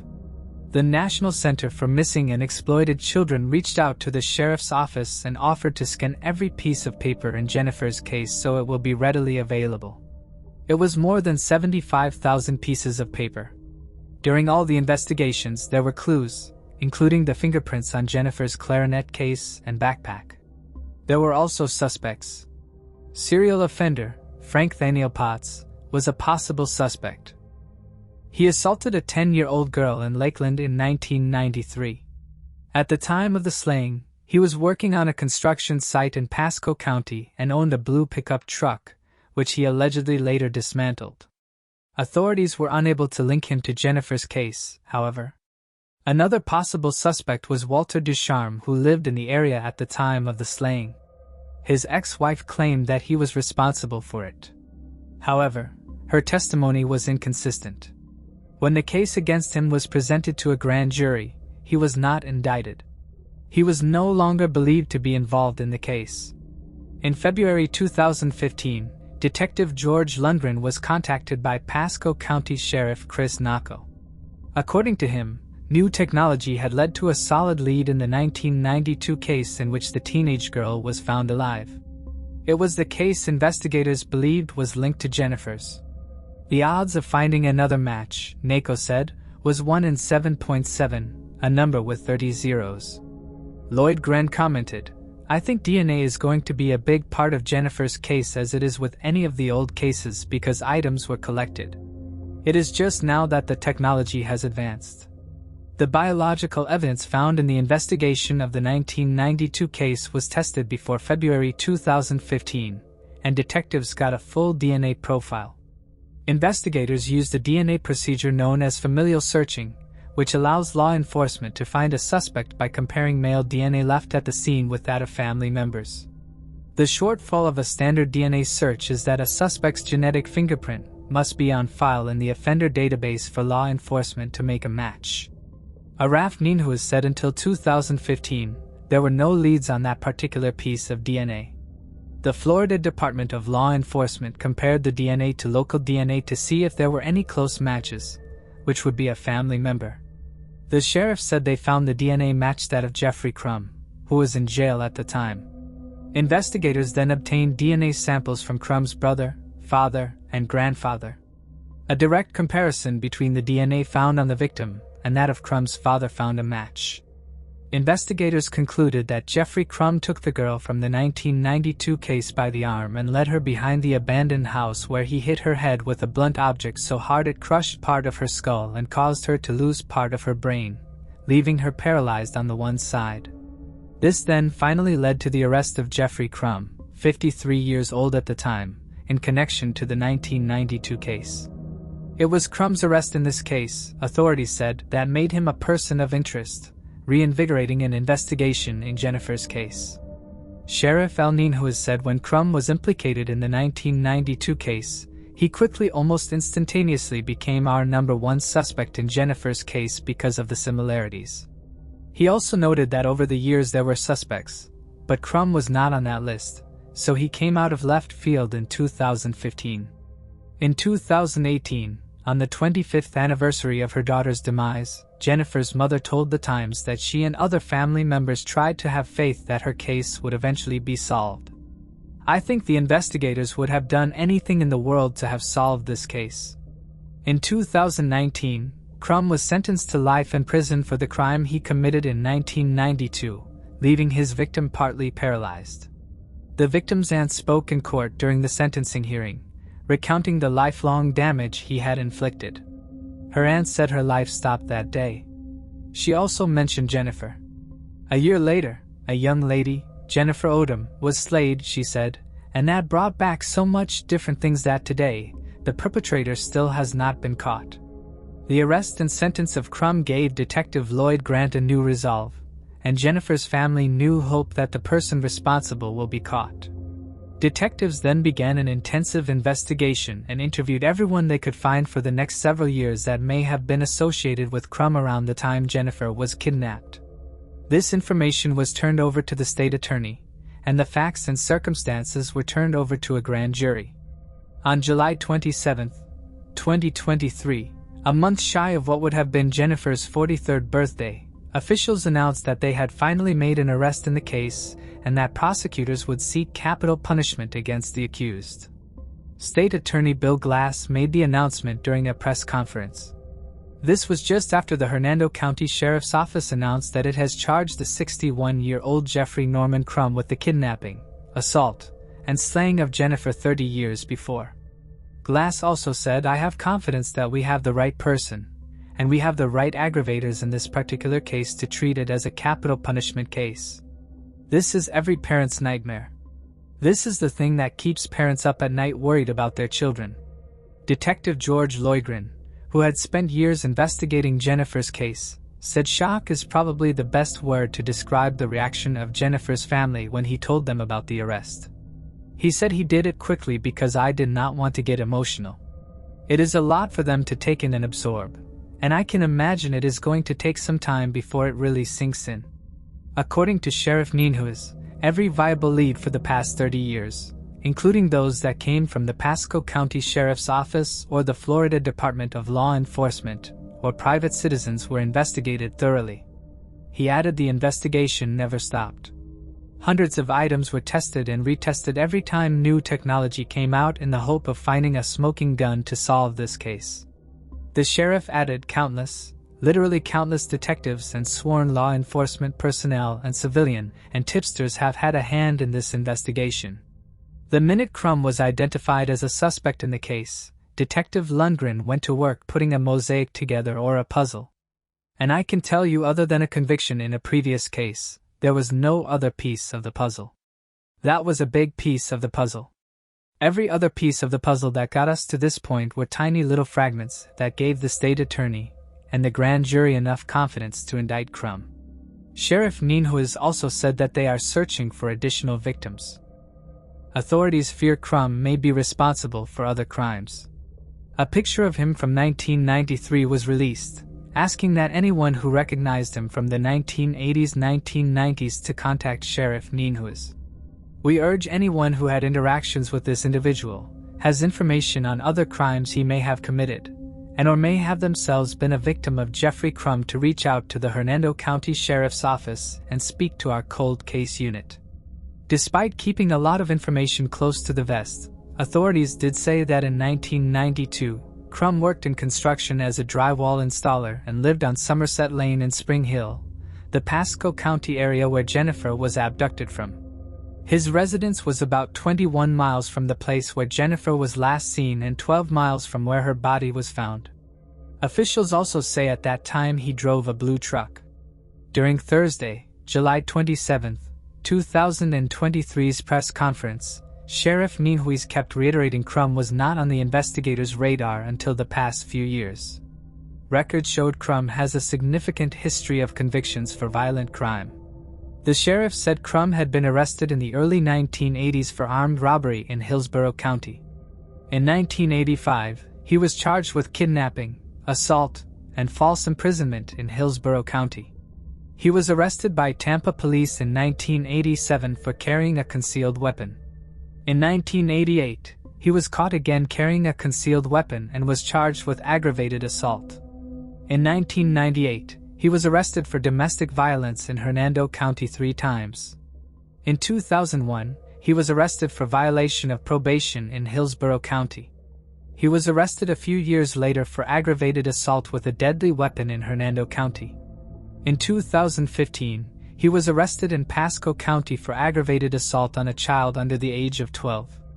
Sheriff Nienhuis stated, "He is a bad individual who enjoyed violence." Crumb is already serving 2 life sentences for the assault and kidnapping case out of Pasco County that was prosecuted around 2015. He is currently in the Hernando County Jail. Judge Kurt E. Hitzman ordered him to be held without bond and appointed a public defender to represent him. Communities in Pasco and Hernando counties were left shaken after Jennifer Odom's abduction and slaying. When news of the arrest was announced, many residents shared their thoughts and feelings. Jean Cameron, the general manager at Papa Joe's Italian restaurant in Brooksville, recalled how the community was deeply affected by Jennifer's disappearance. "We all remember hearing about her disappearance, Jennifer's, and about the blue truck. Everyone was on alert, looking for answers. I think the bottom line was finding out who did it and getting him off the streets, so that another family doesn't have to suffer," she said. "I really feel like the whole community was tormented until they found out the answer." Joseph Gyraton, the owner of Papa Joe's, expressed his anger as a parent, recalling how furious he was when he learned someone could do such a thing to a child and leave her abandoned. "Back then, 30 years ago, as a parent, I was very angry that someone could do something like that to a child and then leave her there in the middle of nowhere," he said. Jessica Ellis, who went to Waitman Middle School with Jennifer and played in the same clarinet section, remembered Jennifer as always being kind. "We saw each other a lot. We weren't really close friends, but we knew a lot of the same people. We rode the school bus every day, and I just remember her always being nice to me and everyone else who knew her on the bus," she added. "Now, a lot of us are parents ourselves, and the fact that anyone could do something like this to a child makes me hold my 5-year-old a lot tighter now." Grief and fear lingered in the community in the years following Jennifer's tragic death, but the arrest of Crumb provided a sense of closure for many. Moving on to the next case. Relisha Rudd. Relisha Rudd was an 8-year-old girl from Washington, D.C. For over a year, her family had been living in a homeless shelter located in the former D.C. General Hospital. It was the largest shelter in the district, accommodating hundreds of families and up to 600 children. In March 2014, a counselor at Relisha's elementary school noticed that she had been absent from classes for an entire month. Some of her absences had been excused by a Dr. Khalil Tatum. Concerned, the school counselor contacted a social worker to look into Relisha's prolonged absence. This inquiry led to the discovery that Dr. Tatum was actually Khalil Tatum, a janitor at the shelter Relisha stayed at. In late February, Relisha's mother, Shamika Young, asked Tatum to care for her. She later said she wanted Relisha to be able to escape the conditions at the shelter, which was filthy, chaotic, crime-ridden, infested with vermin, and had no playground. Relisha was last seen at a hotel which captured her and Tatum checking into a Holiday Inn in Washington, D.C. Authorities started a search for Tatum and Relisha after a social worker filed a missing persons report. It was discovered that Tatum had murdered his wife, Andrea Tatum, inside motel. A witness claimed that he helped Tatum make an internet search relating to the murder. Investigators believe Tatum shot his wife to death that night or early the next morning. They had been in the process of a divorce. Her body was found in a motel room in Oxon Hill, Maryland. Tatum and Relisha were both missing, prompting authorities to launch an urgent search, fearing for the child's safety.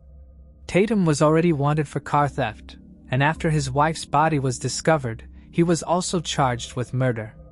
His criminal history included multiple arrests for breaking and entering, but his only prior felony conviction had been for larceny decades earlier. Investigators found that on March 1st, Tatum had purchased a box of 42-gallon trash bags along with lye, a substance known to accelerate decomposition. Authorities later stated that he had murdered Relisha. On March 31st, Tatum's body was discovered in Kenilworth Park and Aquatic Gardens. He had died by suicide using the same gun that was used to kill his wife.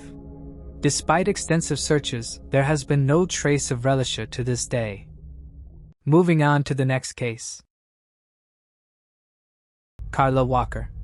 In 1974, 17-year-old Carla Walker was a junior at Western Hills High School in Fort Worth, Texas. Standing just 4 feet 11, she had long honey blonde hair that cascaded past her shoulders. She was in a relationship with Rodney McCoy, a wiry, good-natured young man who played quarterback for the school's football team. The couple often talked about their future, hoping to attend Texas Tech University together. Carla confided in her closest friends that she was certain she and Rodney would one day marry and build a life together. On the evening of February 16, 1974, Rodney arrived at the Walker home in Benbrook, a neighborhood in far west Fort Worth, to take Carla to the school's Valentine's Day dance. After the dance ended around 11:30 p.m., Rodney invited another couple to join him and Carla for a drive along Camp Bowie Boulevard and the Benbrook traffic circle. They made stops at a few popular teen hangouts, including Mr. Quick Hamburgers and Taco Bell. After dropping off their friends, Rodney and Carla drove to Brunswick Ridgely Bowl, a nearby bowling alley, where Carla stepped inside to use the restroom. Shortly after she got back into the car, the passenger door suddenly swung open. Rodney caught a brief glimpse of a tall man with short brown hair before the stranger began striking him over the head with the butt of a pistol. At some point during the assault, the gun's magazine clip became dislodged and fell onto the pavement. The attacker then grabbed Carla. As Rodney, barely conscious, struggled to process what was happening, he heard the man say, "You're coming with me, aren't you, sweetie?" Carla, in a desperate plea, told Rodney, "Go get my dad. Rodney, go get my dad." By the time Rodney regained full awareness, he was in the driver's seat, and it was around 1 a.m. Before I continue, I want to remind you that only a small percentage of people who watch my videos are actually subscribed. So if you enjoy my content, consider subscribing. It's free and you can always change your mind later. Now, let's move on with the video. Rodney sped toward the Walker home, located less than a mile away. In his panic, he drove over the curb and onto the front lawn before slamming on the brakes. Inside, Carla's parents, Leighton and Doris, were still awake, playing dominoes in the dining room with relatives. Her 12-year-old brother, Jim, and 18-year-old sister, Cindy, were in the living room watching television when they heard frantic banging at the front door. They were shocked to see Rodney standing there, blood streaming down his face. In a desperate panic, he shouted, "Mr. Walker, they've got her! They're gonna hurt her bad!" Leighton, a retired Air Force lieutenant colonel, immediately grabbed his pistol and rushed out toward the bowling alley. Meanwhile, Doris picked up the family's rotary phone, dialing the operator and asking to be connected to the police. As officers searched the parking lot, they discovered Carla's purse along with the magazine clip that had fallen from the attacker's gun. Meanwhile, other officers patrolled the surrounding streets in squad cars, scanning for any trace of Carla. After sunrise, more resources were deployed in the search, including officers using binoculars and helicopters circling the city. When classes resumed on Monday morning, detectives visited Western Hills High School. They examined contact sheets from the dance, looking for anyone who seemed out of place. Students were stopped in the hallways and questioned about whether they knew anyone who might want to harm Carla. Then, on February 20th, 1974, 4 days after Carla vanished, 2 officers assigned to the case were driving along a remote, 2-lane road near Benbrook Lake, about 5 miles southwest of the bowling alley. They pulled over near a culvert and a concrete drainage tunnel designed to allow water to pass beneath the road. Peering inside, they spotted a young woman lying on her back. Carla's face and neck were covered in scratches and deep bruises. It appeared she had been strangled, but with no ligature marks on her neck, investigators concluded that the killer had used his hands. The discovery of her body dominated the front page of the Star-Telegram, sending shockwaves through the community. Her funeral was held at the Western Hills Church of Christ, drawing more than 1,250 mourners, far exceeding the church's capacity. In response to the brutal crime, Fort Worth officials assembled a task force made up of detectives from various local police departments. However, investigators had little evidence to go on. No fingerprints were found on Carla's body or clothing, and the only blood present on her dress came from Rodney's head injuries. Traces of bodily fluid were recovered, but with DNA identification technology still in its infancy, they provided no leads. At the time, there were no surveillance cameras in parking lots or license plate readers on highways to aid in the investigation. In an effort to generate leads, authorities established a 24-hour tip line. At the downtown police headquarters, officers sat behind metal desks, sipping lukewarm coffee as they took calls from citizens offering names of potential suspects. Tips flooded in, with callers suggesting that Carla's killer was everything from a pair of marijuana dealers to a carnival worker from the Fort Worth Stock Show and Rodeo, or even a quiet young man who often bowled alone at the alley where she had been abducted. Detectives also investigated reports of an argument between Carla and Rodney at Mr. Quick Hamburger's the night before the dance. In an attempt to jog Rodney's memory, investigators enlisted the help of a hypnotist. While under hypnosis, the most crucial detail Rodney recalled was that Carla's attacker had been wearing a brown or tan cowboy hat. When the hypnotist snapped his fingers, bringing Rodney back to full awareness, he broke down in tears. Rodney was devastated, haunted by the fact that he hadn't been able to save Carla. Meanwhile, during a task force meeting, detectives discussed another unsolved case, one that had occurred nearly a year earlier, on February 7, 1973. That night, a young woman named Becky Martin never made it home after attending a night class at Tarrant County Junior College's South Campus. Her body was discovered nearly 7 weeks later, so decomposed that the cause of death couldn't be determined. The medical examiner suggested Becky might have been stabbed, strangled, or even shot through the stomach. However, what truly caught investigators' attention was the location where her body was found, a culvert just outside the city limits. 2 young women, both found in culverts, exactly a year apart. The similarity felt like more than just coincidence. Though they kept their suspicions quiet, detectives began considering the possibility of a serial offender. By March, a month after Carla's murder, the task force had only one promising lead. Investigators determined that the magazine clip found in the bowling alley parking lot belonged to a newer Model .22 Ruger handgun. Seeking further information, they enlisted the help of the Bureau of Alcohol, Tobacco, and Firearms, ATF, requesting a list of Fort Worth residents who had purchased that specific model. The ATF compiled a list of a couple dozen names, and detectives set out to interview each one. Among those on the list was 31-year-old truck driver Glenn McCurley. He had grown up in West Texas as the eldest of 3 boys, but during his teenage years, his parents sent him to Westview Boys' Home in southwestern Oklahoma.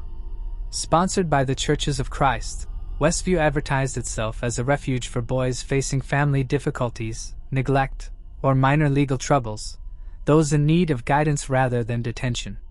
However, McCurley's time there didn't seem to have a lasting impact. By February 1961, he had left Westview and was living in Abilene, Texas, where he was caught stealing a car. After abandoning that stolen car, McCurley took another, triggering a pursuit by the State Highway Patrol. Officers eventually shot out one of his tires, forcing him to drive onto a vacant lot before attempting to flee on foot. However, he was quickly apprehended. In court, he pleaded guilty and was sentenced to 2 years in prison. He was released early in the spring of 1962 at the age of 19. McCurley later relocated to Midland, where he met a blonde high school student named Judy Watson. On February 16, 1963, they were married in a Baptist church and moved into a modest rental home. McCurley eventually secured a job as a truck driver for the U.S. Postal Service, running a route between Dallas and Fort Worth. Meanwhile, Judy gave birth to their 2 sons, Craig and Roddy. In 1972, McCurley relocated his young family to a neighborhood in West Fort Worth. He and Judy enrolled their sons in the local public elementary school and became members of Ridgely West Baptist Church. McCurley found work as a truck driver, transporting prefabricated concrete slabs to construction sites, while Judy took a job at the church's daycare center. However, one acquaintance noted a troubling habit. McCurley would often make inappropriate remarks when noticing an attractive woman, saying things like, "Take a look at that." In early March 1974, 2 detectives arrived at McCurley's home to question him about his .22 Ruger pistol.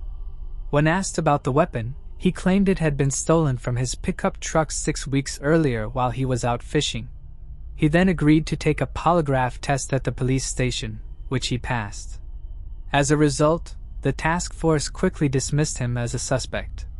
By late spring of 1974, investigators still had little to show for their work. The task force didn't officially disband, but many of the detectives were ordered by their supervisors to return to their other cases. Strangers would occasionally call the Walkers' house, many of them anonymously, claiming they had information about who ended Carla's life. Layton talked to all of them. He took notes and kept them in a metal box the size of a cigar box. He wrote down names and addresses of potential suspects, and he drew circles on maps where he had been told the culprit lived. He was not going to rest until he knew the man responsible was behind bars. When Carla's younger brother, Jim, turned 16 and got his driver's license, he began spending his free time helping his dad hunt for the perpetrator. Sometimes on the anniversary, he would prowl the parking lot of the Brunswick Ridgely Bull looking for anyone suspicious. Jim took boxing lessons at the Panther Boys Club, joined the high school's wrestling and football teams, and went on long runs through his neighborhood. "I wanted to be ready in case I ever came across the culprit," Jim said. "My plan was to overpower him and take him someplace far away. Maybe somewhere out in West Texas where no one can hear him scream." On February 19th of 1977, almost precisely 3 years after Carla's body was found, someone came across the body of 25-year-old June Ward, a vocational nurse lying next to a curb in South Fort Worth. June was naked except for a bra strap wrapped around her neck. She'd been strangled and beaten over the head with what the one reporter described as a sharp, heavy object. Detectives who had worked on the Carla Walker task force couldn't help but notice the similarities between the 2 crimes. Then, on July 9th of 1980, the body of a 19-year-old woman named Denise Hogue, described in the newspaper as an unemployed drifter, was found a few feet from a creek bridge in South Fort Worth. She too had been strangled. 2.5 years later, in February of 1983, the body of Christy Tower, a waitress at the family Billy Bob's Texas nightclub in the Stockyards, was discovered in a field north of the city. Her hands were bound with electrical wire and another wire was twisted around her neck. Like the other crimes, Christy's case remained a mystery. Though, a few days after her body was found, detectives received a curious bit of news. They learned that Christy's purse had been found in a dumpster behind Cheers, a bar on Champ Bowie Boulevard. Cheers was only a half a mile from the Brunswick Ridgely bowling parking lot, the place where Carla had been kidnapped in February of 1974. Residents were getting more worried about the prospect of a serial offender. Such concerns grew when Catherine Davis, a 23-year-old aspiring model, went missing on September 9th of 1984. Her body was found in a field in far South Fort Worth. About a month later, on October 19th, Marilyn Hartman, a 25-year-old middle school teacher, was found gagged and strangled in her Fort Worth bedroom. Just 3 days after that, Cindy Heller, a 23-year-old Texas Christian University graduate and former beauty contestant, disappeared after last being seen near Hullen Mall. She was later found strangled in a creek bed on the Texas Christian University campus. The tragedies kept piling up. On November 26th of 1984, Katherine Jackson, another local middle school teacher, was found naked in her bathtub with the water still running. She had been strangled with a cord. 2 weeks after that, Angela Ewart, a 21-year-old part-time model and programmer for an FM rock station, left her fiancé's house in southwest Fort Worth. The following day, her car was found abandoned by a highway in a southern part of the city, and her decomposed remains were eventually discovered in a field north of Fort Worth. On the evening of December 22nd, just days before Christmas, 21-year-old Regina Grover was seen with her boyfriend walking out of the Keg, a restaurant on Camp Bowie. She was found the next day, strangled and drowned in a creek under a bridge in North Fort Worth. Her boyfriend, who was found in his bed at his apartment, had been fatally bludgeoned. Fort Worth women, especially those living in the southwestern part of the city, were panicking. Local media reported on skyrocketing gun and mace sales. When the police department offered a free seminar on self-defense, more than 3,000 attended, most of them women. The police department formed another task force. "We're going to break this thing," Police Chief H.F. Hopkins promised. Detectives questioned every suspect from ex-cons with long rap sheets to a freelance photographer. The investigation, though, was fruitless. The only welcome news was a lull in crimes. The culprit, if it was one culprit, seemed to have retreated. That was until February 24th of 1986. A passerby came across a woman's unclothed body, partially wrapped in a blanket lying on a hillside near a park in central Fort Worth. She had been strangled, but the police could not identify her through the usual means, fingerprints or dental records, nor did they receive any reports about a missing woman that might have provided a clue. Another year passed, and then another. And this time, it really did appear as if the unknown man committing all these crimes had retreated for good. Carla Walker's little brother, Jim, had not given up.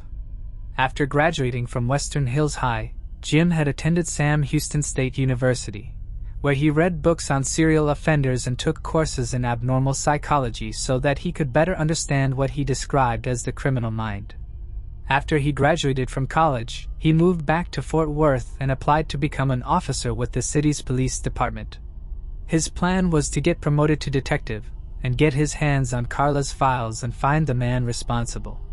During a training session at the academy's firing range, however, Jim noticed something was wrong with his eyesight. A doctor later diagnosed him with a congenital eye condition. Forced to drop out of the academy, he went to work in security at a local office of defense contractor General Dynamics. But he continued hunting for the man responsible. After his father passed away in 1987 of a heart attack, Jim dug through the notes in Layton's metal box looking for new leads to pursue. After his mother passed away in February 2015, Jim purchased his parents' home and moved into it with his wife. I wanted to be there in case somebody ever got a conscience at 3 in the morning and showed up to confess, he said. In February, detectives Leah Wagner and Officer Jeff Bennett decided to take another look at Carla's case after Jim made a request. Among those they re-interviewed was Carla's then-boyfriend, Rodney McCoy, who had moved to Alaska as soon as he graduated from high school to work on an oil rig, telling his family that he needed to get as far away from Fort Worth as possible. He eventually returned to Texas and was living near Austin when Wagner and Bennett reached him. To try to locate new witnesses, investigators posted a message on the police department's Facebook page. They got a couple dozen responses, including one from a woman who claimed that her ex-husband had grown up in the same neighborhood as Carla and had kept a stash of newspaper articles about her case, which he occasionally reread.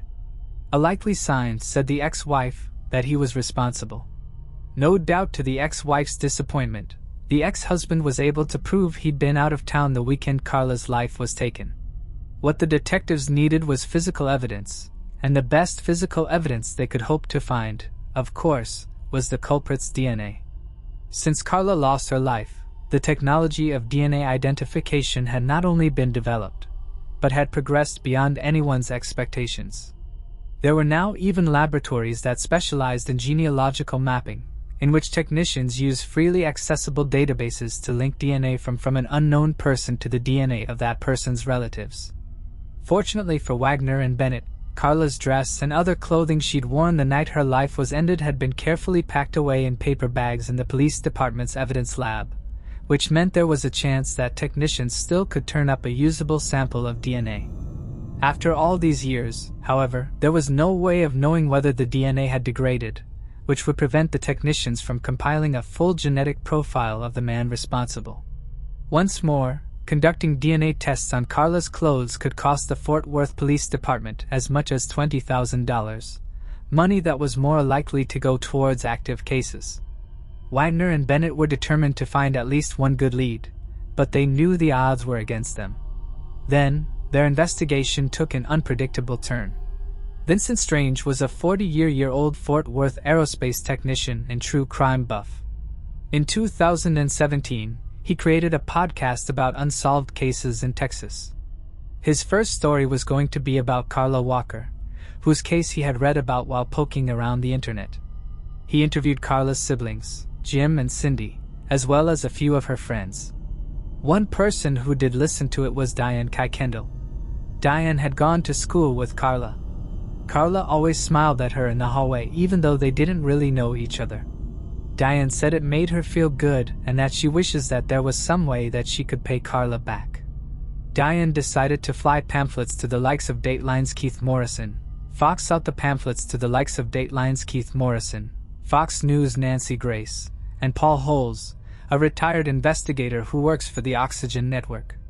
Paul Holes was intrigued and convinced Oxygen to pay $18,000 to cover the cost of DNA testing on Carla's clothes. At a lab in California, technicians found some intact, untainted bodily fluid were found. From that fluid, they were able to develop a full DNA profile, which they uploaded to CODIS, a nationwide law enforcement database that contains the DNA of millions of criminal offenders. CODIS, however, couldn't find a match. Paul Holes and his producers contacted a Texas lab that also does genealogical mapping, but technicians there had no luck either. David Millman, CEO of Othram, then got into contact with Paul Holes. He said he was optimistic that his particular DNA identification method, a sophisticated technology that used genome sequencing, could find a match. The morning of July 4th of 2020, David Middleman called Officer Bennett. "We've connected the DNA to a particular family tree," he said. "The last name is McCurley."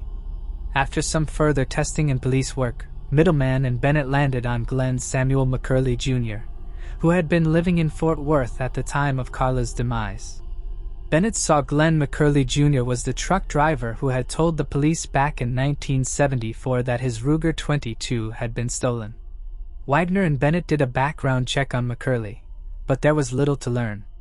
As far as they could tell, other than his 1961 criminal conviction for stealing a car when he was 18, he had no encounters with the police. McCurley was no longer driving trucks full-time by then. He took on handyman jobs and did part-time maintenance work at a fitness club. Wagner and Bennett decided to pay him a visit. They arrived unannounced at the McCurleys' home. McCurley and his wife, Judy, politely invited the detectives into the living room and chatted amiably. McCurley talked about his old truck driving gigs. Judy said she had spent 32 years at Ridgely West Baptist Daycare Program, finally retiring in February 2004 because of health issues. She also mentioned that her husband suffered from diabetes and that he'd recently had surgery to remove a tumor the size of a quarter on his liver. "We're not ready for this," Judy said, "especially with his cancer." Finally, McCurley asked the detectives, his voice raspy, "What do y'all want to talk about?" "We're gonna take you way back," Wagner said. "Back in 1974, y'all were living here at the time, so you may have heard about it. There was a young lady kidnapped from a bowling alley." "I know exactly which one you're talking about," Judy immediately said. "Carla Walker." Judy later told detectives she could remember where the Walker family lived on Williams Road. "They kept her room the same way it was," she said. "They kept her car still parked in the driveway for years and years. You'd drive by and see that car parked in the driveway, and it was just absolutely heartbreaking." Detective Wagner said that she and Bennett had reopened the investigation and were contacting those who had been interviewed by police in 1974. "It's a huge case," she said. "And we saw at one point they had talked to you, Mr. McCurley." Wagner asked McCurley if she could take a DNA sample. "It would be the easiest way to eliminate him as a suspect," she explained. McCurley hesitated. Then he took a pen, signed a consent form, and opened his mouth so Wagner could dab the inside of his cheek with a Q-tip. Looking on, Judy told the detectives, "I hope you find out who is responsible. That girl needs to be remembered as someone who mattered." 11 days later, after lab techs verified that the DNA from McCurley's cheek perfectly matched the DNA found on Carla's bra strap, the members of the U.S. Marshals North Texas Fugitive Task Force arrived at his house to arrest him. He was driven downtown to the police department, where he waived his right to have a lawyer present during his interrogation. For several minutes, he sat alone in an interview room. At first, he denied any involvement. He claimed he had never seen Carla Walker before. Finally, he said with tears swelling in his eyes, "Okay. I did do it, I guess." He told the detectives that on the afternoon of February 16th of 1974, he had drunk whiskey and beer for several hours. He said he began driving around and parked in some parking lots. At one point, he drove to the bowling ball place. It seemed as if McCurley was about to confess. Instead, he told the detectives he'd heard a girl screaming in a nearby car. "I went over there to see if I could help. This big guy had her up against the door jerking her around." McCurley said he opened the front passenger door and gotten into a tussle with the boy. He pushed him off Carla, led her back to his car, and then drove her to another parking lot. "She started hugging me, thanking me, and one thing led to another." He claimed that everything that happened between him and Carla was consensual, and he did not know what had happened to her after that. After speaking to his court-appointed attorneys, McCurley pleaded not guilty. His attorneys argued in their court filings that Othram Labs' DNA test was flawed and that Wagner and Bennett had coerced McCurley into a false confession. The attorneys also portrayed McCurley as feeble. "This man poses no threat to anyone. As far as I can tell, he has led an utterly uneventful life." 9 months later, on June 16th of 2021, the first pretrial hearing open to the public took place. Dressed in a green jailish jumpsuit, McCurley was wheeled into the courtroom. When the trial formally began a few months later, Carla's boyfriend, Rodney, took the stand to recount the harrowing night she disappeared. Retired Detective Jim Minter testified about the original investigation, while Wagner and Bennett detailed their own police work. Prosecutors Diavinian and Emily Dixon unfolded the powder blue dress Carla had worn the night she was taken, presenting it to the jury. They also played 3 hours of the videotaped interview in which Wagner and Bennett questioned McCurley following his arrest. Then came the prosecution's most damning revelation, a piece of evidence that had not been publicly known. The .22 Ruger McCurley had long claimed was stolen had actually been found during a search of his home, concealed in a hidden compartment above a door. With such overwhelming proof, the case was effectively closed. On the third day of the trial, McCurley changed his plea to guilty, and the judge swiftly sentenced him to life in prison. Even after the verdict, lingering questions remained. What could have driven Glenn McCurley, a man without a known history of violent crime, to commit such a brutal act? Was it a spur-of-the-moment decision fueled by alcohol, or had he been a hidden predator responsible for the deaths of other young women in Fort Worth? And if he had been a serial offender, what caused him to stop in the mid-1980s? Did he undergo a true change of heart, or was he simply better at avoiding detection? Was redemption even a possibility? Authorities suspect that McCurley may be linked to additional crimes, and investigations into his potential involvement remain ongoing. Moving on to the next case. Eva Thompson. Despite the warmth and success that surrounded them, tragedy struck on the night of November 15, 1991. When Anna returned home from an evening church service, she was met with a horrifying scene. Her husband, George, and her mother, Eva, had been brutally attacked in their own home. The crime scene painted a picture of extreme violence. George had suffered multiple stab wounds, while Eva, defenseless in her hospital bed, had been suffocated. The attack stunned the small town of Prunedale.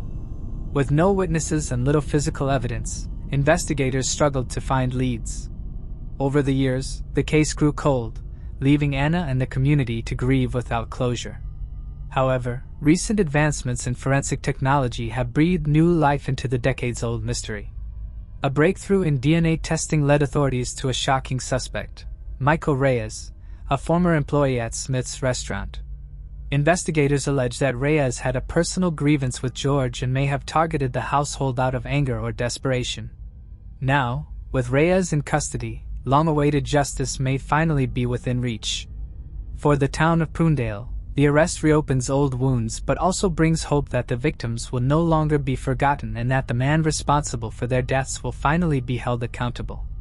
Though Eva faced physical limitations, she remained a cherished part of the household, offering a familiar and comforting presence in the Smiths' daily lives.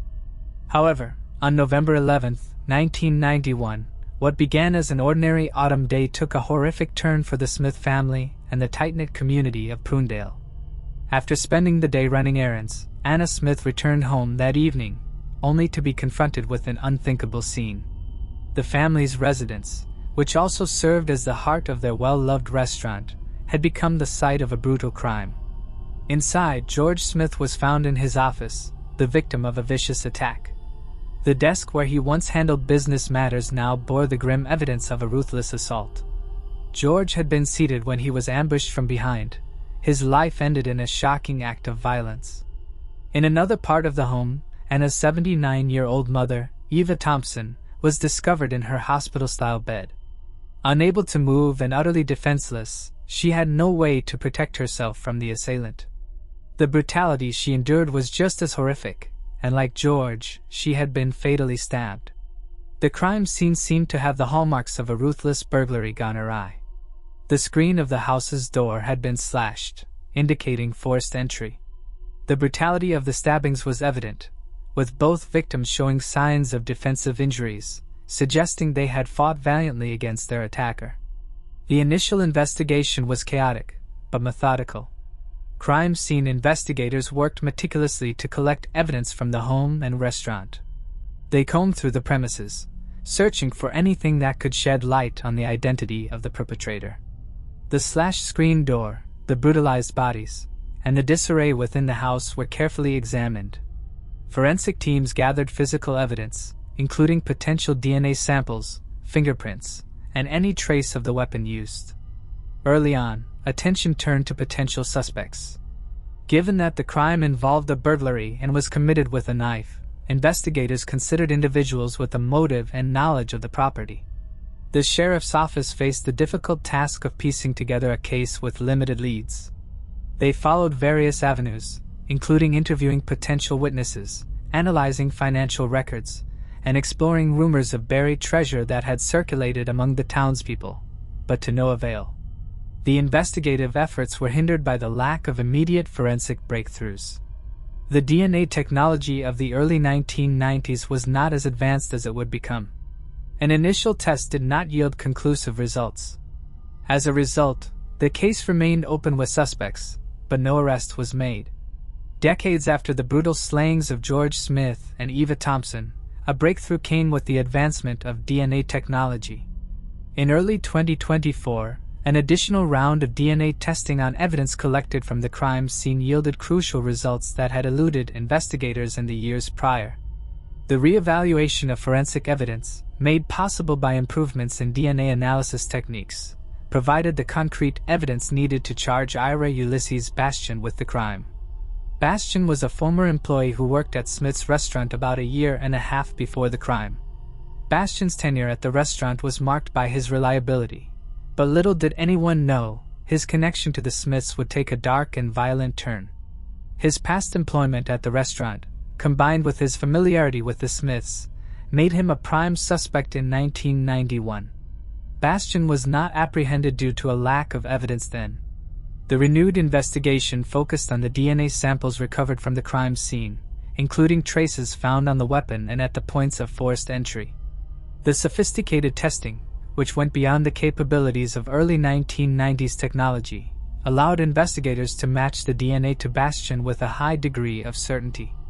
This advancement not only linked Bastian to the crime, but also helped confirm his involvement in the brutal acts committed against the Smiths. As the evidence mounted, so did the investigation into Bastian's potential motive. Among the theories was the speculation that the slayings were driven by a desire to find hidden treasure.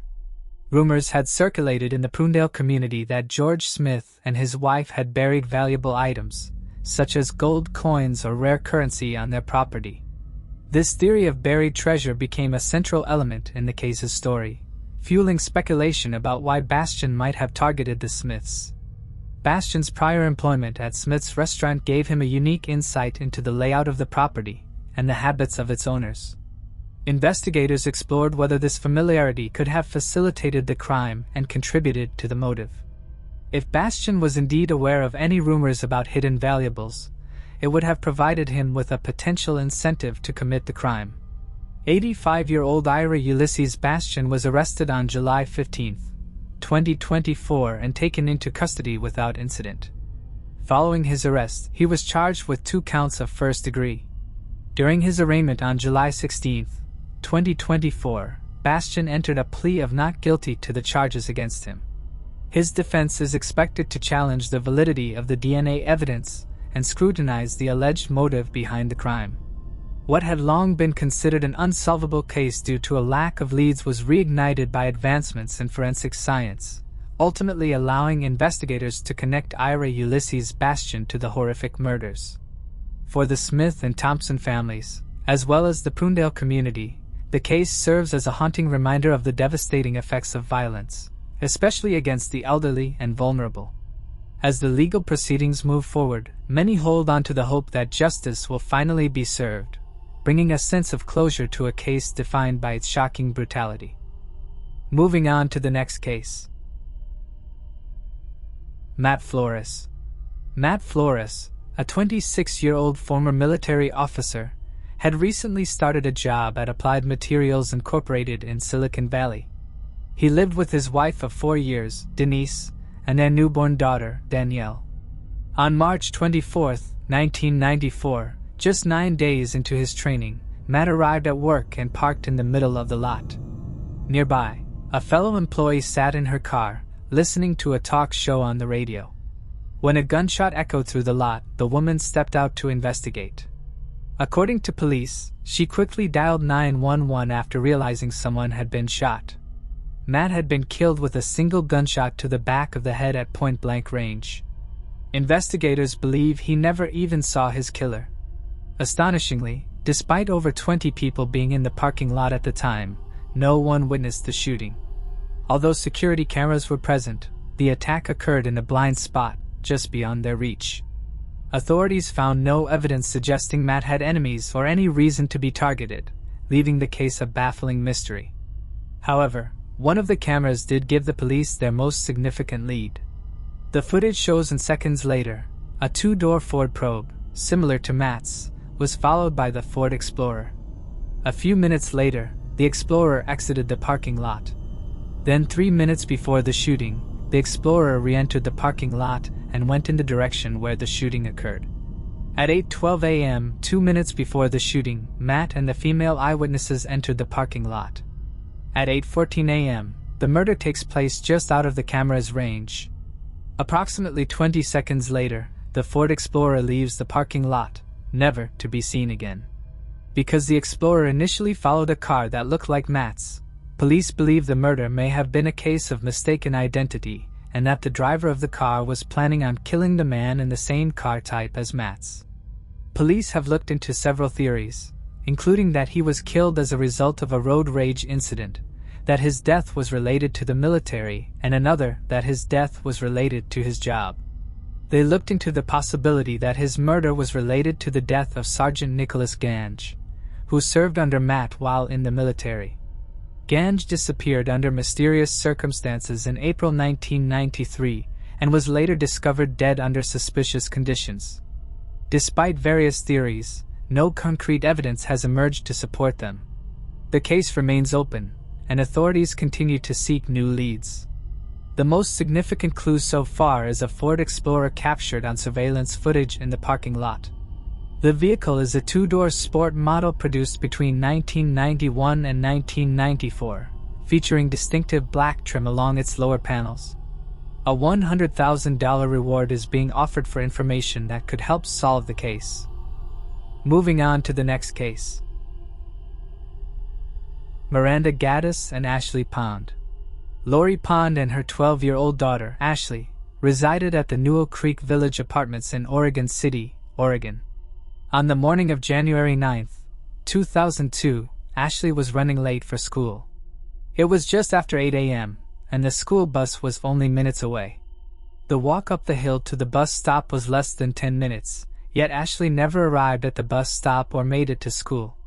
Despite extensive searches conducted by local authorities and the FBI, no clues emerged regarding her disappearance. Ashley was a well-liked student, actively involved in both the swimming and dance teams. On that particular day, she had been excited about her dance practice after school. Neither her mother, friends, nor investigators believed she had run away. Then, just 2 months later, on March 8, 2002, another disappearance shook the community. Miranda Gaddis, Ashley's close friend and a resident of the same apartment complex, also vanished at around 8 a.m. while on her way to the same bus stop at the top of the hill. Miranda's mom, Michelle Duffy, left for work at 7:30 a.m. At around 1:20 p.m., Miranda's older sister called their mom to tell her that Miranda had not been at school that day. Ms. Duffy called the school and found out that Miranda was indeed absent. She reported her missing and the FBI was again called in to investigate. But once again investigators came empty-handed. Authorities began to suspect that they were taken by someone that they knew. The circumstances surrounding Miranda's disappearance were eerily similar to that of Ashley's 2 months earlier. There was also a striking resemblance between the girls. Both had similar facial features, height, weight, both had brown eyes, and went up to the same hill to the same bus stop. Then, surprisingly, on August 13, 2002, Ward Weaver's son contacted 911 and reported that his father had attempted to rape his 19-year-old girlfriend. He also told the dispatcher that his father told him that he murdered Ashley Pond and Miranda Gaddis. Both of the girls were friends with Weaver's 12-year-old daughter and had visited her at Weaver's home. These accusations allowed the police to search Ward Weaver's property. On the weekend of August, the bodies of Ashley Pond and Miranda Gaddis were found on the property of Ward Weaver's rental home. Ashley's remains were found inside a barrel buried beneath a concrete slab that had been poured shortly after her disappearance. Miranda's body was discovered in a box stored inside a shed on the same property. Autopsies later confirmed their identities. The man responsible, Ward Weaver, had a long history of violence and assaults against women. He was also the individual Ashley had accused of attempted rape, but her complaint was never investigated by authorities. On October 4, 2002, Weaver was indicted for the murders of Ashley Pond and Miranda Gaddis, along with additional charges in an unrelated case, including sexual abuse, attempted rape, aggravated murder, and abuse of a corpse. To avoid the death penalty, Weaver pleaded guilty to the murders of his daughter's friends. He was sentenced to 2 life terms without the possibility of parole. Moving on to the next case. Richard Horne. Writing, whether as a profession or a pastime, brings joy to many.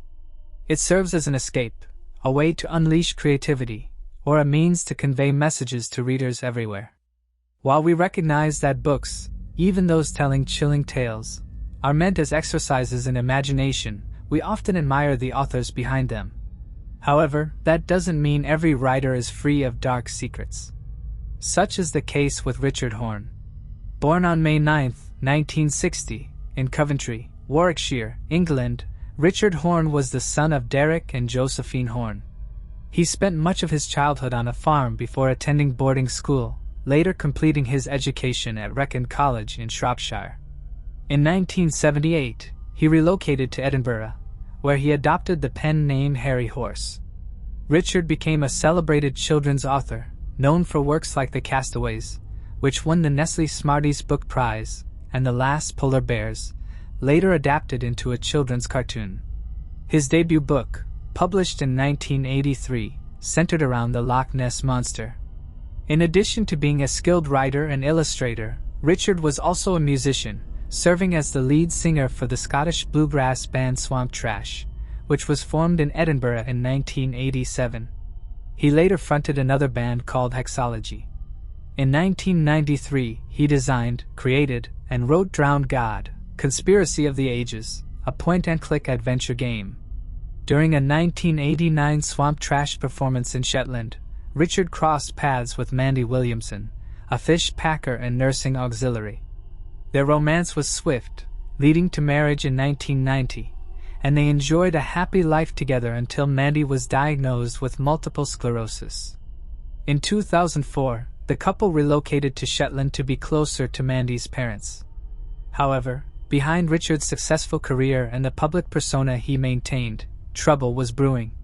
On January 10, 2007, Richard, 46, and Mandy, 39, were discovered dead in their home in Westborough, Shetland Islands. Initially, media outlets described their deaths as a final act of love. Mandy had been confined to a wheelchair for some time and struggled with speech difficulties. Islanders and mainstream media assumed that Richard and his wife had entered into a suicide pact. Mandy was terminally ill, and the children's author just couldn't live without her, so they decided to go out together. That was the narrative that was sold. The details of the deaths were kept from the public for over a year until Richard's mother eventually revealed the truth. Mandy had been stabbed by Richard over 30 times with such viciousness that the first blade handle had broken, so he used the second to finally take Mandy's life from her. She had defensive wounds all over her arms. Next, Richard killed the family pets, a cat and a dog, before he finally turned the blade on himself. He stabbed himself 47 times, collapsing on the bed next to his wife and bleeding out.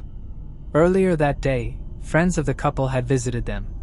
Reportedly, Richard was in a, quote, demented state, saying, quote, "It's a wonderful night for a killing." Mandy, frightened by her husband's words and manner, didn't want their friends to leave, but they did for unknown reasons. When they returned the next morning at around 9:40 a.m. for a belonging they'd left behind, they found the gruesome bloodbath. Mandy's murder was the first in Shetland in over 15 years. The scene was so horrifying that the doctor who'd attended had to take time off work afterwards, traumatized by what he had seen. When the truth came out, Richard's true nature became clear to onlookers. In the months leading up to the horrific crime, Richard had withdrawn from friends and family, becoming increasingly volatile and prone to violent outbursts. As Mandy's illness worsened, so did his uncontrollable temper.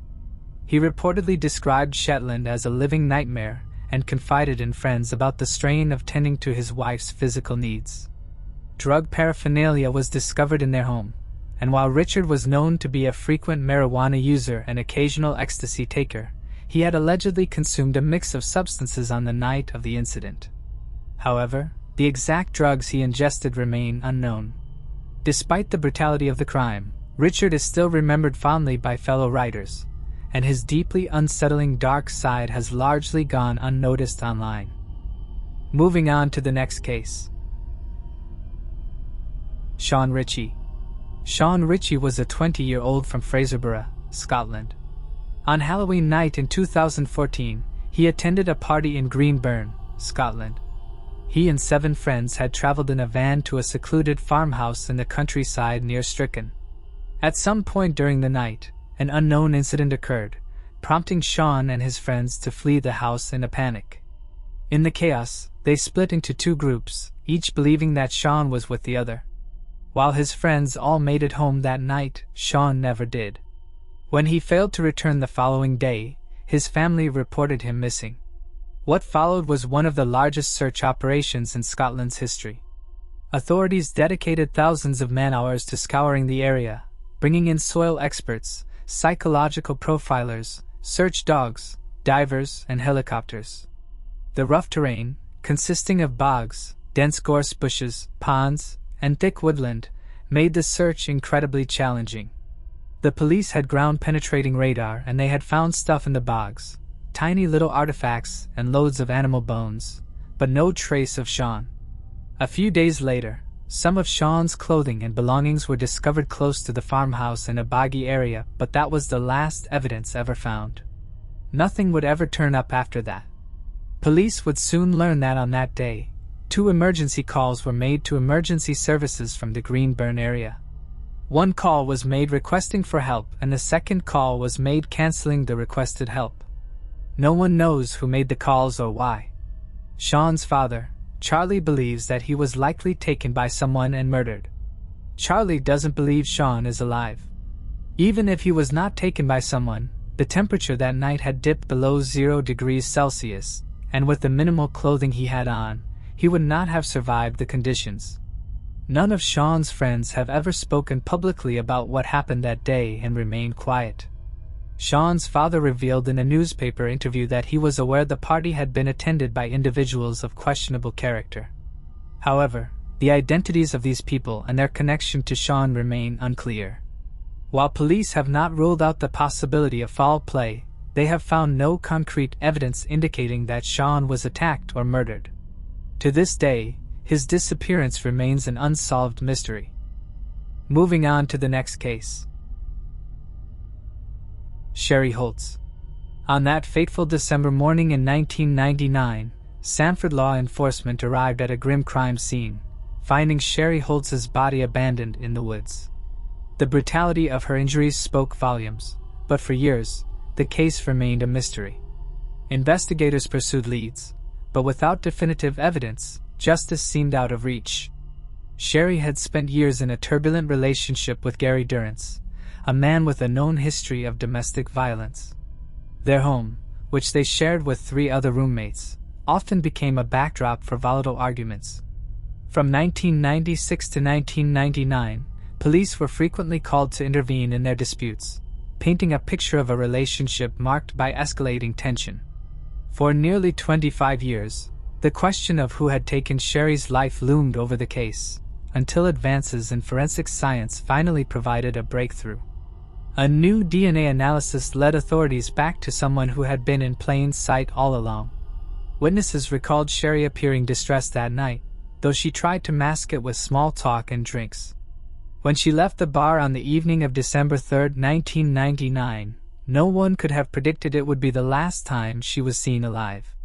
With nowhere to go after being forced out of her home, she was vulnerable, alone, and unknowingly walking toward her tragic fate. 2 days later, her body was discovered in the woods, discarded, beaten, and left without dignity. The timing of her disappearance, coupled with her tumultuous relationship with Gary, immediately placed him under scrutiny. However, at the time, there was not enough physical evidence to charge him. For decades, the case remained unsolved, haunting investigators and Sherry's loved ones. But in recent years, with advancements in forensic science, a crucial breakthrough would finally emerge, one that would lead authorities straight to the person responsible for her brutal end. Her departure from the bar would be the last sighting of her before she was found lifeless in the woods of Sanford on December 4th. Sherry was found lying on a concrete slab about 20 feet into the woods, her body showing clear signs of a violent and brutal assault. The nature of her injuries, blunt force trauma to the head, strangulation, assault, and a slashed throat, were horrific signs of a crime of extreme violence. Her body was positioned in a manner that suggested a deliberate attempt to hide her, and a bloody lock blade knife was found near her body. Although the knife was suspected to be a crucial piece of evidence, the technology available at the time was insufficient to analyze the DNA samples effectively. The blood on the knife, combined with the other DNA evidence collected, proved difficult to test due to the limitations of forensic technology in February. This would prove to be a significant hurdle in solving the case. Investigators also focused on Sherry's recent activities and relationships. This information brought Gary into the spotlight as a person of interest. Witnesses from the local bar where Sherry was last seen provided valuable information. They confirmed that she had left the bar on December 3rd, but their accounts could not place her at the scene of the crime. This left investigators with few leads and no clear suspects beyond Durrance, who denied any involvement in the crime. The investigation also included attempts to trace Sherry's final movements and to identify potential witnesses who might have seen or heard something relevant to the case. Despite these efforts, the lack of concrete evidence and the passage of time made the case go cold. In May 2023, the Sanford Police Department reopened the cold case, driven by the advances in forensic science. Modern DNA analysis methods, capable of handling smaller and more degraded samples, were employed to re-examine the preserved evidence. This reanalysis proved pivotal.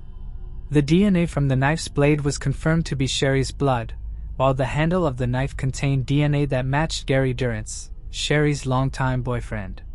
This was a crucial breakthrough, as Gary had been a person of interest due to his tumultuous relationship with Sherry and their reported domestic disputes. The new DNA evidence was further supported by re-interviews with witnesses and statements made by Gary, which indicated he had knowledge of the crime scene before it was officially discovered. These statements, made before the crime's details were publicly known, reinforced the case against him.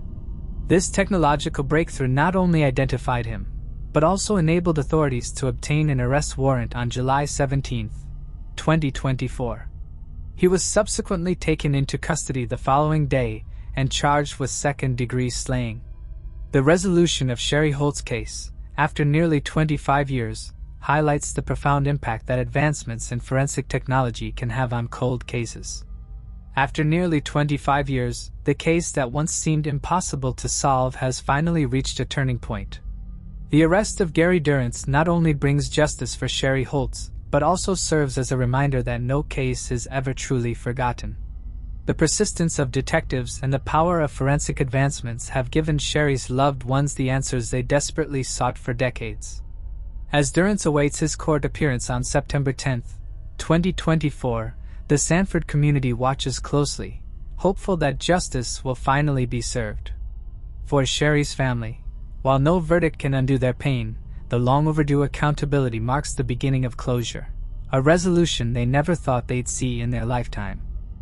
Moving on to the next case. Walker County Jane Doe. On the morning of November 1, 1980, at approximately 9:20 a.m., a trucker driving along Interstate 45 North discovered the unclothed body of a young woman lying near the roadside. She was located about 2 miles north of Huntsville and half a mile south of the FM 1696 exit. Based on the autopsy findings, she had died roughly 6 hours before being found. The attack had been vicious. She had been sexually assaulted with a blunt object, severely beaten, and ultimately strangled to death. Her body bore multiple bruises, and her right eyelid and lips were notably swollen. A bite mark was observed on her left shoulder, though no bodily fluids were detected during the examination. Several witnesses later reported seeing a girl resembling her the day before her body was discovered. One individual recalled spotting her at the South End Gulf Station around 6:30 p.m. on October 31st, where she was asking for directions to the Ellis prison unit. At the time, she had exited a blue Chevrolet Caprice from either 1973 or 1974 with a light-colored top, driven by a white male. Witnesses noted that she appeared disheveled, as if she had been traveling or had slept in her clothes. She had been wearing blue jeans and a yellow pullover sweater with large pockets, and she was carrying a pair of high-heeled sandals. She left the gas station on foot and walked north along Sam Houston Avenue, more than likely trying to hitchhike. That same girl was then later seen at the Hitchin Post truck stop alongside I-45, where she again requested directions to the Ellis prison unit, claiming a friend was waiting for her at this location. In response, a waitress drew a map providing directions to the prison farm, which she then handed to the girl. The waitress asked where she was from, and she informed her that she was from either Arkansas Pass or the Rockport area. When she was questioned about her age, she claimed to be 19 years old. The waitress asked if her parents knew where she was, to which the girl replied, "Who cares?" Both sightings have not been confirmed. The Ellis prison unit was 14 miles away from where the body was found. The police passed around a photo of the girl to the inmates and employees at the Ellis prison unit. However, no one was able to identify her. Police also asked law enforcement and people around Rockport and Arkansas Pass, but with no luck. There was speculation that Henry Lee Lucas was responsible for her murder. However, investigators were unable to make a match between the bite mark on her left shoulder and his dental reconstruction. On January 16, 1981, Walker County Jane Doe was buried in the Atticus addition at Oakwood Cemetery. She is buried beneath a tombstone donated by Morris Memorials. In 1999, her remains were exhumed in order to conduct further forensic examination of her remains, including obtaining a DNA sample from her body. In November of 2015, the case was officially reopened by the Walker County Sheriff's Office. The Walker County Jane Doe is described as being a white female and is believed to be between 14 and 18 years old.